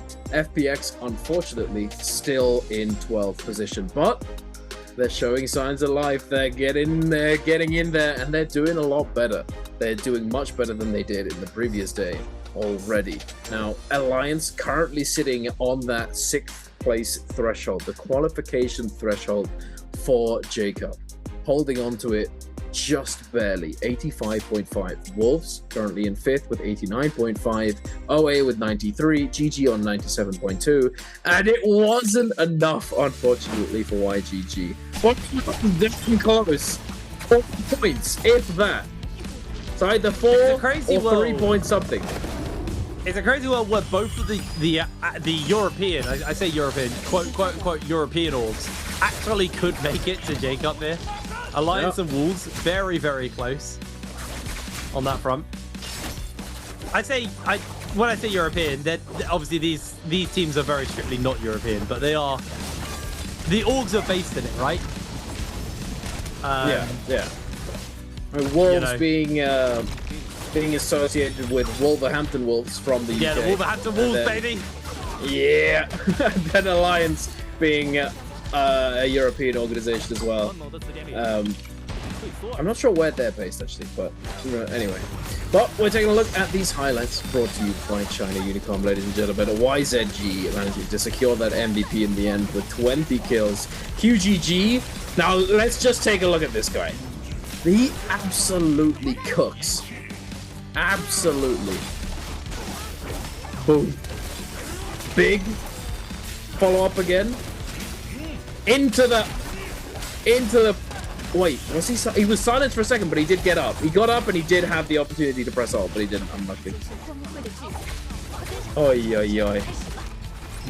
Just doing so much work in these games, I have to say. And then ASE right here, by the skin of their teeth, just barely managing to cleanse, catching OUG in the zone. UGG in the final moments with the Merciless Havoc, shoving them into zone, securing that MVP, those final kills, and there you have it, the Enor MVP. Boom. It's such a cool load-in, actually, to be fair. It is so cool. It is so cool.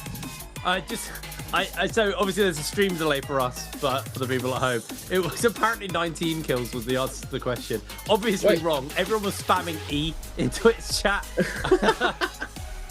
think QGG is going to take ourselves our MVP for this game. 29,000 damage. He did 16k with skills and ultimates. That is brutal. Mervillous Havoc, Slash Blade, Venom Tip Barb Bolts, Soothing Boon, Jabbing, and Ripple Step Phantom Step. I mean, this guy was putting out numbers, man. Like, damn. Good performance. Good performance. A massive performance. Hey, I was thinking that surely it's bound to be majority of the damage done by Enoroll, and it certainly was. More than 50%, 17,000 almost with that Enoroll and with the F ability. The F ability does a lot of damage as well. It's not a combo starter, but it does do like a lot because the cooldown as well is pretty short. So because of the uptime, it's just a very high damage skill over time. So really well played by YZG. They're able to secure that one, and it was they were doing well. But I think now off the back of that game, they have fully secured their qualification to J Cup because I doubt that a lot of teams, because it would have to be 6 teams or 5 other teams pushing them out of that top 6. But we shall see moving forward. I just heard something from the producer. I think we have another question.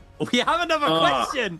What player did QGG use in game number 10? Was it A, Einor, B, Hardy, C, Kylin, or D, Viper? This one isn't rigged. We literally just had the answer. A, B, C, or D in Twitch chat. Another chance to win more treasures, guys. Because someone did win the last one as well, so we're sitting pretty. Yeah, someone actually did win the last one. Very nice. So, normally there's only 6 answers for treasures in a day. There's 7 today. So be happy with it. Take it. But yeah, I mean, banger. We got 2 more games to go, so 2 more chances. But let us know in that Twitch chat and check your spots because that's where we get your goodies. But we're going to be moving back to Holoroth now for game number 5.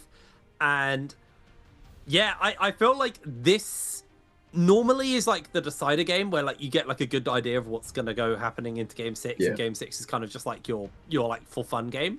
But I genuinely feel like this game is just the setup to the conclusion of this epic tale we've been telling over the last week between the trios teams. Because I honestly, unless someone absolutely stomps the lobby and no one gets any points, I think the results of this game is just going to set us up for an incredibly bloodthirsty and hype game number 6 on Morris Isle, where things may shift around. I think we're going to see some heartbreak today. I think we're going to see some pure elation on teams who maybe almost got caught off guard by how close and how late they made it in.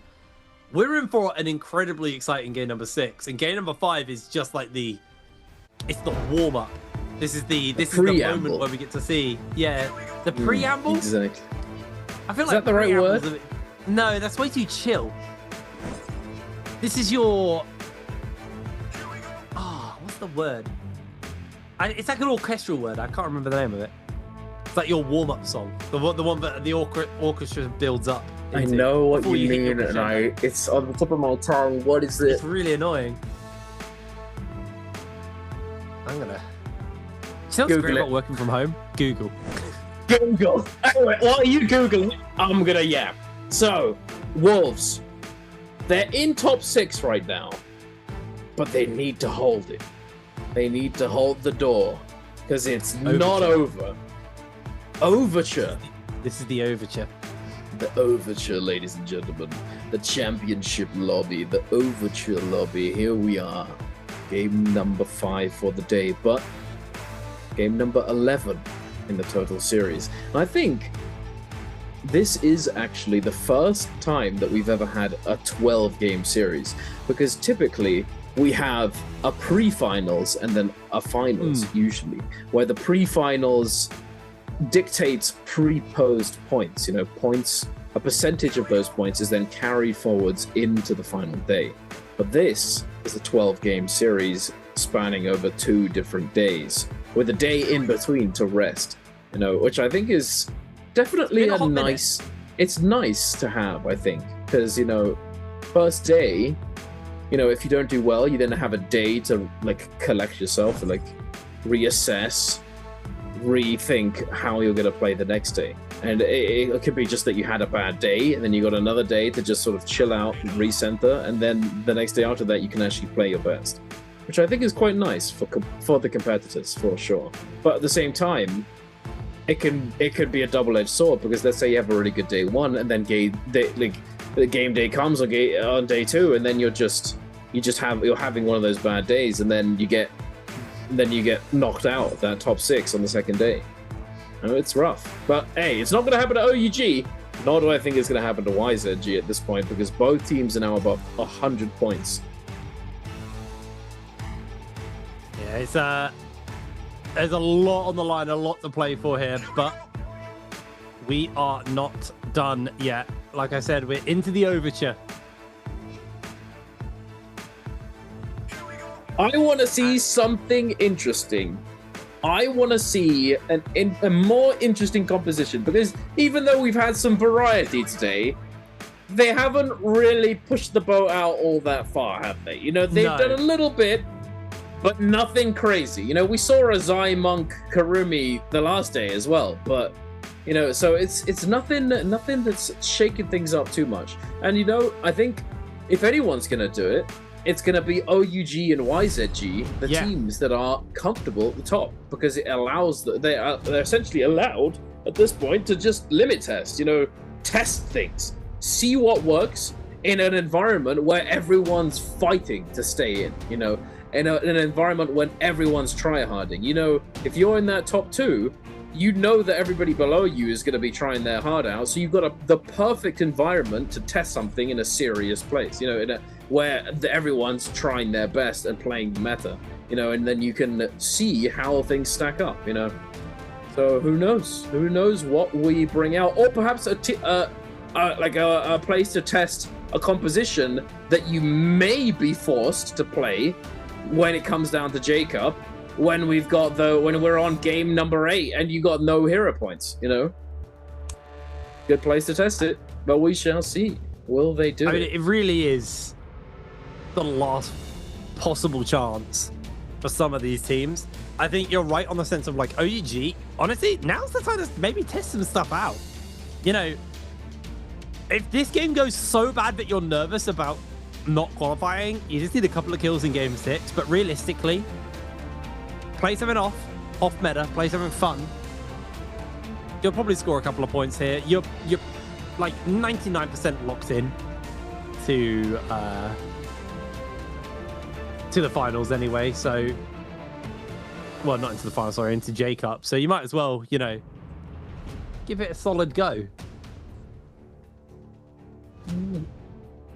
Interesting that we're seeing the ACOS come through in second phase now. What's phase 3 gonna be? Because at this point now, hero points might be a little scarce for some, forced to play other things. DRG going to be going for the Takeda Monk Karumi.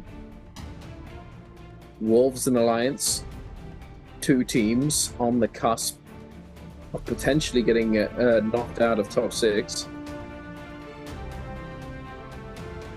DRG making their way up. 20 seconds left. I'm not a fan though, because we talked about this, but like Takeda, I don't know, Takeda Monk just doesn't do it for me, unfortunately. I feel like it's not that. Whoa, Zai Tessa Wuchen. Okay. Wolves, I mean, they needed to pull something out of the bag.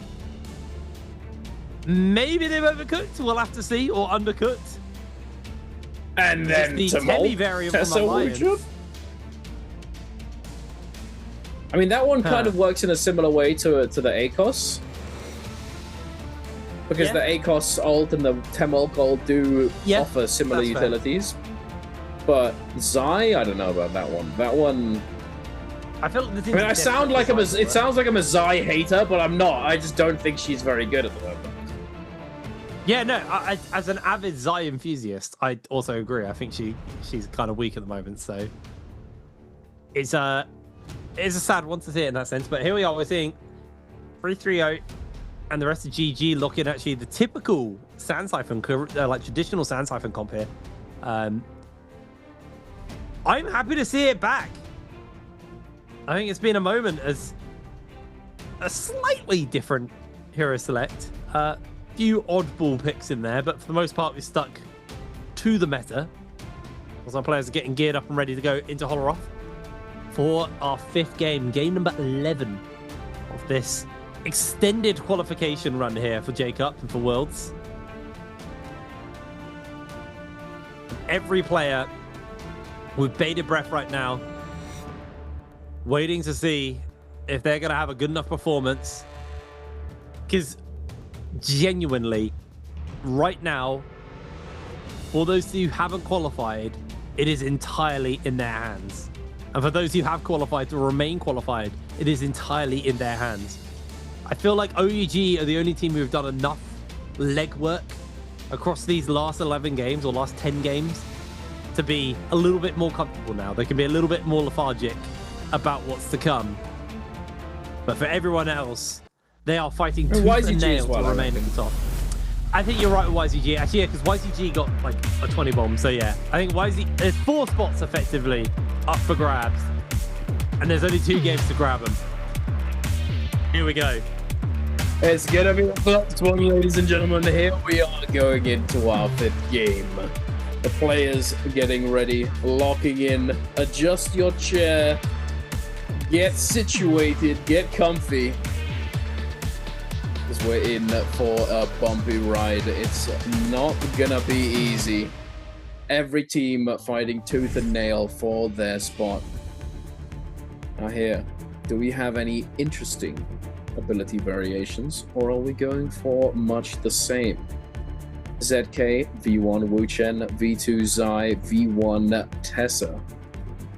V2 Tamok, oddly enough, that is a little bit of a different pick, because for a while now we've actually been seeing V1 Tamok get a lot more play for a number of reasons, one of which being you don't want to accidentally have your Wisp out and not be able to use your combo break when a Viper ult is about to pop, or if you need to combo break for whatever reason. Also to do with the extra couple seconds on V1, offering quite a considerable amount of utility. You know, those 2 seconds can mean all the difference. NARAKA comes down to those split-second decisions, those split-second moments where it can go one way or the other, in your way, in your benefit or the enemy's. So it's gonna come down to it, ladies and gentlemen. The drops are in OA, the south of City of Tang. Wolves, YZG, FPX all landing together. WBG, GG, ASE all looking to contest the north side of the map, the northern area. Imperium, SS1 TE, the north of Plume. DRG gonna go for Plumed, I imagine. Alliance going for a drop that I actually like quite a lot. This gold zone just above where Alliance's logo is a rage charge station that I'm pretty sure has 100% spawn rate, meaning that they're gonna loot that entire gold area, grab the rage from the charging station, and then run straight to Plumed. OUG though doing a typical OUG strategy of just going south of Plumed to puzzle, solving puzzle, open up the gold weapon. We saw actually OUG, it was, I can't remember who they shut down last time we were here. I think it was GG actually. They went toe-to-toe with GG and they just won because of gold weapon difference. Like, it wasn't even close. The damage coming out was so substantial, but it caused issues. Now SS1 finding himself in a fight off the bat here with TE. Jamin gets caught out by the parry, knocked back briefly. Look at the health bars just being absolutely shredded by the members of SS1. Youth trying to play escape as SS1 do realize that they've got a third party coming in from DRG. They're going to catch it out to Donkey9. He is getting juggled around in the aerial, but Juan's going low as well. He's going to be forced to throw down the F, but ultimate is coming up soon for Juan here, and that will be a real difference maker inside this fight. Juan still playing a bit of evasion, waiting for a window to get that ult up uncharged. Here we go. ACOS ultimate committed, and it's time to zap the members of DRG here with the Iron Ore execution onto XLU. He has got a fair amount of HP to work with, and he is pinned inside the ultimate from this ACOS, but Juan is just going to chase forwards here onto Han. Han's trying to play escape away. F back up here for the side of Juan. and he'll have the ability to get a big zap down if he's given the opportunity. Ultimate time's out now, and that was just an absolute bloodbath of a sight for SS1, but we're still not done. Hand from ASE being hunted. Parry comes down from SS1. They secure it, and that is 5 kills off the bat for SS1. Absolutely enormous. And now we have ASE having lost their member, lost one of their players, is going to be trying to encroach onto SS1, trying to force this issue. They do take down one, making it that 2v2. Matari ultimate has been utilized. SS1 Juan has F up in 2 seconds, looking to try and find a moment to use it. Ferrier ultimate is going to get dropped down into the mech. They go. Mist going to get overheld. Goes for the 0.9 parry. Doesn't find it. F2 going to get thrown out. Trying to tap dodge away from the Ferrier. But the turret shot is going to take him down. Patient trigger finger. Trigger discipline. Very nicely done by ASE. Able to close this one out. A man down, no less. But now heading over to the southern side of City of Tang. Wolves up against YZG. YZG all but qualified for today, but Wolves not so much. 90.5. 1 kill under their belt, securing a second. Trying to find the third, they're going to catch it. QGG, no combo break. It does have ultimate available, but committing this one, unless he gets 1 kill, would be sussy. He's going to go for it, though. The burn's going to take him down. Wolves are going to secure 3 kills very early on. Now heading over to Alliance and WBG. Alliance securing that Moonbane, getting that money, dropping it down on top of WBG. Yeron trying to kite away, narrowly avoiding the Moonbane hit. He's going to be popping the ultimate, pulling the trigger, crashing through, trying to find the stagger onto Yumar. Tessa ultimate is going to be coming out very, very soon. Need to make it happen right now. No combo breaker. Does catch it. Going to be using it. Can he get the ultimate off? Wait, where did he go? Wait, what? Oh, what happened? I'm confused. He disappeared. Wu Channel. That's why. I'm so confused. I was just like losing it about his wings and gun. No, he's still there. I didn't want to say it because I assume you accounted for it. I didn't think I didn't realize, but hey, there we go. It's hard to see. Okay, buddy. I didn't. We had the other team's perspective. I wasn't sure if a Wu Chen ult was coming through because there was no effect on his body and he was obscured by the hut. Alright. Okay, moving on. Oh, 2020 can't see it all. As Juan's gaming. Oh. It's going to be able to break away. I've never accounted for a hole in the ACOS ult, actually, where they can just like fall through the floor. Yeah, it doesn't have a flaw to it, so... Let's play the escape game as Juan, able to break away. What happens if ACOS ults on a portal like that and they just portal out? I don't know. I love them to get pulled back. V2 ACOS hasn't really been a very prevalent pick for a really long time. So yeah, true. Experienced that interaction. I have no idea. Yeah, I don't know. Well, Alliance, being aware that they are potentially on the cusp there, have now tied up with SS1 on points. Well, actually just pulled ahead of SS1 on points off the back of that. It is a very close fight for that bottom spot right now. And you can see it as well, because you got like SS1 on 5 points, ASE on 3 points. Like, these guys are trying to put the kills together. FBX as well, also on 4 points. Now, FBX, honestly, a 20 bomb will get them into a position where Game 6 is potentially doable, but they have a lot of work to do if they want to make that qualification.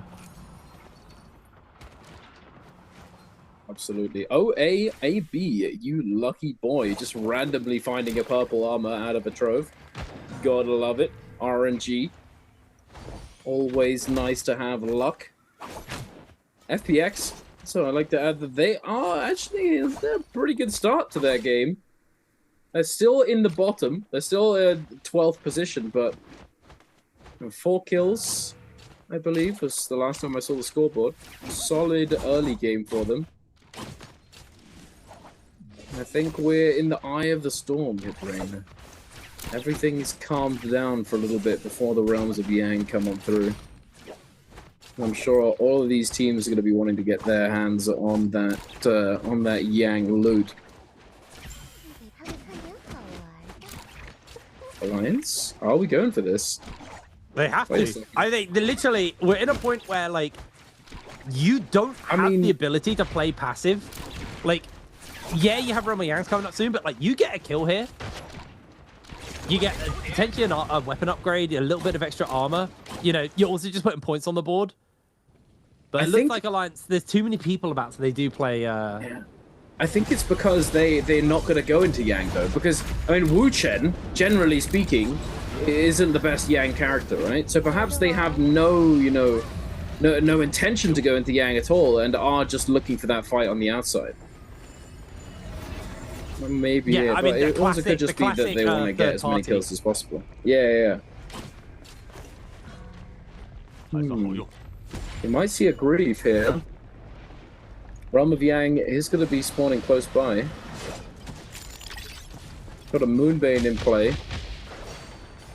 Not sure who it belongs to. TE. Taking a bit of a scrap in Plume Castle. Kylan ult does catch the Hardy out of the air, but the cube is in play. Kylan does a breakaway now, disengaging. Are we looking for the re-engage? Yeron popping his ultimate. Peak getting knocked away very far indeed. Peak going to be popping the ultimate as well, keeping his teammates topped up. Yeron not gonna let him go so easily, and it's WBG's Moonbait, but they're nowhere close to it for some reason. And now, just at the edge, does time out. Xiaonan, 75% of his ultimate. Trying to hold on until he gets it back up again. Ling in the background, though, all of a sudden just goes down. But the huge jump parry. Double parry, but he doesn't find the connection. How does that miss? That is heartbreaking. Oh, the whip sword as well. So solid at staggering. And I think it's the first time we've seen, you know, like the 2v1 with the whip sword making it almost feel impossible to play, but for some reason they just abandoned Peak to 1v1 Yoran, and Yoran's going to be able to play Escape now and just get away from this one with Ling already down. But inside the realm of Yang, we have OA versus FPX. FPX right now desperately looking to try and find themselves the kills they need. Caught by the freeze, caught by the Viper Sun. Water, though, doesn't really take too much follow-up. Double Dazzle is going to make a connection onto him, though, and FPX do a good job of keeping Water alive. He basically saved most of his armor off that. Huge play into the follow-up from the parry onto AB, and now it's Water's turn to throw the ultimate out. Is he going to make a connection onto anyone on the side of AB? They do find the lockdown onto Cuckoo with the fan. Parry lands onto Tutik, but now with FPX, they have the man advantage. They catch up onto Tutik, looking for the follow-up, and AB is the last man standing. FPX, this is how you mount the comeback. Solid play inside the realm of Yang. And against the mirror matchup as well, OA go down. FPX, excellent showing from them. And this is going to get them that much closer to the potential qualification they so desire. Going up to 7 eliminations now in total. I think that may take them off of that 12th spot and put them in 11th. But we'll see soon enough. On the outside, DRG. You see OUG moving by very close to them. DRG, another Realm of Yang winner, along with OUG, GG, and FPX, of course. Wolves, looks as though they picked up a Spirit Well, getting their hands on White Tiger's prowess. Well, no one's going for it just yet. No one's pulling the trigger. DRG on the outside. Perhaps we're waiting to see if the third party's going to show up. We did see a team in Soul form. It's very interesting, though, isn't it? Because I felt like this game would be a bit more of a bloodbath, and then the last game would be more controlled. Teams trying to not give up their spot, while other teams are desperately trying to fight for it. But now, I think it's been a much more slow-tempo game, but we are seeing everything. Kakashi went to ult, but he got caught out by the Tessa Charm. That is a bit of a heartbreaker for him. Looks for the grab on the Baby U, is able to make the connection. Can he find a second grab? No, just gets the slam down. But he is getting staggered by the Wu Chen swords. Gonna jump forward into SS's pocket, looks for the grab onto him, doesn't make the connection, and Kakaishi is going low. That's gonna be the end of DRG's Monk. Does have the full million birds might though, so that'll just get popped up. So we see another Tessa ultimate making a connection here onto a couple of members of YZG into the follow-up. They get themselves the Viper lockdown, but an instant. Oh, the interaction! Is going to get thrown down. Happened. Oh, my word. There it is. You were talking about the interaction and it finally went off. Never happened. I've never seen it happen on the NBPL stage, but it did finally happen, ladies and gentlemen. That's what I'm talking about. But CXZ, YZG on the back foot now, and oh my goodness, ZXL just explodes out of nowhere. OUG currently in the middle, stuck between DRG and YZG. Dongxing diving in with the Takeda ultimate is going to be able to close this out. OUG go down, but with that Vermilion Bird's Might, they will be able to recover elsewhere. DRG picking up 3 quick kills. YZG, yeah, 2 of them managed to make it out alive, but they do still have Yang depletion, unfortunately, but not over for them just yet. And GG getting themselves in a fight here versus Wolves. Wolves obviously trying to hold on for their spot at the top, but that's a nice little third party here from the side of OA. Right now, this is actually just a scrap of our front runners. All of our teams who are, you know, in a top 6 spot fighting each other, and this benefits them because regardless who gets the kill, it's not someone who's catching up with them, it's someone who's in their area. So a gentrification of the scoreboard from the top end of the table there. Indeed. Not giving too much up to those below them. Oh, over in Metab though, wait a second, ASE, I did see them pick up a couple kills in the kill feed, and they're still going, still fighting up against YZG, who I believe managed to pick up their 3rd member. Oh, they need to find the cleanse though, it's so rough. It's scuffed right now. OUG, I'm going to join the party as well. Oh no, it's cooked for CXZ, he goes down. This actually is really bad for ASE though. They're in Look at the real scoreboard, danger. by the way. Not a single team has 0 kills. Every single team has a kill. Everyone needs them. Those at the top are trying to hold on to the top, and those at the bottom need to try and get some kills to play catch up. It is a hard ask here. As you can see, YZG getting himself in a fight versus FBX. FBX don't have the debuff on. They're just going to force onto the members of YZG. QGG is actually being hunted here. Goes for another dash, but he goes down. Kiki's going to be wanting to secure the kill off that one as ASE still got this debuff on for another 3 minutes. So it's got plenty of time to work with. Dodging away on the dazzle. They do want to find these cleanses before they find themselves into too much danger, as they are hunting onto the YZG members. YZG already down a single player. Grapple comes forwards, looking for the lockdown. They're going to be able to find onto ZXL. That's 1 player cleanse for the side of ASE. The dream isn't dead yet. No, it certainly isn't. 83 points for ASE. And Alliance, who's currently in 6th, is on 88. 5 points is all the difference. That's all it is. A bit more for the likes of FPX and WBG, but as I thought earlier, FPX has managed to take away the 11th spot from WBG. I don't think it wasn't off of that Yang before, since they got 1 more kill since then. That was the kill that they needed. But hey, it's getting closer and closer. No ult zone. I don't know if Alliance actually want to be inside the Forbidden Seal. I think they're quite reliant on ultimates.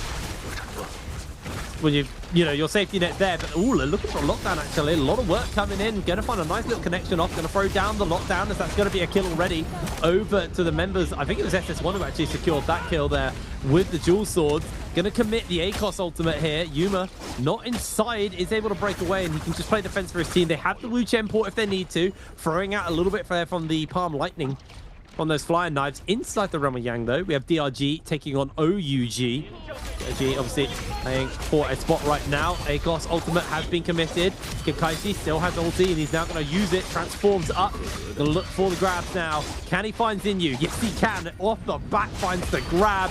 Can't find Baby Yu. Can't find SS, but Zinyu is going to get absolutely slammed with a Kada follow-up. Can he get a mid-air grab here? Yes, he can! Baby Yu goes down, and that's the follow-up from the Takeda into another grab. Absolutely flawless monk play from the members from DRG there. They actually toy with it now because they know they can play this out and keep the buff as late as possible. Securing that kill, grabbing the goodies. DRG! Lovely fight inside the realm of Yang. Really solid, and you said it. They weren't just BMing him. They were going to try and and extend the effective duration of the buff. But I think he was wilding a little too much, and Dongxing took the opportunity to use that F2 and actually steal away his weapon in those final seconds. Oh, that's just yeah. Optimal. FPX double goals as well. To the moon. Yep. It's looking good. This is. I feel like it's and another they've one got of up those even games though, more. where They if got I'm more FPX, kills now. I'm gonna be a little mad if I'm FPX, because like you're having a great game, but so are other teams at the bottom of the table. Look at this. ASE on 7. DRG just on 9, taking down that was OUG they took down actually inside the realm of Yang, so they took down the front runners. Like, there's a lot of people scoring, so while you're scoring great, the catch-up is somewhat stymied by the fact that everyone else is also scoring relatively well. So you're basically just moving at pace when you need to be moving faster than everyone else in the lobby. But, you know, 11 kills can quickly become 20. And like I said, if FPX can 20 bomb this game, they set themselves up beautifully for that game number 6. We're in the overture. We need the crescendo, and that's game 6. The crescendo, ladies and gentlemen, indeed. Do you have to say it like that? The crescendo, what do you mean? But in the Realm of Yang replay, we've got GG up against FPX, and this is where FPX got those 3 extra kills, I believe.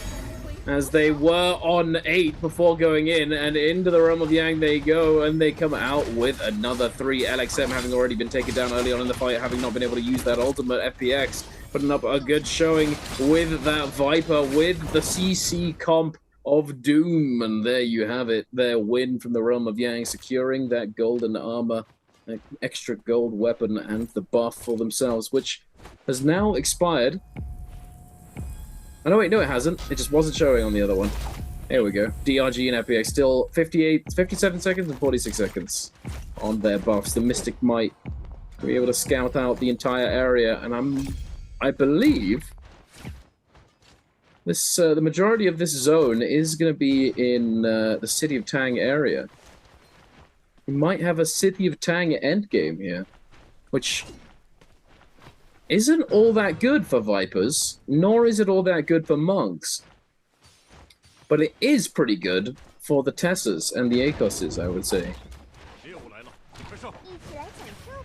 Alrighty, well, 10 minutes left in the lobby. Oh, I thought he missed for a second there, but no.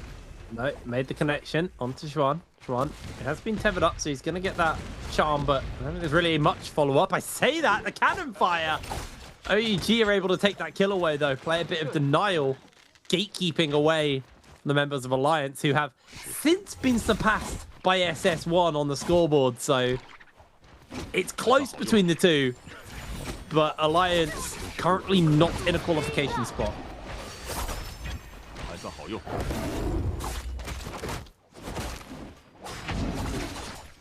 Murray ulting away. GG. Wait a second. Akos jumps in to try and protect his Batari teammate. Gonna be committing that Akos ult as well. Funnily enough, both of them gonna make it out alive, or at least for the moment.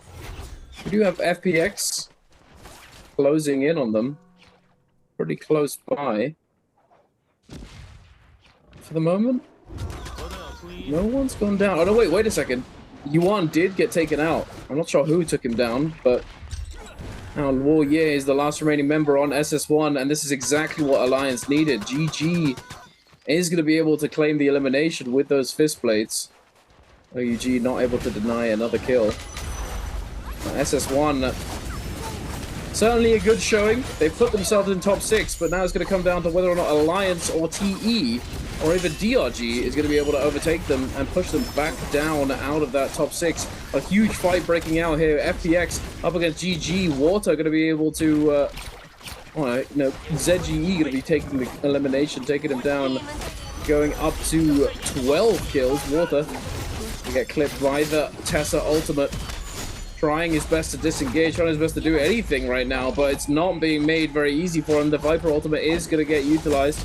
Get out of that bush, buddy. He does, but the Viper ult's already over. Unfortunately, can't disengage, can't try and chase because of that Akos V2. And now FPX, after such an incredible game, 12 eliminations, on the run, trying to run away from these teams who are pressuring them. OUG not allowing them any time to breathe, any time to reset. It's not going to happen. Water goes down, and I believe that ZGE is going to follow suit, eliminated by TE, and Alliance gets back into top 6. Alright, well, 8 minutes left on the lobby. And only a handful of players left, 16 players left. ASE, obviously, just with Mist. Mist's been spotted as well, so they got the grapple locked down. I don't really think Mist is going to be able to do much off this. He has the debuff on. He has no friends to work with. And all he can do is just play escape from TE, who are trying to hunt him down. And giving a kill to TE actually is a bad one for him as well, because this is just another team who are competing for that one of those last spots in the qualification zone, as TE take one step closer and ASE take one step further away from making that qualification. Alliance have been able to jump back into top 6, but again, it's close. TE are hot on their heels. They just dealt with the SS1 issue, and now TE are close to catching up. Alliance have surely got their work cut out for them here. Absolutely, they need to try and secure this placement. Wolves is not that far ahead of them and fully eliminated as well. So if they get another 3 kills, a little bit of placement points, might be able to put themselves all the way up in 5th. OA has managed to break the 100 mark, up into triple digits, 102 points. GG on 103.2. OUG a whopping 124. I think the qualification threshold might actually end up being 100 points. Funnily enough. A lot of slowed down action right here. A little bit of this, a little bit of that, a little bit of testing the waters. OA with the Draco Storm for another few seconds to see if they can find a nice spot to call home. Moonbane is going to be in action, in play, taking up a lot of space. All of these teams being pushed to the very edges of the safe zone.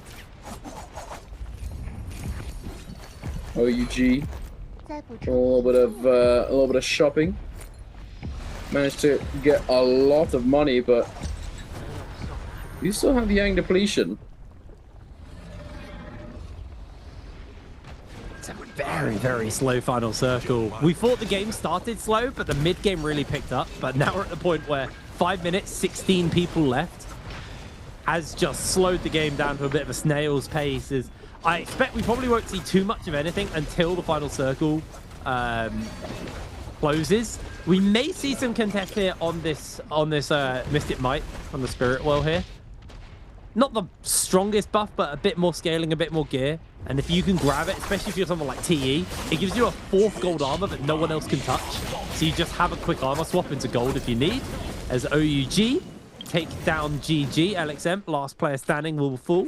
Down to 15 players. And yeah, TE, they're doing what I said. They're going to just play for the 4th gold armor. One that they can just sit on if they need to quickly find an armor swap. Plus a few other buffs. The scouting buff's obviously going to be nice to know where everyone is. My eyes right now are firmly locked on DRG and Alliance. These two teams are the last teams who are like fighting hard for a qualification spot. Alliance in that qualification zone. If they see DRG get knocked out here... Oh, TE are actually in it as well. Sorry, TE. If they see TE and DRG knocked out, Alliance know that they're in a much more comfortable position. If they get knocked out, that's an opportunity for DRG or for TE to overtake them in this last run as we head into Game 6. 4 minutes. You can see the circle slowly closing. There's a lot of terrain, a lot of buildings to work around. Alliance taking the low ground. It's going to be running down through the streets while everyone else trading cannon shots and bow shots from high ground. Just trying to trade away and burn at each other's resources and force them low, but maybe you could set the lobby onto someone. Yeah, trying to force the lobby, the lobby to focus out a specific team is a true art form within NARAKA. It's not easy to manage without putting yourself at risk as well. TE Just that they've been given the space and the time to work with to fully extend the effective duration of this buff that they're about to pick up, which is also going to work in their benefit in the sense that the zone's pushing all of these teams, all of these players closer and closer together, so that they're going to be able to actually potentially make use out of the double ult, where they pop ultimate just before they capture the spirit well, and then have another one ready to go immediately after their ult ends. All of these players crowding inside the building. It's very tense, isn't it? Yeah, it's so tense, but I think it also does come down to the zone. The fact that we're in City of Tang, and there's just so many kind of like rooms and safe spaces for people to hide. As do you see that you've committed ultimate here? I think that's because he gets a reset.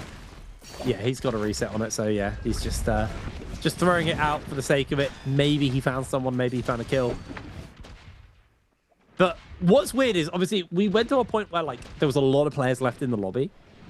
And, no, there weren't many players left in the lobby. But now that everyone has been forced out of the buildings, there's suddenly a lot of people in a very tight space. So the game's kind of flipped on its head here as Alliance. Just going to corner themselves off, backs against the wall. They got TE and OUG behind them. TE obviously looking hard to try and find this big cap. Golden armor on all of the TE members. This is going to be a very, very important ending for multiple teams here, and their potential chances of qualifying for the World Championship J-Cup at the end of the year. It's so close now, and there's only one game after this standing between these teams and a spot on the biggest stage of the year for NARAKA.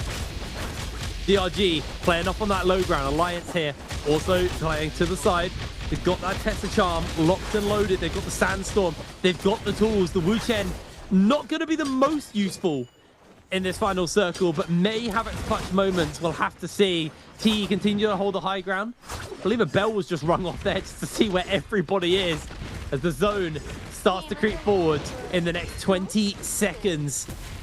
It is so tense right now.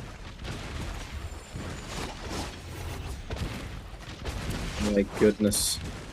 OUG do get clipped. Oh no, DRG get clipped by a Tessa ultimate by Alliance, but not looking to follow up. The Merciless Havoc blinding us just there. The effect from that extreme weapon skin, very pretty, but very blinding. DRG sitting on the outside. We've got the Monk ultimate ready to go. OA with that Viper, with that Syra. The closer this gets, the more close quarters they become, the better it is. You're not going to be able to disengage from that Syra ultimate. You're not going to be able to break line of sight from that Viper. There is a small pocket of space inside that building below all of these players, but here we are, it's coming online. The Viper ultimate currently in play. Dongxing cannot move. Oh my goodness, the Viper, the Monk ultimate launches the Tomoko up to Monk Frenzy. We get the slam. OUG getting everything. That's all OUG. I can't believe how many kills OUG just got. I didn't even know what they did. That was just like, that was like an old school final circle, man. Where it's just everyone throwing their abilities and there's just like a shopping list, a speedrunner credits of who gets the kills. But the front runners at the top of the table close out with their first MVP of the day here. And I feel for some teams that was such a best case scenario. Like if you are Alliance and you just saw DRG get all those kills or TE get all those kills, your game 6 has just become infinitely harder. But that final circle ended with OUG taking a lot of the kills. The guys at the top walk away with the most points. Meaning that game 6, still, there's so many teams in tight and close succession to one another. Wolves knocked out of that lobby very early. Were fairly high up in the standings. Now in 5th to 6th place. Alliance in 5th to 6th place as well. These two teams very close to being knocked out as we go into game number 6. They are going to have to fight tooth and nail. They can't play a passive Wu Chen comp. They need to go hard. Oh, absolutely. I mean, I think that it was best case scenario for some of those teams, but I think some of those teams definitely should have I mean, they should have taken the initiative, though, I think, for some of them. You know, like, some of your abilities, some of those ultimates are just not good. Like, the closer it gets, the further you go into those final moments, the less value you could potentially find from your ultimate, you know? Yeah. It's just, I don't know. I think we needed to pull the trigger on something sooner than we did in that final circle, because I don't know, it's kind of a flip, isn't it? You know, what if the team that ended up getting all the kills was one of the teams that was in that bottom 6? You know, then essentially everybody in the lobby is just agreeing, handshaking to flip it all and just and hope that they end up being the team that gets the majority of those kills. But regardless, it is time once again for Answer 4 Treasures, ladies and gentlemen. If you want to get your hands on a special gift, make sure to get your answer to this question in the chat. And the question is, which player killed YZG-CXZ in game 11? Was it A, OUGSS, B, OUG Baby U, C, DRG Kakaishi, or D, TE's Peak? Make sure to get your answer in the chat, and one lucky winner amongst those who answer correctly will be chosen, atted, and whispered in the chat so that they can claim their prize. But here, the scoreboard. OUG with 20 kills, 22.5. I mean, it's lucky that OUG got the majority of those kills because they're already going to J-Cup at this point. Yeah. I mean, OUG have absolutely cemented. Like, it was pretty much locked in, right? Like, it was as close as you can lock in, and then somehow we got a little bit closer. OUG locking that one down. Beautiful game for them. I do agree. I feel like some of the teams should have taken the initiative. I feel like Alliance locking in a Wu Chen comp was not the play, in my opinion. I think they needed to have something a lot more capable of finding picks and kills. And I understand what they were going for, because they wanted to use the Tessa to kind of third party. As Tessa, she is, I would argue, the best third party character in the game, which may be a bold statement, but I think you're right. I think she is, because of the fact you do typically pair her up with a Wu Chen. I love this ACOS addition to the comp. You know, Tessa lost her place for a while because Viper moved on to bigger and better things, and I think that comp felt a little bit empty. And all these ACOS changes have suddenly made Tessa and what I call the blind date comp a not viable comp. I feel like this is now like a pit fight comp. They just put a pit up for you and they just make you fight in it. But yeah, it's as you can see, the standings overall, these 6 right now have qualified, but this isn't locked in. I think realistically, YZG and OUG are locked in. OA and GG are going to be hard.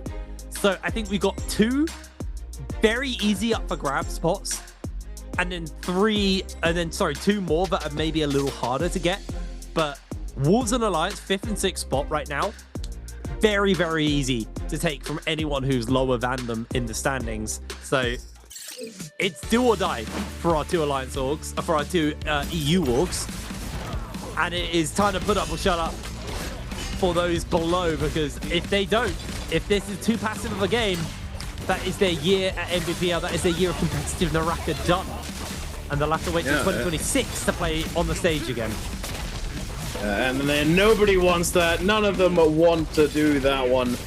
But let's take a look at some highlights off the back of game number 11. MVP by OUG and brought to you by China Unicom in the Yang. OUG SS CXZ finding nobody with that ultimate. Really nice for OUG, spacing out at the right time and bamboozling that Viper.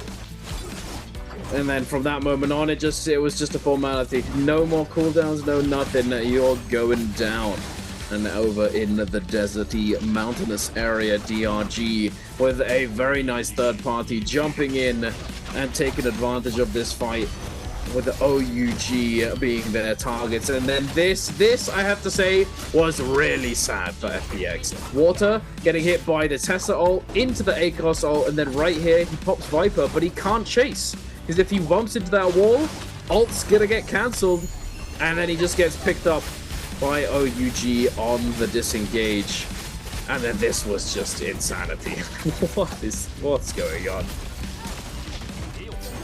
I don't even know. And the outside was even crazier. Inside the building, we didn't get that perspective during the game. Outside was way crazier. But the monk, Tamulk, everything is just nuts out there on top of that roof. Absolutely crazy one, but here we are. On MVP for the game on the ACOS SS, 16,000 damage. I honestly need a mental reset before we get into game number 6 because there's so much on the line for this last game. It'll be very sad seeing some of these players kind of end their year here because I feel like there's a lot of people who genuinely deserve to be representing their region at the World Cup, but unfortunately we have to figure out someone who's not going to do it and someone who is going to do it, and that involves, you know, winning and losing. And for some of those teams, maybe if they had performed a little bit better, they might be sitting in a more comfortable position right now. But time to prove your worth, trying to step up to the plate for this next and final game of the day. Obviously, heading over to Morris Isle for that one. But yeah, I mean, it's been a banger day so far, and I think game 6, I can't make my mind up. It's either going to be the most passive game we've watched ever, or it is going to be a total bloodbath. But we're going to throw ourselves over to a quick break, and we're back with that game 6 in a moment and the draw show. So make sure you stick around. We'll see you in a moment.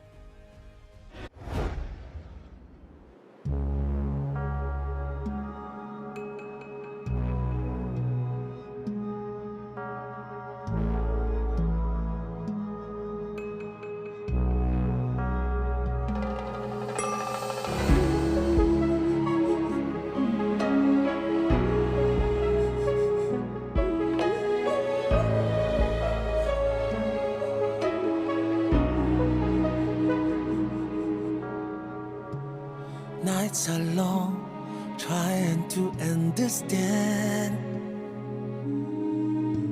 a life of words unspoken.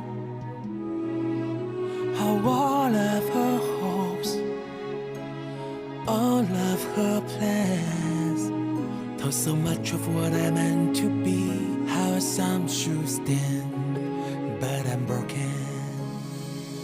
Your love held me so near, never left enough space to hear how it tore me up inside. I've never been prepared to take the key to your kingdom's gate. The dreams wanted I never shared.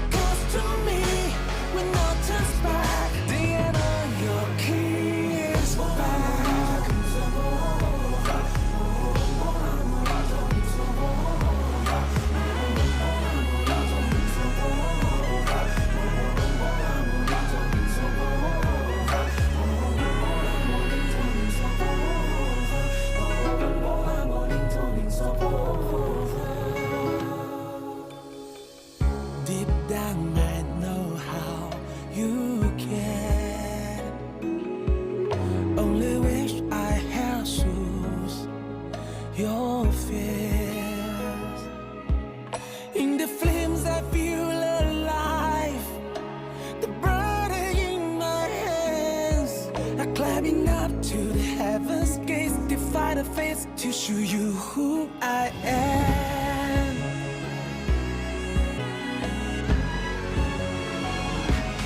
Break this throne, now trade for my freedom instead. I fight it on my own road ahead. I've got a fire in my soul, time to find my own demons. Just whenever hold me. Hello, Ladies and gentlemen, and welcome back. We are here towards the end of our day. I am at Dunkin' Donuts, joined by HitBrain, and we have been and will be your hosts and casters for the rest of the day. The one game remaining, but I would say it's probably the most important game, because Game 5, it was pretty aggressive for a moment there, but then everyone slowed down and just didn't take the initiative in the final zone, and I think that's going to result in a very aggressive game number 6, because if these teams want to have a chance at qualifying, they're going to have to get a really big game. I mean, it's all to play for. It's genuinely all to play for in this final game. I am excited to see what they're going to be pulling out. I mean, OUG, they can do whatever the hell they're like. They're done. Like, there's no way they're losing their spot. Like, even if they lose their spot at the top, like, they're not getting knocked out of Worlds. And you're not carrying any points over from Worlds here. So you're happy. You're sitting completely happy off the back of this one. Actually, I think it might affect your pool. Because we got 4 pools, 4 Worlds. We got Sunwing 1, Sunwing 2, Moonbane 1, and Moonbane 2. I can't remember how we'll go over that later, because we will have that after this game. We're going to be doing the draw ceremony. I don't know if we're talking over it yet. I need to ask that, because it might. I don't know if we're going to be giving you a description of what's going to happen, or we're just going to be watching passively with the rest of you, and then we'll talk about our thoughts afterwards. We'll see. But yeah, I mean, let's focus up on actually this final game and who's going to be qualifying, because like I said, I think Alliance and Wolves right now are in a very, very precarious position. They're in 5th and 6th. They're technically qualified, but at the end of this game, that could change dramatically. I can't remember who's above them, the 2 teams above them. I would say they're safer, but I wouldn't say they're safe. They're definitely on an uneven footing right now. And if they see the likes of Alliance and Wolves fall, or Alliance and Wolves have a good game and knock them down while someone else also has a good game, there's a world where they could also be surpassed. So it's going to be a very, very dicey game. I think there's currently 4 teams who are very nervous as we head into Morris Isle for game number 6.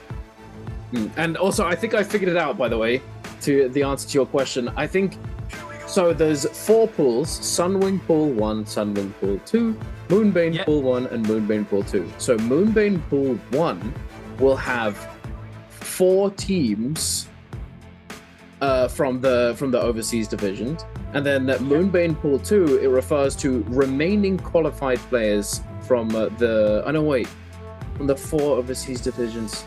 Wait a second. Teams that advance from it's the champion team. So Moonbane Pool champion teams for the remaining team. Oh no, wait. First and second. Welcome to the broadcast where we are now trying to figure out what the hell happened. Oh no, wait, no, it doesn't affect it. No, it doesn't. So Sunwing Pool 2 is 6 teams, which will be the 6 teams that advance to J-Cup from the Chinese mainland qualifiers. So it doesn't matter if you're 1st or 6th, you will still be in the same pool. All of these teams are going into group 2. Into a singular group, all 6 of them. Okay. Interesting. Okay, so and then we have an ABC pool, and what will happen is you'll see one NBPL full split, like one NBPL champion basically will get pulled from that, and then we'll pull from the Chinese qualifiers, then we'll pull from the overseas divisions, and then the remaining overseas divisions. So each group A, B, C, D will have a mixture of like a top NBPL team, a kind of middling NBPL team, and then overseas players. So it's actually, the way I originally read it, I was like, oh, that's awful. But actually now I've had a proper read of it. I really should have read this before we got onto here. We're going to have like 3 groups, which will all be relatively diverse. So you're not going to have a group that will be filled with purely just Chinese teams. You'll have like Chinese, European, and American teams, and Southeast Asian teams actually, all playing in one group, and then one group in one group. So there'll be a nice split between them. This does still mean there will be a potential group of death. And that's always what I think find there is, draws really fun, right? Like you'll always have a group of death, because you're going to see like, you know, your likes of your SR in one team, in like one group. You know, one the last split, one EWC, like SR are kind of like a hot team to watch going in. If you pull someone like OUG, JL into one of those teams as well, however unlikely, actually no, you can pull OUG and GG, I think, into one of those teams. Yeah, there's a group of death kicking about. Anyway, let's not get onto that yet. I love draw shows. I find them so fun. We will get onto draw shows briefly after this game. We have Hero Select coming up first. See what the teams have in their pocket for this next game.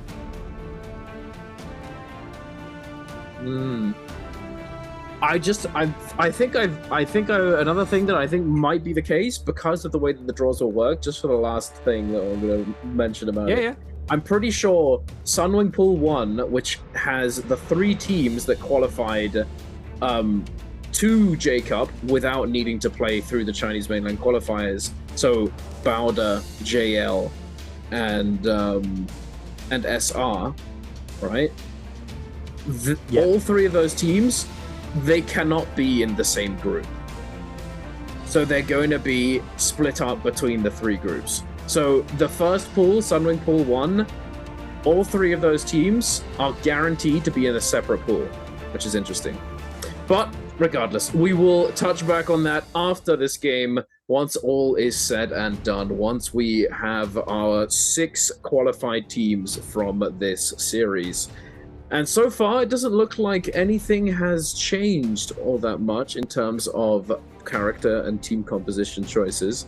But third round, looks as though Sand Siphon, or OG Sand Siphon, is getting a little bit of priority, at least from GG. This is a double pick from GG as well.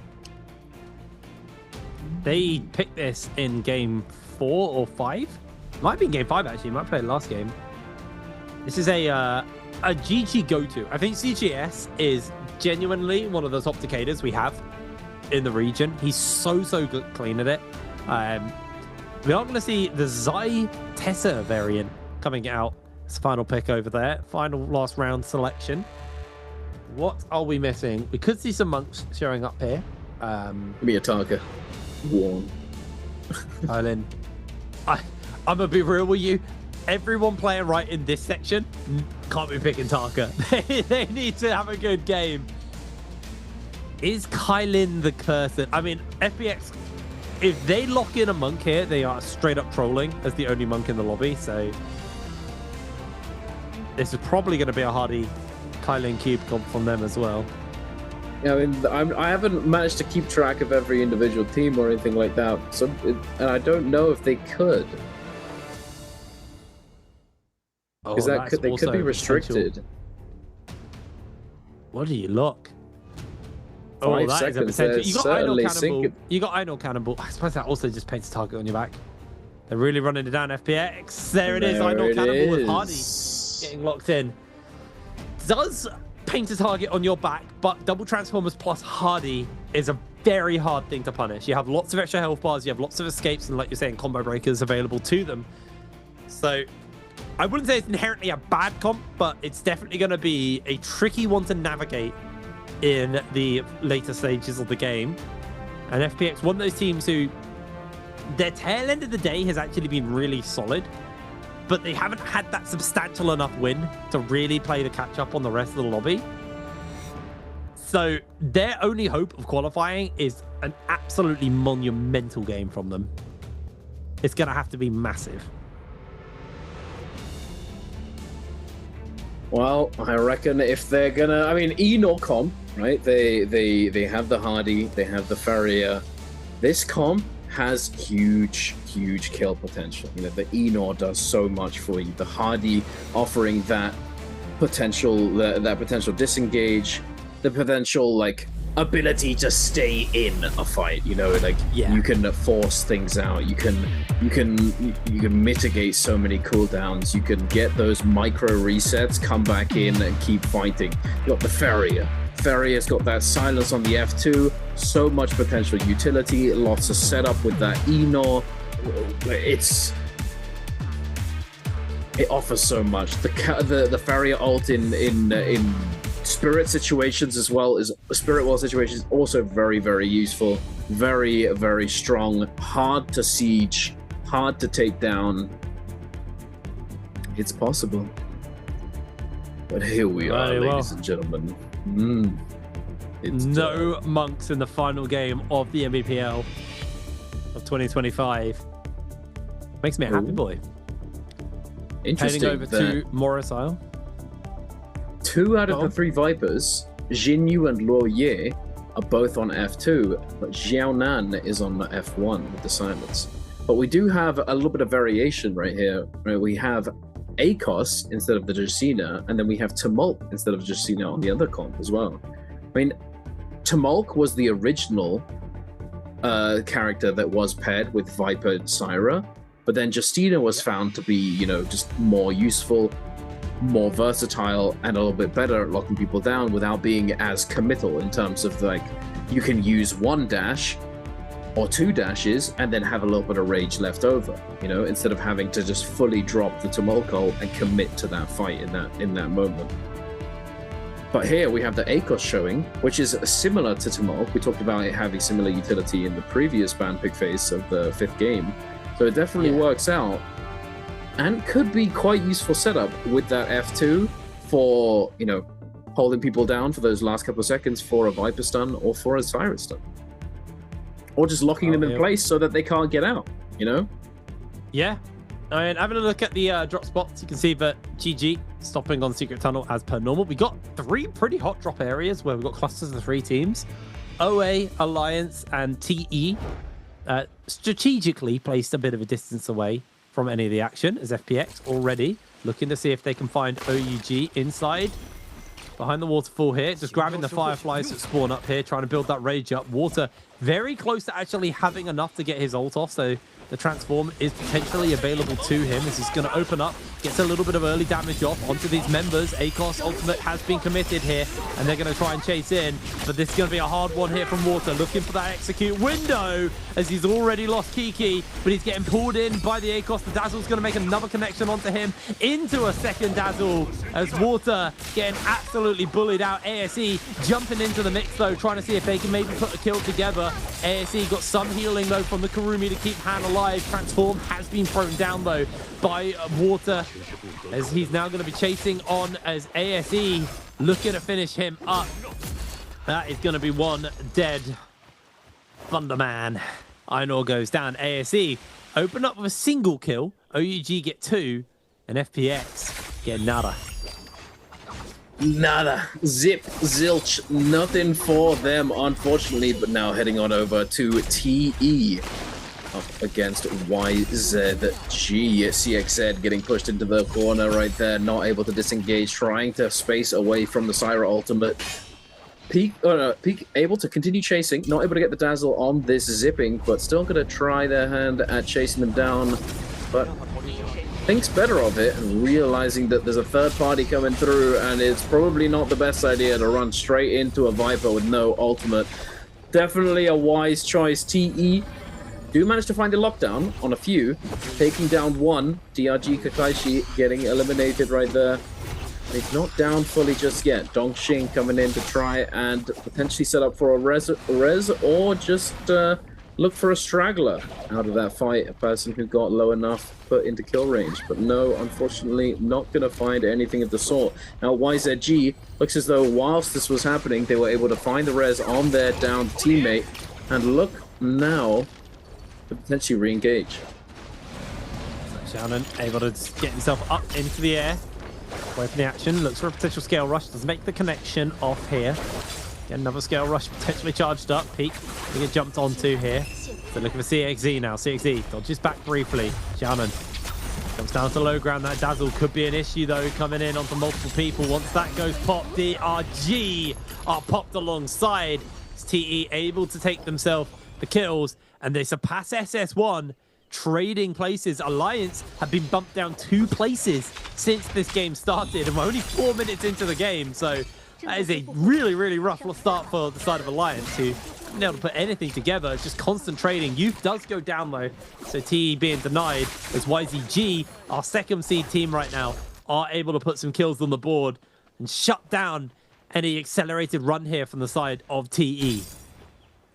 Looks as though the fire... Oh, they do manage to find the res. Wait a second. DRG coming in for the res. Have managed to secure themselves a Moonbane as well, dropping it down on top of YZG. But I'm not sure if the placement is there for them. EXZ playing with fire. Moonbane's breath dropping from the sky, avoiding it, disengaging, getting out of the AoE. CXZ, nicely done, able to avoid the damage from that hardy triple charge. Get the replay here. ZXL having utilized that ultimate to keep his teammate topped up, sends the F over towards him, keeping them safe, preventing them from getting too low and having that team fully send it and fully commit. But now down to the south, the Shadow Jade Mine, we have ASE and FPX, two of our teams literally right next to each other on the standings, but FPX is 10 points behind. They need these kills. They need to try and come away from this fight victorious, but it's not looking too good for them. ASE on the front foot, take down one, take down two, and the third has disengaged to try and put some distance between himself and these players, hold on to the loot that they've already managed to get for themselves. And, oh, wait a second, it's not just the loot. They don't have a second life. Rebirth's already gone for all three of FPX's members. What on earth happened? I think they got slammed. I mean, I think it must have been... Yeah, I mean, ASE must have... I mean, it's possible that this wasn't an area where anyone really dropped initially. Like, we didn't really see too many teams, and then perhaps FPX looked to try and recover in mines and go for a full reset and try and scale up from there. But ASE catching them off guard.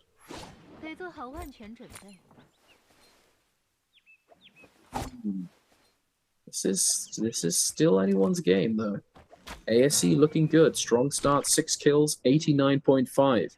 Currently, that helps, Duncan. If I remember to unmute after having a drink. Oh, that's a good... Yeah, that helps.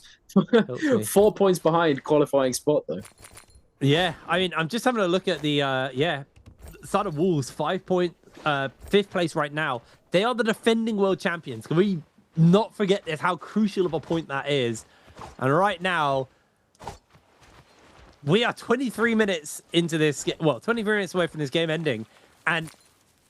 honestly, I am nervous about Wolves. I'm nervous they're going to be able to get there to defend their title. It's an incredibly tall ask for them. I wouldn't say it's cooked. But SS1 starting with 4 kills. ASE on 6 kills. Like, there are people at the bottom end of the table who are really trying to put the points together. Alliance... they're on 0 points. They started in 6th and they are now dropped down into 8th place. They really need to make the rest of this game work for them. You got Roma Yang in about a minute and a half. It's 21 minutes actually, so 2 minutes until that comes up. And yeah, I think Alliance are going to have to... they're going to have to get inside of Roma Yang. Like, you can't play passive right now. And the thing is, they're on the Wu Chen comp. So, you know, Wu Chen typically... not the Yang kind of character, but they might actually just have to send it. They might have to go for it and hope that they don't get like a strong Yang comp as their opponents. You know, it is feasible. I feel the only other angle is do what the Tessa comp is designed to do. Get to Roma Yang and just charm a bunch of people.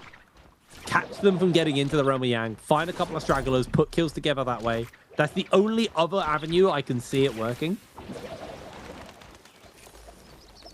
Beyond that, I do worry here for Alliance. I think locking in a very passive comp and getting 0 kills early.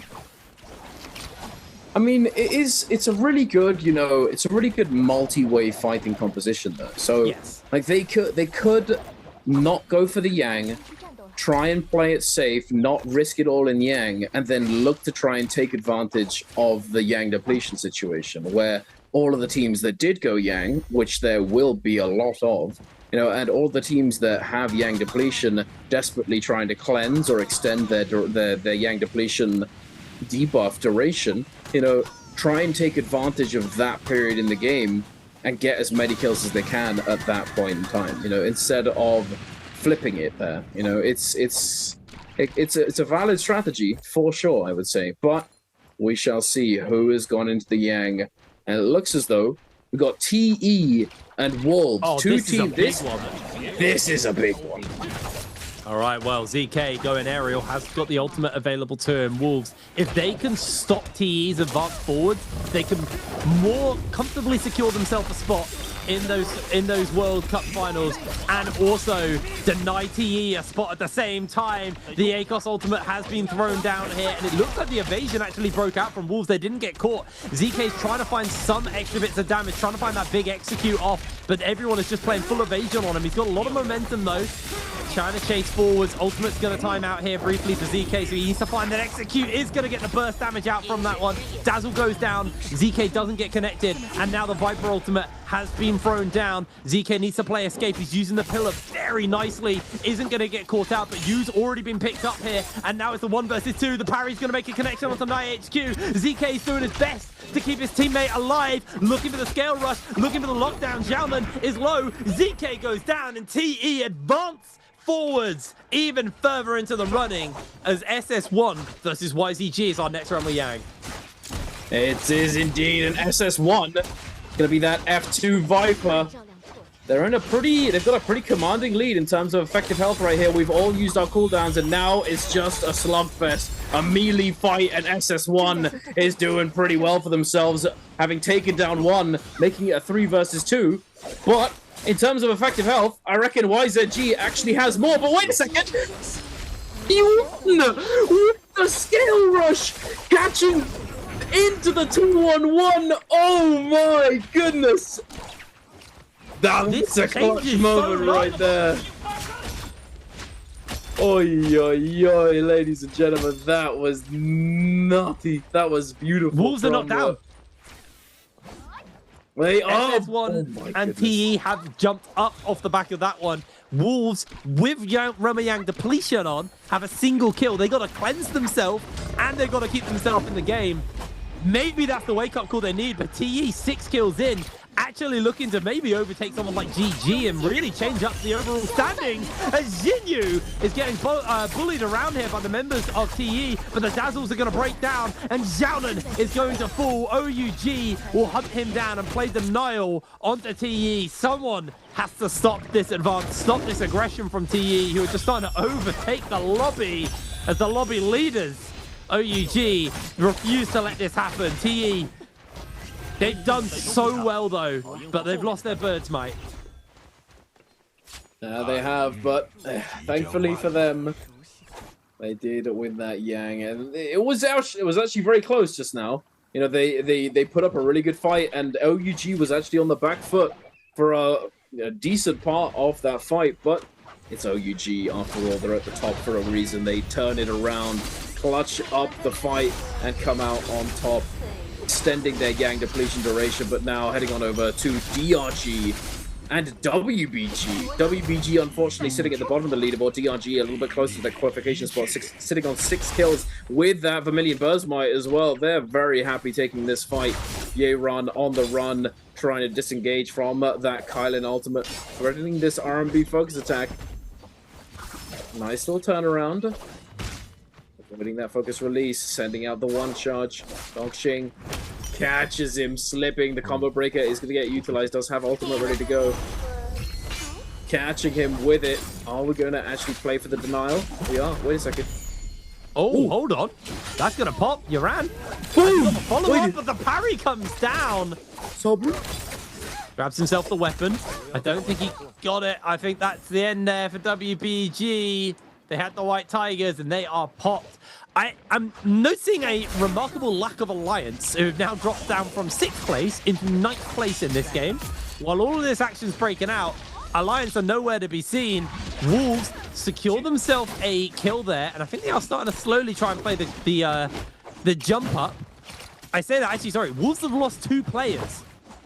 NiHQ is the last man standing. This could be the end of the world's champions. They could just be knocked out of the tournament, knocked out of any chance of qualifying.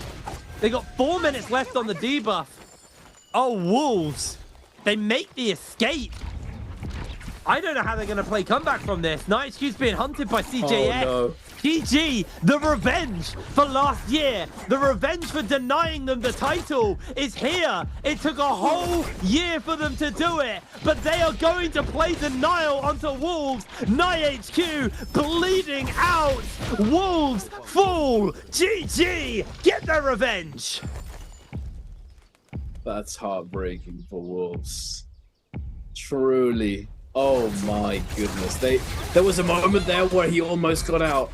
But wait a minute, the fighting's not over. YZG has appeared and they're jumping on top of GG. CXZ, along with his teammates, do have Yang depletion. They want to try and cleanse. They want to try and rid themselves of this affliction. CXZ popping that Kylan ultimate, going for the dashes. CJS pushing him away. The Furin blast, giving him a moment to try and disengage. The Tumult ultimate is going to get committed from GG. LXM dropping it down on top of his teammates. They all group up together, consolidate in one spot. QGG going to have to use that cube to disengage. CZXZ with his final dash, going to come through and slow down the chase from GG. No counter grapple. Surprisingly, CXZ is going to be allowed to continue grappling over to the zone, but I think they know they've been in the zone too long. If they grief each other, they're just going to both die, go down. Potentially, LXM is going to take a little bit of damage. Force use that combo breaker, being threatened by that focus release. CXZ does get clipped by the edge of the wisp there. LXM, I think LXM's dead. Needs to heal.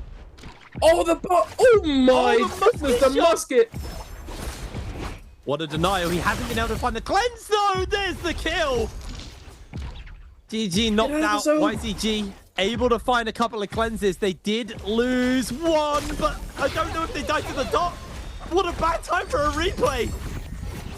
Oh, that's chilling though. I think the other one was healthy enough. He's going to be able to res him. The zone's right there. They should be all right, I believe. But we'll see in a moment. But we are taking a look at this replay. ASE versus OUG. Baby U getting the parry. They're a man down. 2 versus 3, perhaps 2 versus 2. Baby U. Wait a second. ASE missed. Lone Caribbean is down. And that, I think, is ASE knocked out as well. And now into the reviewing we go for a DRG. Yeah, DRG here got the ultimate available onto this Kylan. He's been absolutely bullied around. Has to use the cube to make the escape. So much health for HP lost, and that is the power of the Hardy in this comp. Donkey still got ultimate, is waiting for a good window to go for it, but he's getting chased up here by Cuckoo with the flying knives. Still waiting on that ultimate, interrupted by the Hardy, sliding forwards, does a nice amount of work there onto 2-Tick. 2-Tick's gonna answer out though, throwing down the ultimate. Donkey9 also ulting himself. AB is gonna be the line of sight here for Donkey. Misses out on that first dash, but is able to make a connection on the second one. Donkey9 chasing for kills, but him himself being juggled around by the stagger lock, coming in, misses another dash onto AB. AB's able to heal up a fair amount here, has got some sustain, once again gets caught here by the dashes, dodging away. DRG able to secure themselves one, but they have lost one in the process. It's a 2 versus 2 to chase this one. Once again, throwing it out, gets a whole heap of damage off onto 2-Tick, but the health bars on DRG are just too damn low here. Donkey9 caught by the grapple, gonna get caught by the scale rush out from 2-Tick with the staff, and that is gonna be the end of DRG in the fight. OA able to get himself the Roma Yang. DRG on a back foot yet again. Oi, oi, oi, oi, oi. Ladies and gentlemen, this is spooky. OUG and OA both winning their realms of Yang, and we said earlier, Alliance, they've had a very uneventful game, but they've managed to secure 3 kills and the Draco Storm buff from the Spirit Well. Wait, are we just leaving that gold spear? What? Having a brief look at the scoreboard. So this is Alliance getting their kills. I'm going to ignore this because this is them actually going up versus TE. Big fight, knocking TE out of the lobby. I believe they knocked TE out of the lobby here. This is where they got their kills, and like a massive denial onto a team who had just about made their qualification run, knocking them out of the lobby. And now the 2 teams above them in the standing, because Wolves and TE are gone. So the next 2 teams above them in the standing both have Roma Yang depletion. You can see it on the scoreboard. There's not a lot of points separating DRG, SS1 and Alliance. It's, what, 3 points? 3.3 at the top end of that? GG eliminated from the lobby, also not too far off. If SS1 and DRG get enough points, they could put GG into a world where GG don't qualify for the World Championship. And I can't remember the last time GG didn't qualify for J-Cup. This is possibly one of the most tense and just like blood pressure inducing, raising qualifications I think I've ever watched at NARAKA. Yeah, this is genuinely never seen one this tight and this hype. Yeah, this is, I think it stems from the fact that this is the most competitive NARAKA that we've ever had. Yeah. And NARAKA 100%. it's gotten to a point where it's more competitive in terms of the player's skill, the player's understanding and level. It's never been this high, and it's never been this even. You know, there are those who still, they're slightly above to some extent. You know, your JL, Bowder, SR, OUG. You know, yeah, it might be a step up. I think the gap much. between them is so much less of a chasm as it used to be. We used to have like one or two teams who were so much better than everyone else, it didn't look fair. But now we're in a position where, yeah, there are better teams and there are a few better players, but the gap between them isn't so much that every fight is unwinnable. And this is looking like a bit of a blender here for YZG. OUG going to be looking for the fight onto them. Two of our top teams in the running. Both of them qualified, so they can just have a bit of fun. Doesn't matter if they're eliminated here, as down goes one player already. Down goes two players on YZG, and CXE left on his lonesome. Nice little pick up there for the side of OUG. OA and OUG having a bunch of kills probably makes life a little bit more nervous here for Alliance on that 3 kills. I genuinely, the idea of GG not making it to J-Cup has got me in sorts, man. Like, I did not think I'd see a world where the defending champions are knocked out and GG are potentially knocked out. It's going to be such a crazy J-Cup without them. Yet, we're not in that position yet. It's still, what, 111 points onto them? Yeah, 111.7 points onto GG. So, SS1, DRG, and Alliance have a lot of work to do if they want to make that big qualification run. It's DRG right now. Debuff on for 1 minute left.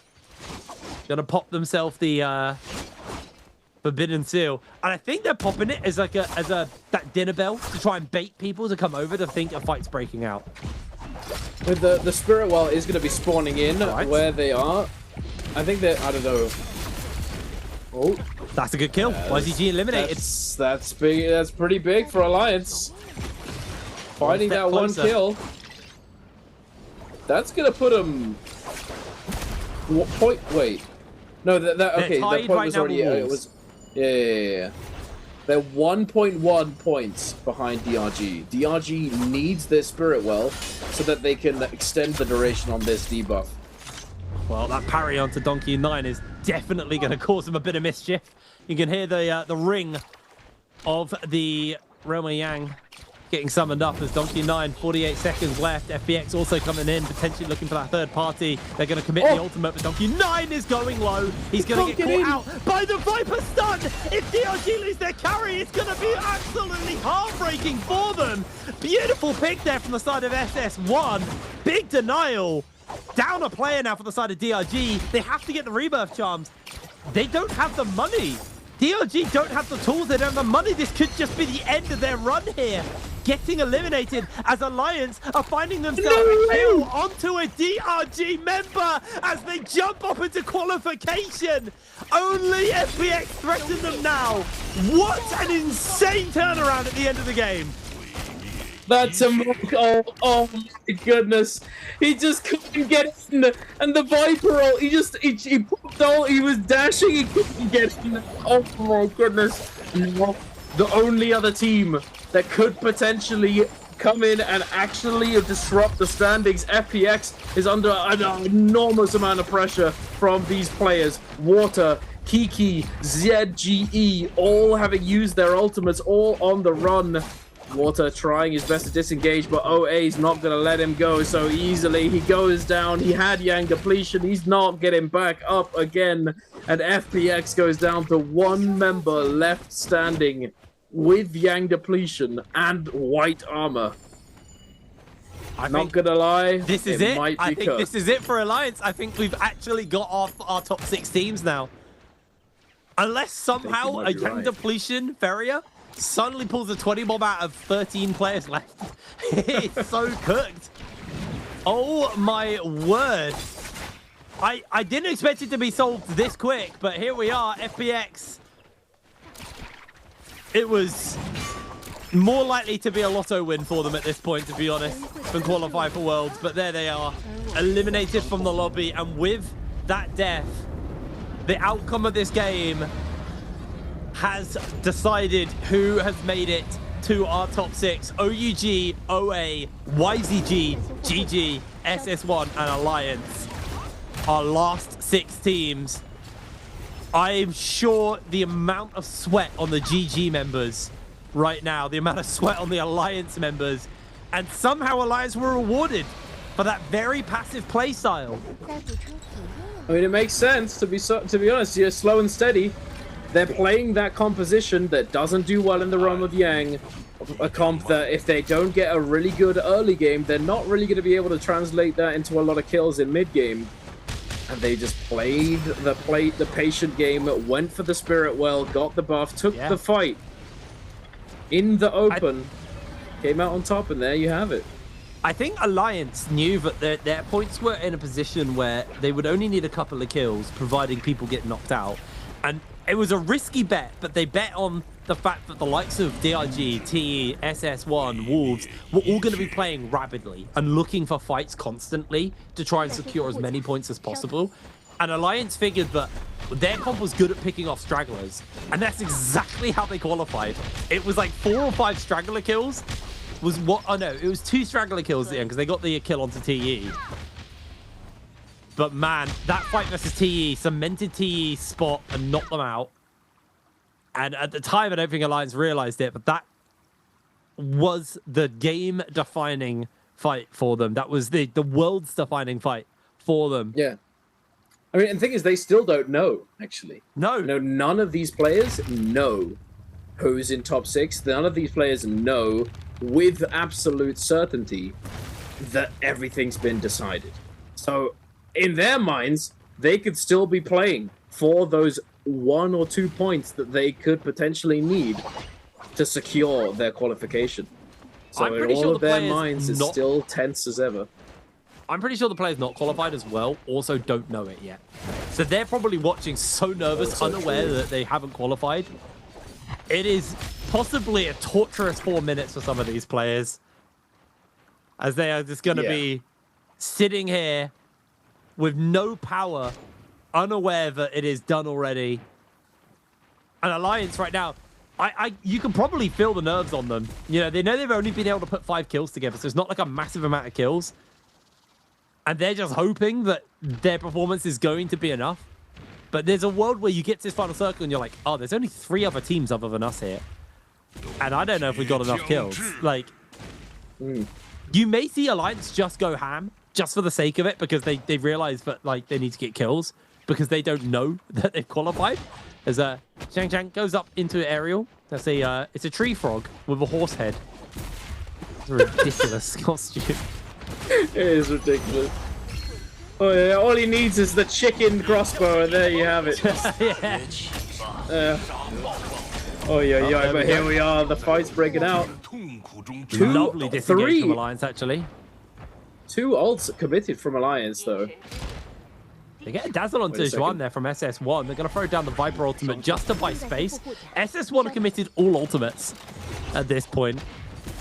And OUG, I feel like if they get MVP here, it's just a matter of pride. And right now they are situated as the top team to take MVP with those 14 kills. 2 minutes left on the lobby as the circle's closing in, and we're getting a proper Morris Isle, little Hilly Grove final circle here. Going up versus one another. Xiang Jiang showing off what he's got with his weapons. Juan floating around. Ultimate is on, but it's just being denied by the ACOS there. Looks for the dazzle. Did actually make a connection. Wait, he gets one. Back of that one. Yuma goes down as Baby is able to secure the kill. 11 players left in the lobby. OUG Zinyu getting jumped onto here briefly. He's actually losing a lot of HP. He's going very low. Is going to be forced to try and buy some space. They throw out the ultimate, and that's going to be enough healing onto Zinyu just to keep him sustained up.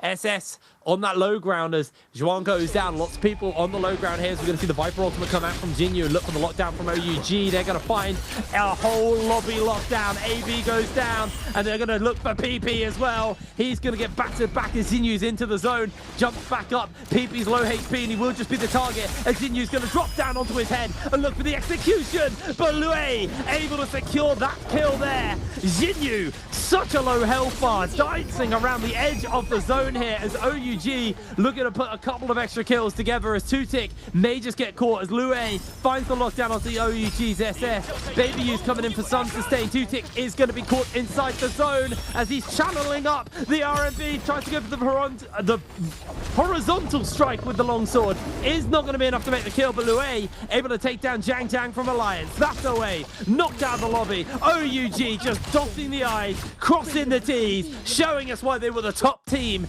coming into these qualifiers for the World Championship. Big ending to an absolutely emotional roller coaster of a game. Absolutely. There you have it, ladies and gentlemen. I mean, it was decided about 5 minutes ago, but that is all there is. The final moment, seeing OUG navigate that end game flawlessly. They were set up for it. Triple gold armor. Oh, and Alliance. you can see I don't it. think they know. Alliance. They do. Yeah. Now, look at them. Oh, there was a moment. Did you see the heartbreak into pure elation? They didn't think they did it. They were just so scared. They did it. He is so excited, bless him. And on the flip there's side of the the other coin, side of it. heartbreak.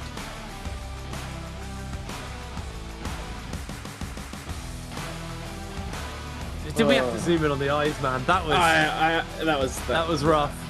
Wolves are defending champions. Get the tier. Get the. I mean, that's what he's thinking. But hey, it's. I don't think there's any shame in it. Not at all. Everyone, you know, even those players sitting at the bottom of the leaderboard right there, FPX, WBG, all of these teams, they came up from the depths. They put in work today. There were so many good games from all of those teams in the bottom 6. I think that's what makes it sting worse, right? Is they know they did as well as they could, and it still wasn't enough. Yep. And you know, some of it comes down to a bad day one of our 12-game 2-day extravaganza of World's qualification. I don't know what, I just turned into a thesaurus today. But you know, they put so much work into this day 2, but day 1 just wasn't quite enough. And you know, we're jumping from team to team, seeing the heartbreak, seeing the sadness. FPX, you know, I think they came in today with low expectations just due to the fact they were at the bottom of the table. So definitely less heartbreak on these guys. I will say to them, genuinely a terrific run towards the tail end of the day. They made this day 2 look so much better than their first day, but unfortunately that first day was a major hindrance for them here, and it wasn't enough for them to make any qualification today. Yeah, it's just the way it is. It is what it is, ladies and gentlemen. Yeah. But yeah, no, I think you're absolutely right about that. FPX, it's not as heart-wrenching for them. You know, they put in they put in their all, and off the back of their first day not being good, it's not as bad for them. Now, on the other hand, Wolves, they were there. They're the ex-world champions. Yeah. A team under the same name, you know, it's... Man, I'm thinking... how it goes, isn't it? I'm thinking about the draw now. I'm thinking about def groups. I feel like whatever group OUG end up in is probably going to be the def group, because they are by far the strongest team that's not one of our top 3. I feel like you get SR or JL, probably JL or UG. If those two end up in the same group, that is going to be actually terrifying for whoever draws into that group. That is going to be one scary, scary pool. I am very excited for the groups now and the draw show. Obviously, we've got a couple of official businesses to finish up here. First of all, our MVPs and our overall scoreboard at the end of the day, just to remind you of who's qualified. But man, this draw show is going to be really, really fun to watch. And you'll have us yapping over it the whole time. So we're going to be making our predictions towards Worlds. I think once I see the group I want to see it. I want to see it now. When I see the group Give me stages, the I think groups. that's when I'm going to start to make some pretty bold accusations. Not accusations, predictions for our games coming up. Yeah, I'm looking forward to it. It's going to be exciting because I love it's Jacob, the groups with all the Western players put in there too. You know, we're going to see which groups. You know, Yeah. I was just thinking about it. Is this our first J Cup where we're not going to have a new hero for a while? Because Oh no, we are. There's a new hero coming out in 3 days. Oh, there is one in time for. Oh Yeah. wow! What? Caster, by the way, should know this stuff. Okay, cool. He looks kind of. I just sink down a little bit. Oh, that's as low as my chair goes. I'll send you the video, buddy. You're Okay. gonna. Am I gonna? We only got the teaser for it yesterday. So Wait, is it? It's like, a bloke? Yep, it's a bloke. 2 blokes I in mean, a row. Actually, I 2 know, blokes in a right? row. I mean, we do Wow, have more right, yeah. female characters than male characters at the moment. Yeah, so, I know, but that's why I'm saying 2 blokes in a row is a surprise to me. Yeah, We know what it's- sells. We know what sells. We know. We see. But yeah, that's because Worlds, when you have a new hero, it's so fun because like people trying to desperately figure out how to like insert that hero. Like Syra last year being added was like such a big deal at Worlds. It was, you know, dominating the meta. You know, had Einor been like that character to be added, I would have been very interested to see how people pulled him off at Worlds because he was quite quickly worked into a meta and into like a position where like people were pulling him out and playing him. So. Man, yeah, I am just get me on a group draw. Get me on a group draw, guys. I know we are basically we're at the beckon the will. I don't know what the word is. Not beckon will. Beckon call. No, we're at the whim. That's the word. We're at the whim of the Chinese broadcast. So Yes, we just have to yap until they say it's time for draw, So and then we when it's will time for see, draw, we indeed. say yes, honey, it's time for draw. Yes, indeed, of course. Yeah. But yeah, no, you're absolutely right. It happens every year. Before J-Cup, they throw just a new character, new mechanics in there, and although it's disruptive for the players, you know, So good. it's kind of a good equalizer to some I extent. love it.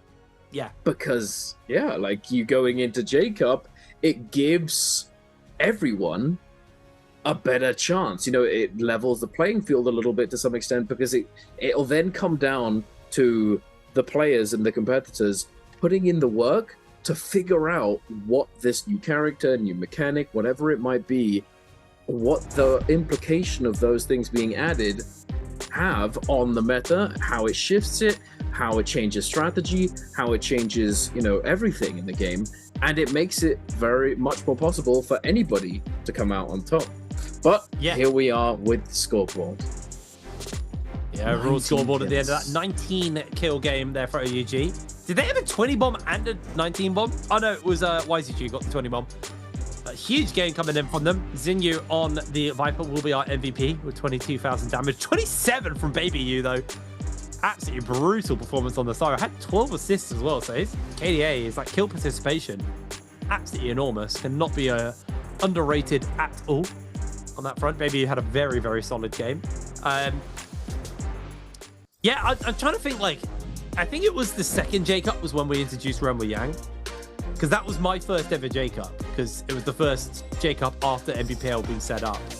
And I just spent the entire J-Cup smiling. Like, I was so happy that every show day, just because of how exciting the games were with all the new changes. And I don't expect that to be any different going into this J-Cup. I expect to be excited and happy the whole time. But we talked about no chasms. There was a wee bit of a chasm between OUG and OA there. 40-point difference at the end of the day. These guys absolutely popping off. Had 22 points, 26-point end of days. Like I said, OUG could afford that goose egg they had.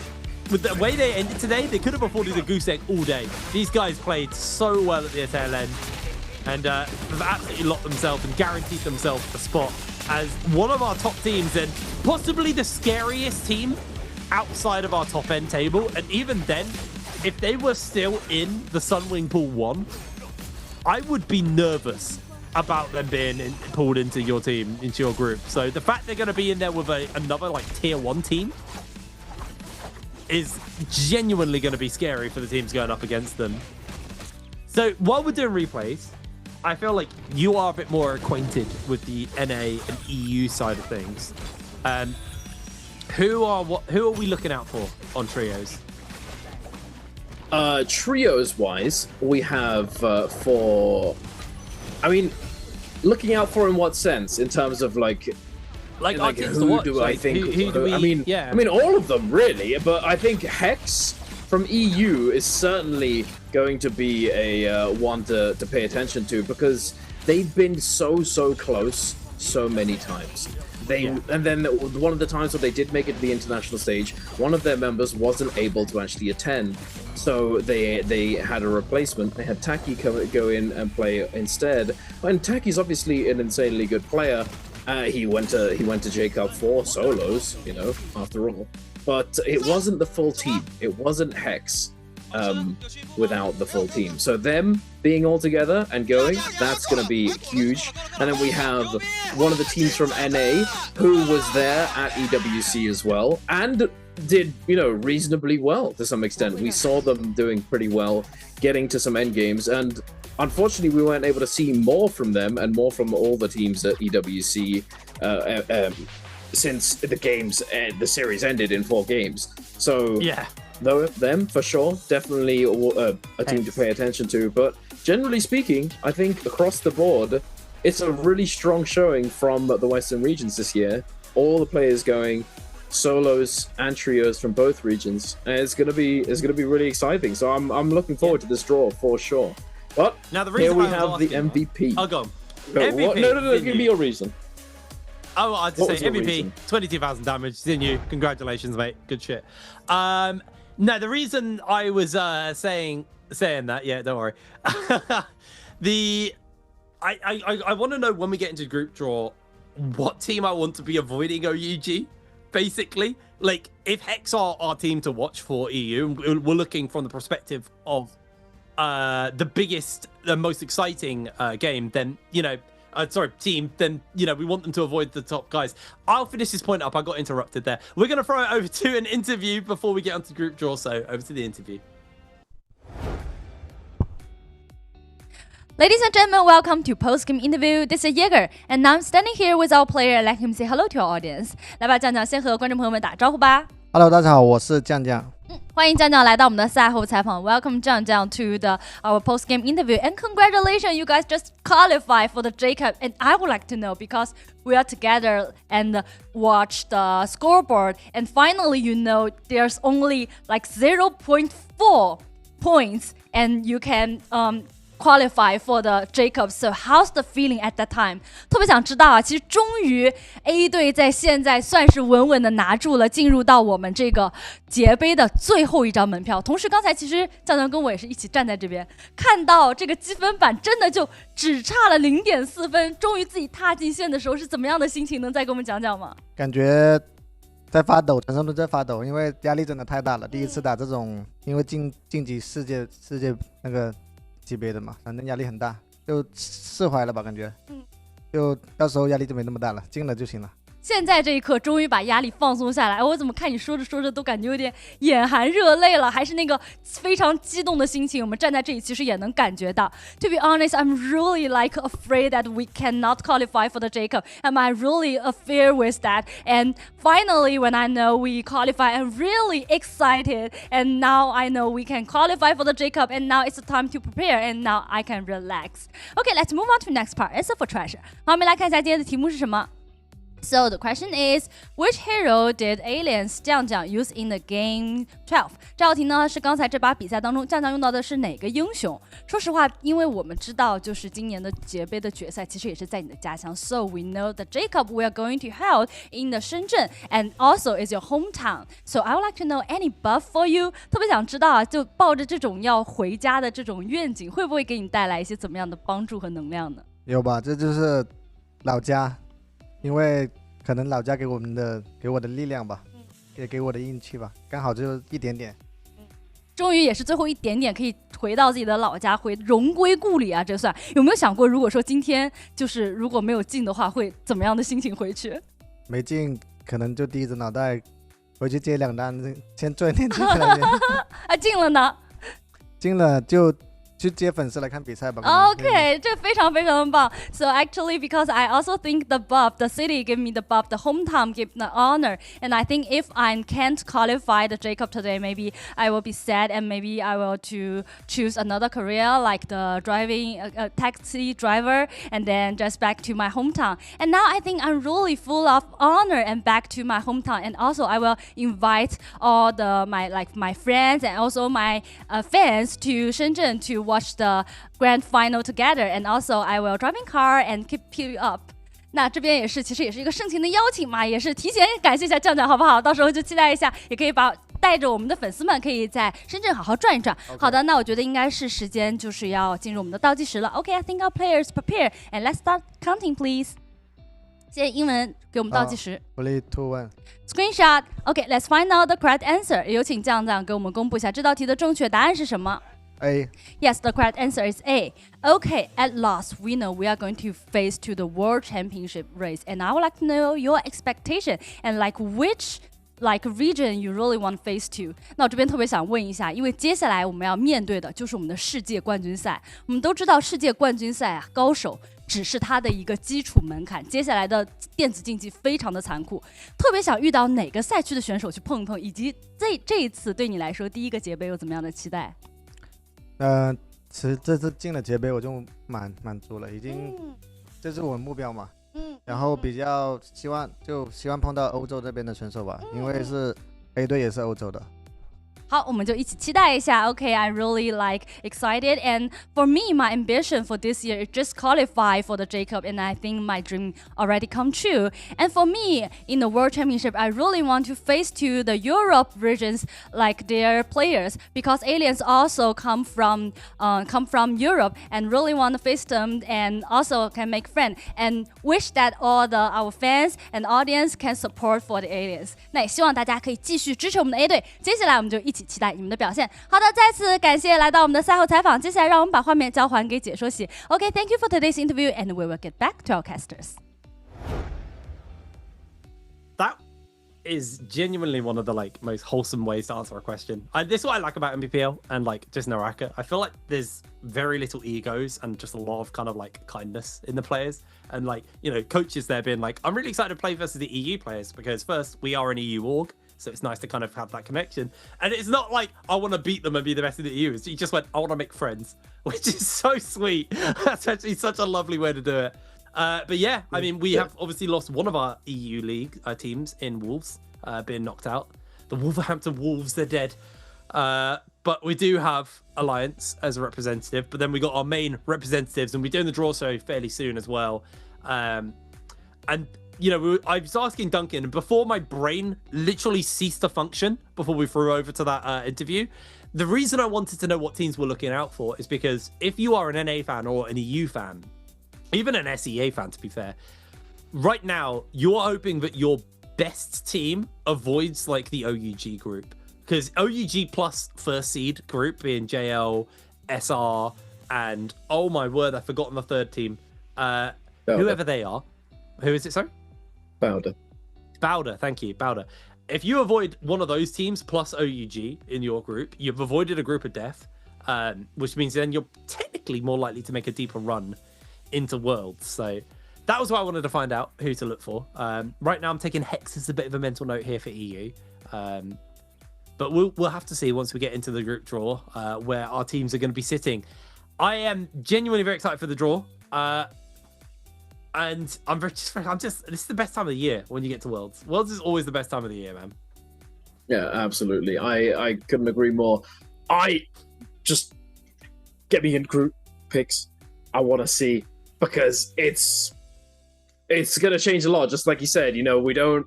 It's going to be interesting to see who gets the group of death.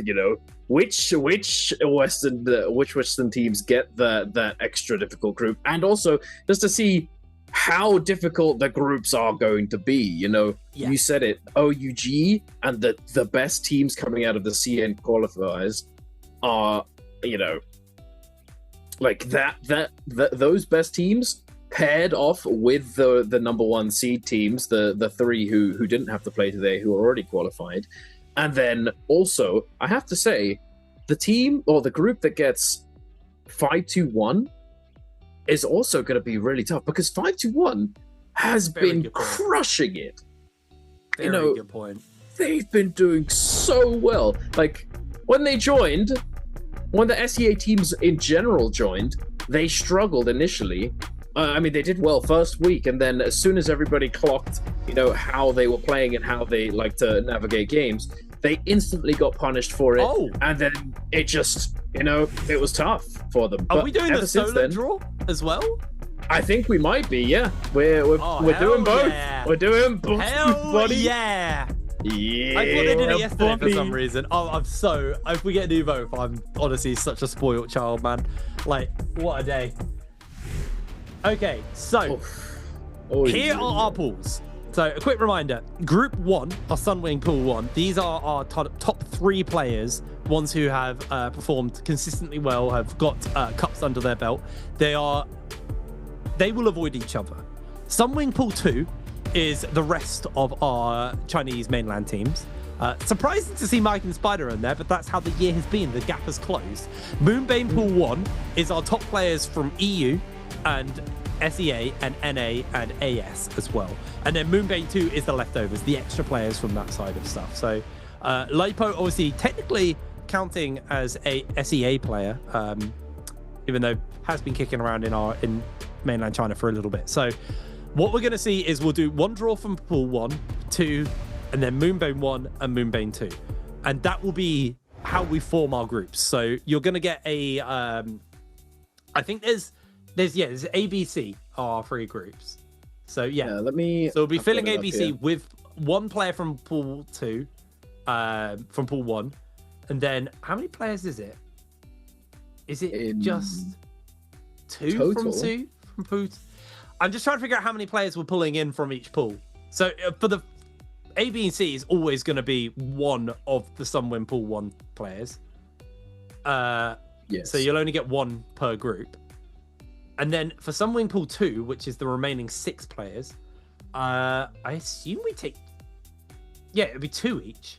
Well, it's different though, because since there are 4 pools, it means that, and then there are only 3 groups. It might be one group that has 1 more from each thing. So in terms of the order in which it's drawn, it's going to be Moonbane Pool 2, then Moonbane Pool 1, then Sunwing Pool 2, and then Sunwing Pool 1. And that is, so Moonbane Pool 2 has 5 teams or 5 players, which are not the first placing, so not the top seeds from the international regions. It's going to be those who came in second or below. And then Moonbane Pool 1 is 4, which is the top 4 teams from the international regions.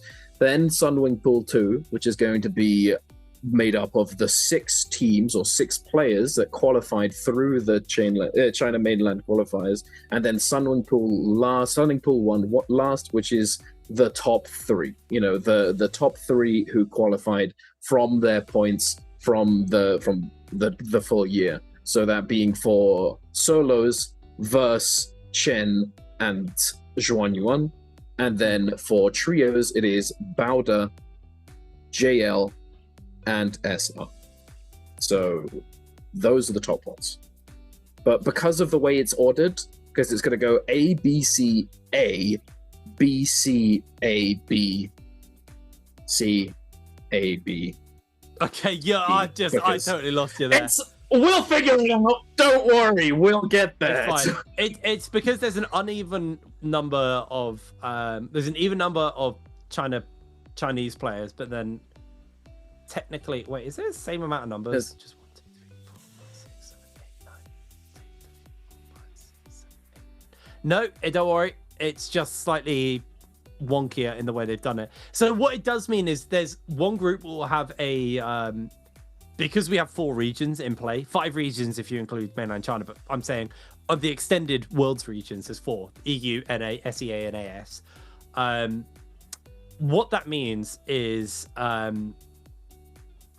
we have 3 groups, and then we have 5 regions, but we've got to put our top players in. So that's where I'm going to get confused. But we'll, when we get into the group draw, we'll be able to wrap our heads around it properly. And then start to make some predictions, because we'll be starting with the solos side of it. Obviously, the fact that you can pull like Verse and like Mike in a group, technically, I'm pretty sure Mike and Spider can be in the same group.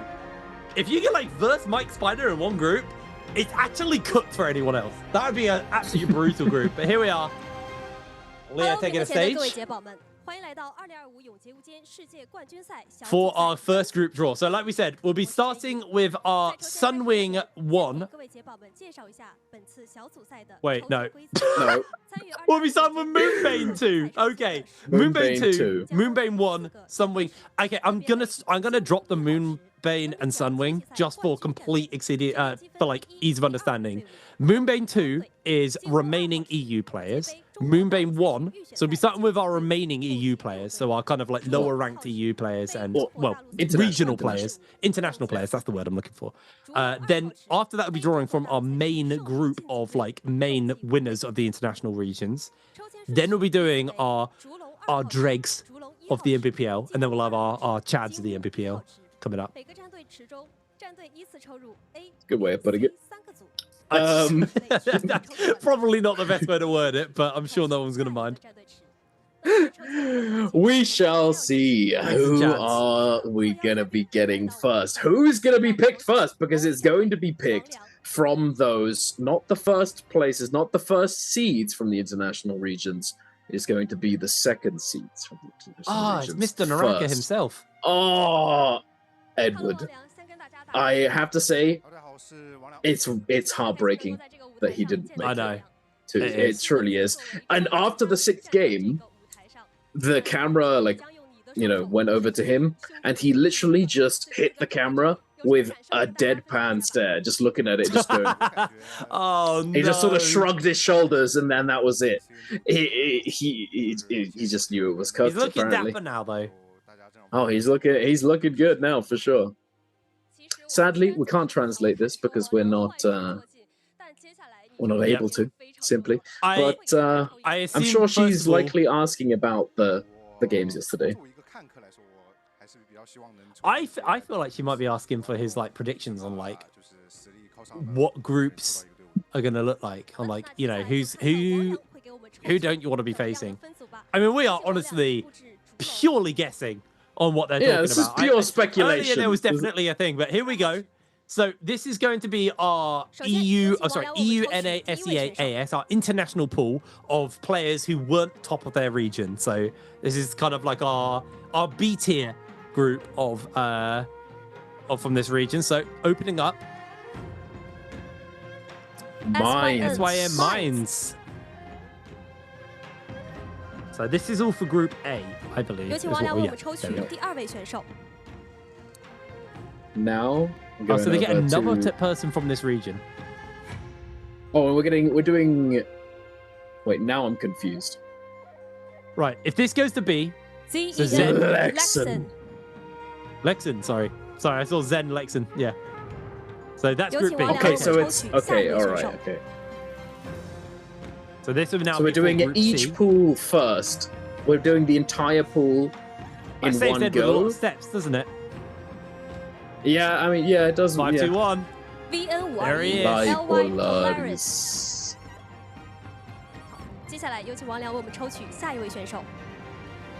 Yeah, like you said, Lipo definitely ran pretty well. So moving it back over.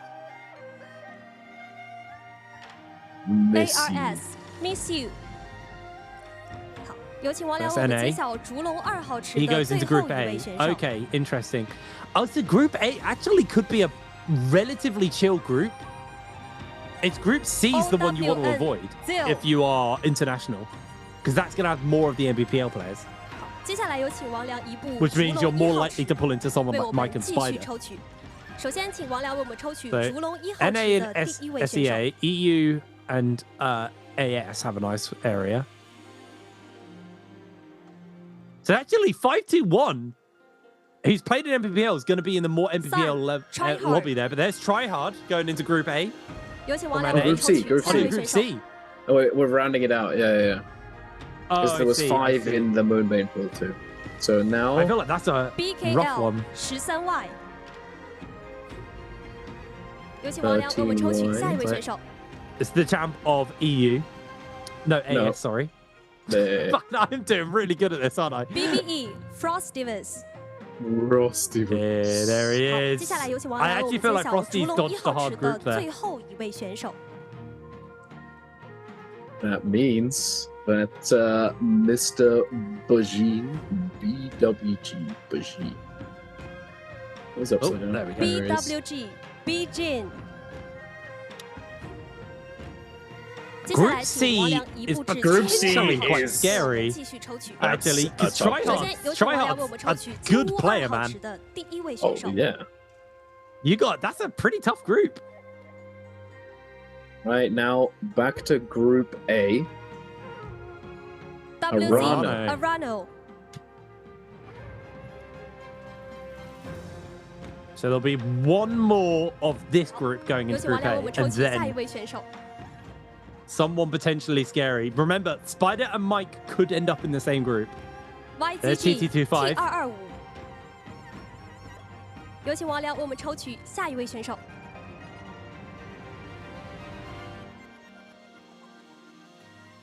Watch this be Mike in Group C. Watch. Oh my word. No. You did it! Oh, it's Spider. It's pretty the other bad. one. It's the other one. Group C is actually Group of Death, man. If Mike ends up in this group, it's so good. Oh my goodness. That group, honestly, Tryhard is going to have the hardest tournament of his life. No, OUG they dodge. Mike。 Okay. Mike goes to Group 有 A. 请王良为我们抽取下一位选手。 Ooh, that Group A was looking fairly chill up until that moment. TE 吴吴峰。Fong. 有请王良为我们揭晓金乌2号池的最后一位选手。 I feel B's probably the safest group at the moment. JL HM。 HM going 最 into 后， Group 请 C, 王良移步 joining 至金 up 乌 with 1号 Spider. 池，为我们继续抽取。首先，来自金 So 乌 now we're gonna be 1号 drawing 池 our 的 top 第一位 seed. 选手。 Wait, no, we're not. Yeah, we are. Yeah. Yeah, a Wait. complete brain fart there. 北京 Okay, WBG Verse Verse。 going into A. 接下来，为我们抽取下 A 一位选手。 quickly went Oh my from goodness. possibly one of the easier groups to actually being a terrifying group. I think they're all terrifying, to be quite honest. Oh, with you. yeah. They all Verse have and insane Spider. players in there. 最后，请王良为我们揭晓 Going into 金 Group 乌 B. 1号池的最后一位选手。成都积极 Okay, 陈。 Chen. 好的，单 Okay. 排小组赛的分组已经全部抽取完毕。王良也可 Where 以 do you 回 think 头 the 看 group 一 of 下 death 自己 is? 的抽 Which 签 one? 结果。 Which one would you not 来， want to 请 be 王 in 良 if 再 you 次 were 回到舞 playing? 台中间。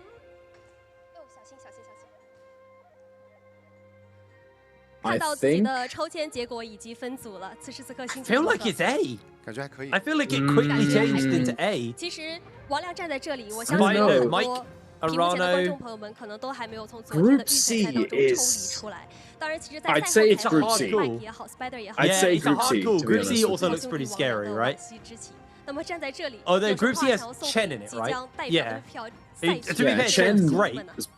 He's 就 popped 像 off, you know, 我们一样 first 正常 his first 发挥 bi-weekly, 就 his 在 bi-weekly 现在中 debut, 像往 he 年一样 wins, 正常发挥。 and 虽然 then 这次王亮没有出席，但是 almost 相信 wins 王亮的心 the 永远 grand 是跟 finals, 兄弟 and 们 it 一 comes 起 down 的 to a 也非常感 1v1 谢王亮来 between 到我们这一次的 him 抽 and 签仪式，再次 TT25. 感谢。那么2025永劫无 And 间 if 世 he 界 won 冠 that 军小组赛 1v1, he 单排 won 抽 the 签 whole 仪式 thing. 就全部结束了。接下来将 Yeah. 为大家带来的是3排小组赛的抽签，我们先将画面交给解说席 I。think I would have to say C. Yeah, I think I agree. To be honest, I think C definitely is a scary group. I think A is also a pretty scary group. And what's funny about A is I think A originally looked like the safe group, and then suddenly you got I think it was Verse and Mike in that group, which suddenly just completely changed the dynamic of that group. I think Group B, even though it has Zhang Yuan, who I think has genuinely been one of like the most terrifying players we've had for a little bit in solos. I do feel like he's actually got himself in a nice group where it's definitely competitive, right? Like, I'm not gonna say it's not competitive, but I feel like avoiding the Mikes, the Spiders, obviously he can't be pulled into Chen or Verse, has definitely done him some favors. So I think, you know, Group B definitely looks like the group of life. Group C, definitely the group of death, and Group A, a close follow-up on a group of death angle, to be honest. Now we're gonna be getting ourselves over to the trios group draw. That one also is going to be quite interesting to see what the groups are going to fall into, because I genuinely do feel like, I mean, there's another Worlds on at the moment. I don't think I should talk about other titles, but I will say the group draws in that were absolutely horse manure, like genuinely terrible. I feel like this is actually a really good group draw. I think we got a nice spread of talent across the board, so I'd be pretty happy with that one. As here are our overall group standings once again. Just a quick reminder of who is where. Yeah, Frosty, I'm feeling good for Frosty right now. He's my guy. And I think, you know, Wufong and TT5, no pushover, but Zhang Yuan's definitely the biggest threat in that group for him. So I think Frosty's in a good setting right now. I mean, I have to agree. Frostivus is in a pretty solid group for himself, for sure.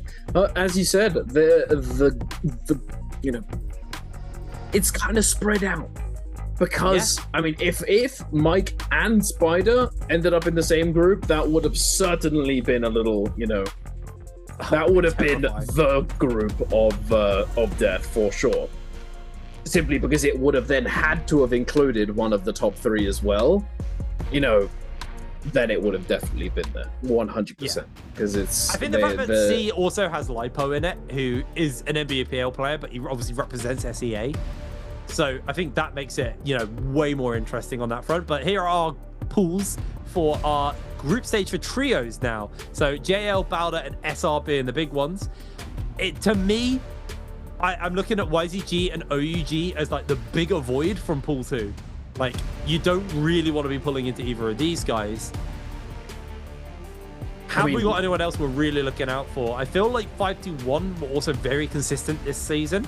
Yeah, they've been, you know, they've been doing it insanely well. You know, they are for sure one of the top teams, one of the heaviest teams. It's the fact they can set up into a group of death because they're not in the NBPL pools. So they go where potentially one of like our international teams will go, even though they are international, but they play in NBPL. So they're this weird kind of gray area. The same thing we saw with both Frosty and with Lipo in the solo side of it. So it's interesting where you get these teams who should be almost like a freebie. You'll have an area where you'll have more of the EU and NA and SEA teams and stuff, but then there's also like just randomly an NBPL team in that slot, which makes that area way more dangerous to play into. Yeah, absolutely. I think just because, I mean, we talked about it all day, you know, how competitive trios has been. Yeah. I think it's obviously a little bit more with the likes of OUG, JL, Bowder, SR, and YZG, GG, because of, you know, their performances. But still, across the board, it's tough no matter who you get going into. Yeah, absolutely. Well, again, just doing a quick reminder of how the group draws will be working. It's exactly the same as what we see in the solos, so nice and easy. I wonder who's going to come do the pool for trio. Wait, it'll either be somebody who didn't qualify, or actually no, it probably will be someone who didn't qualify. They would not have someone who qualified. 晋级队伍。 I mean, then again, Always though, somebody somebody who didn't 那么接下来 qualify 在 would 三 have. 排小组赛的 That's 分组抽签仪 just 式开 that 始 just 之前， happened. 我 You 们 know, 也是要有 I 请 would- 本 would 次 they 三排 ask 小组 somebody 赛 who 的 You're right. didn't 特邀嘉 qualify 宾 to 来 just 到 come 舞 off the 台上 back of 让 having 我们有 not 请 qualified to 熊猫 come and 人 do this? I'm not too sure. I feel like Well, it could be we'll see. Wolves. It could be someone Who's it from gonna be? Wolves. Could be. Here they come. Oh! Oh! There you go! He's, look at 熊猫 him! 人非常开心可以在这个舞台上 Very 再次 dapper. 见到你。其实这 My 一次来 boy. 到我们的节杯是以一个比较特殊的身份，可能之前在这个舞台上都是来参赛的。 Those of you who don't 来 know who 抽 this 签 is, 的接下来 this 也 is 是 the 同样的，你将用 goat, 你 the 的双手 man 来决定大 himself, 家的命运了。此时此 Panda 刻有什么 Man, 话想对大家说？ CDY. 希望大家姐妹加油吧，然后打出自己的风采。 Been a minute. I can't remember they pulled him 其 out. 实我们知道这次我们刚刚 But he changed his name though. He's not Panda Man anymore, isn't he? 残酷的。 No, 相信 he 熊猫人 swapped 在后 over 台 to 也是观看了整 CDY, 场比赛。 Yeah, that's which is an abbreviation of his name. It's one of the funny things about like the MVPL players. All of their names, well, not all of them, but a lot of their names are just like an abbreviation of their name with English letters. Yes. 当然，我们这一次抽 well, 签顺序 Western 依然 letters, 是 I guess, 从 because 烛 it's 龙 not 2 really 号池、 strictly 烛龙 English 1 letters. 号池、金乌2号池以及金乌1号池为顺序。每个 Here 战 we 队 go, 是 getting 中的 ready to 战 go 队抽入 into our A、B、 next C pool. 3个组。那首先有请熊猫人移步至烛龙2 All 号 right. 池。 I'm just having a look at who we got 请 coming 熊 up 猫人 on 为我 these 们抽 teams. 取烛龙2号池 So 的 we'll be 第 starting 一个 with 战队。 our international pool 2, which is absolutely the better way I should have said it, not the dregs. For Group A.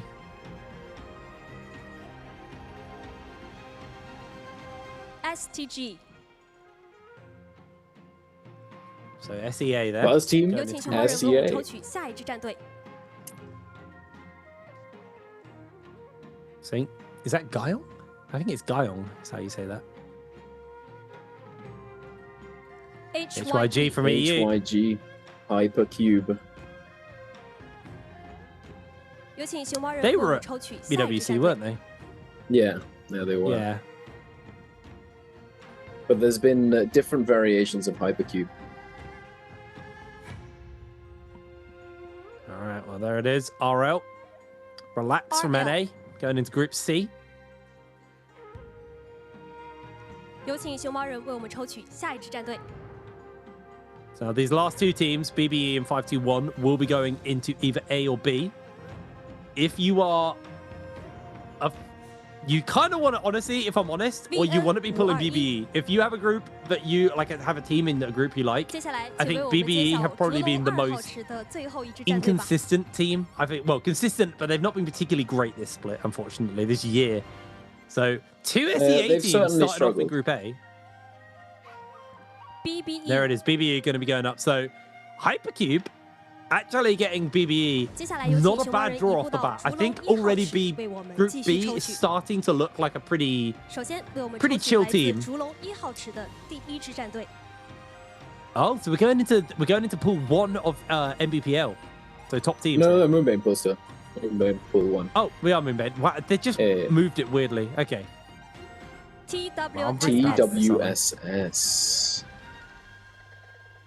好，有请 from 下一支战队。 SEA. What this does potentially mean is EU could have all of their teams in one group here.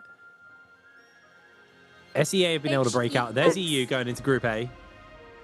接下来有请熊猫人为我们 Group 抽 A 取来自烛龙1号池的 Potentially 下一支 shaping 战 into 队。 being a bit of a scarier group. So it's going to be ARS or... ARS Oh, there you go. ARS into Group B. 最后来自烛龙1号池的最后一支战队，为我们揭晓吧。 And then Luigi for Group C. Luigi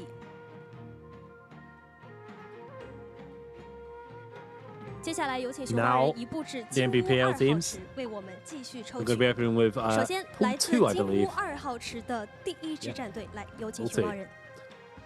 Right, the big ones to avoid are OUG and YZG from this pool. I think you do not want to be going up versus one of them. There's Alliance off the bat, Alliance and it's Group A.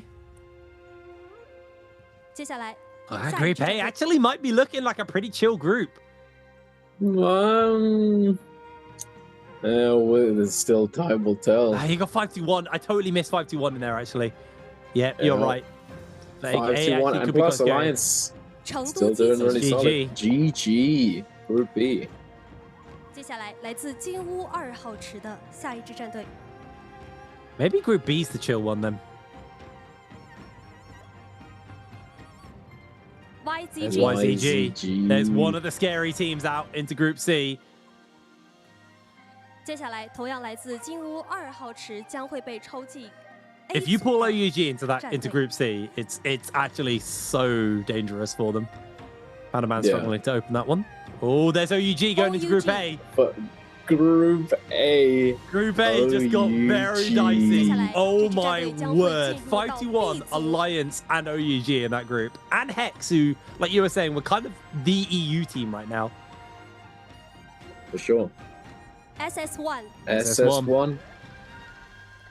最后来自 I think Group B is the free 最 group. 后一支战队，来有 If 请熊 you're 猫人为我们 any 揭 of 晓。 your Sunwing Pool 1 teams, you are hoping to pull Group B.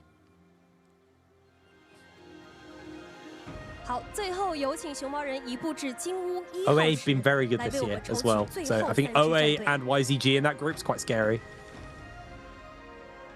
For sure. I mean, OA's been doing really well. I mean, it's been SR sort of every so often. Oh my god. That is a scary team. 最后一个 I mean, 故事 all three, JL, Bowder, and SR, they're all very, very strong. All very JL going scary. into. I'm gonna say it right now. JL get the easiest group.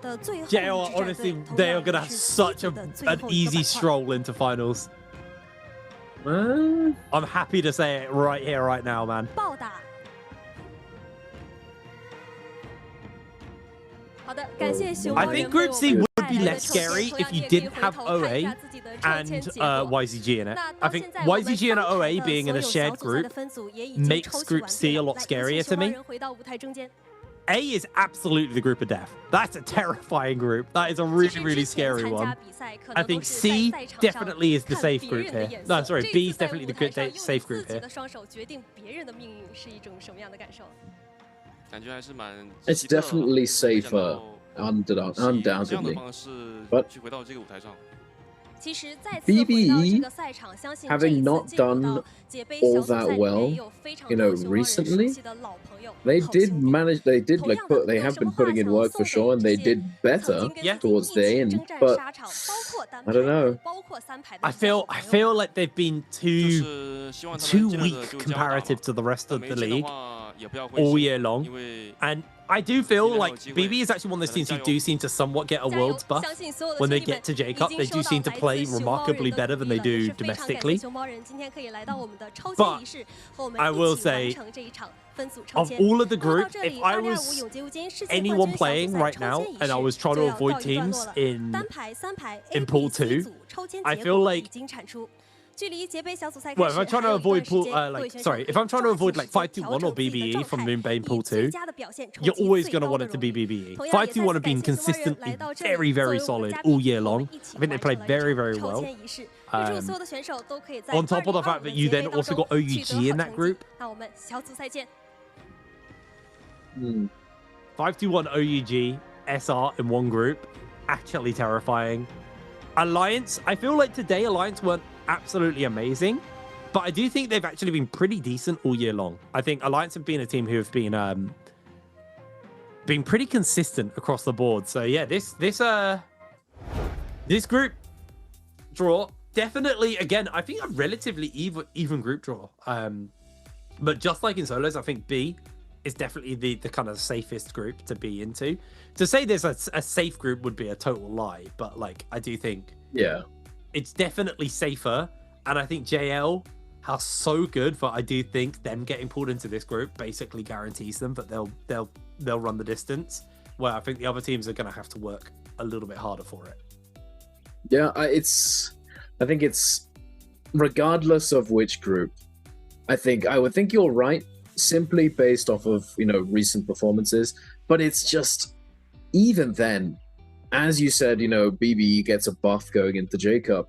That happened last year. The SEA teams across the board generally performed much better.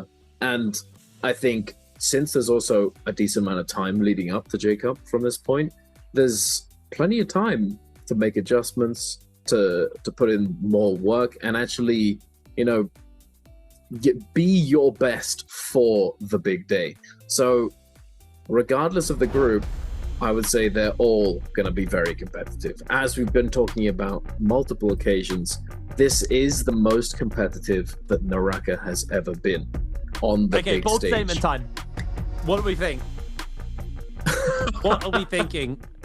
Frosty got close last year, right? If I remember correctly, at solos. He got very close. I mean, yeah. Okay, all right. I'll start with trios. Bold claim for trios. Ooh. Part of me just wants to say JL wins. And I think I'm going to stick with that. I think this is JL's year. I think the evidence supports that statement. Then again, SR. It's not bold, then, is it? It's not bold to say, oh, one of the top teams is going to win. But yeah, of course. I have like a 1 in 3 chance if I'm just going off that. Do you know what? I'm going to say it. YZG. It's their year. YZG coming in clutch. Well, it's a whole I don't want to make any predictions yet. Nothing yet. Nah, it's so early.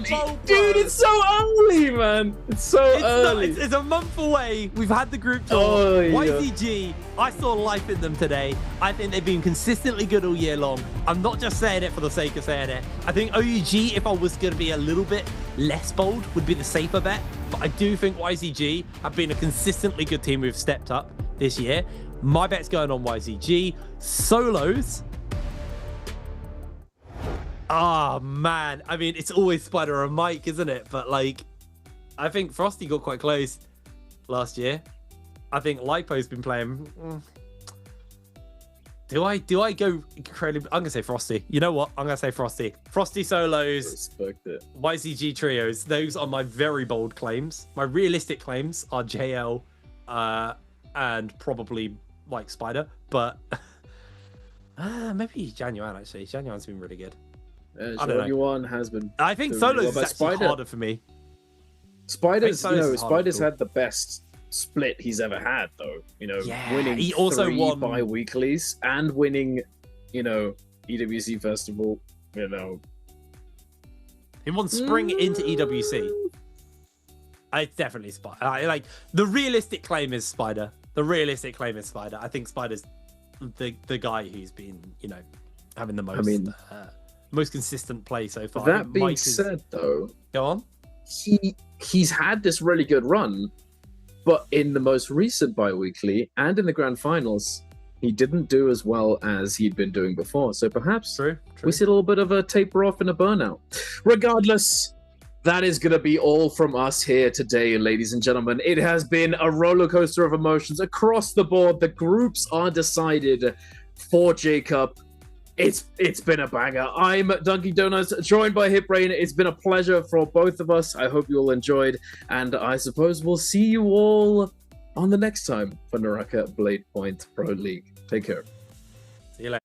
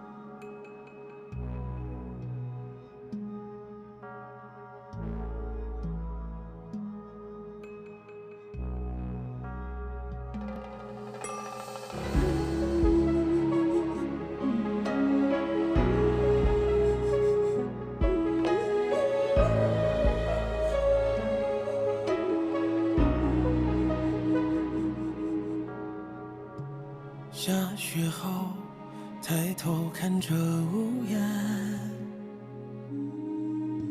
母亲还没有睁眼，看他写的字，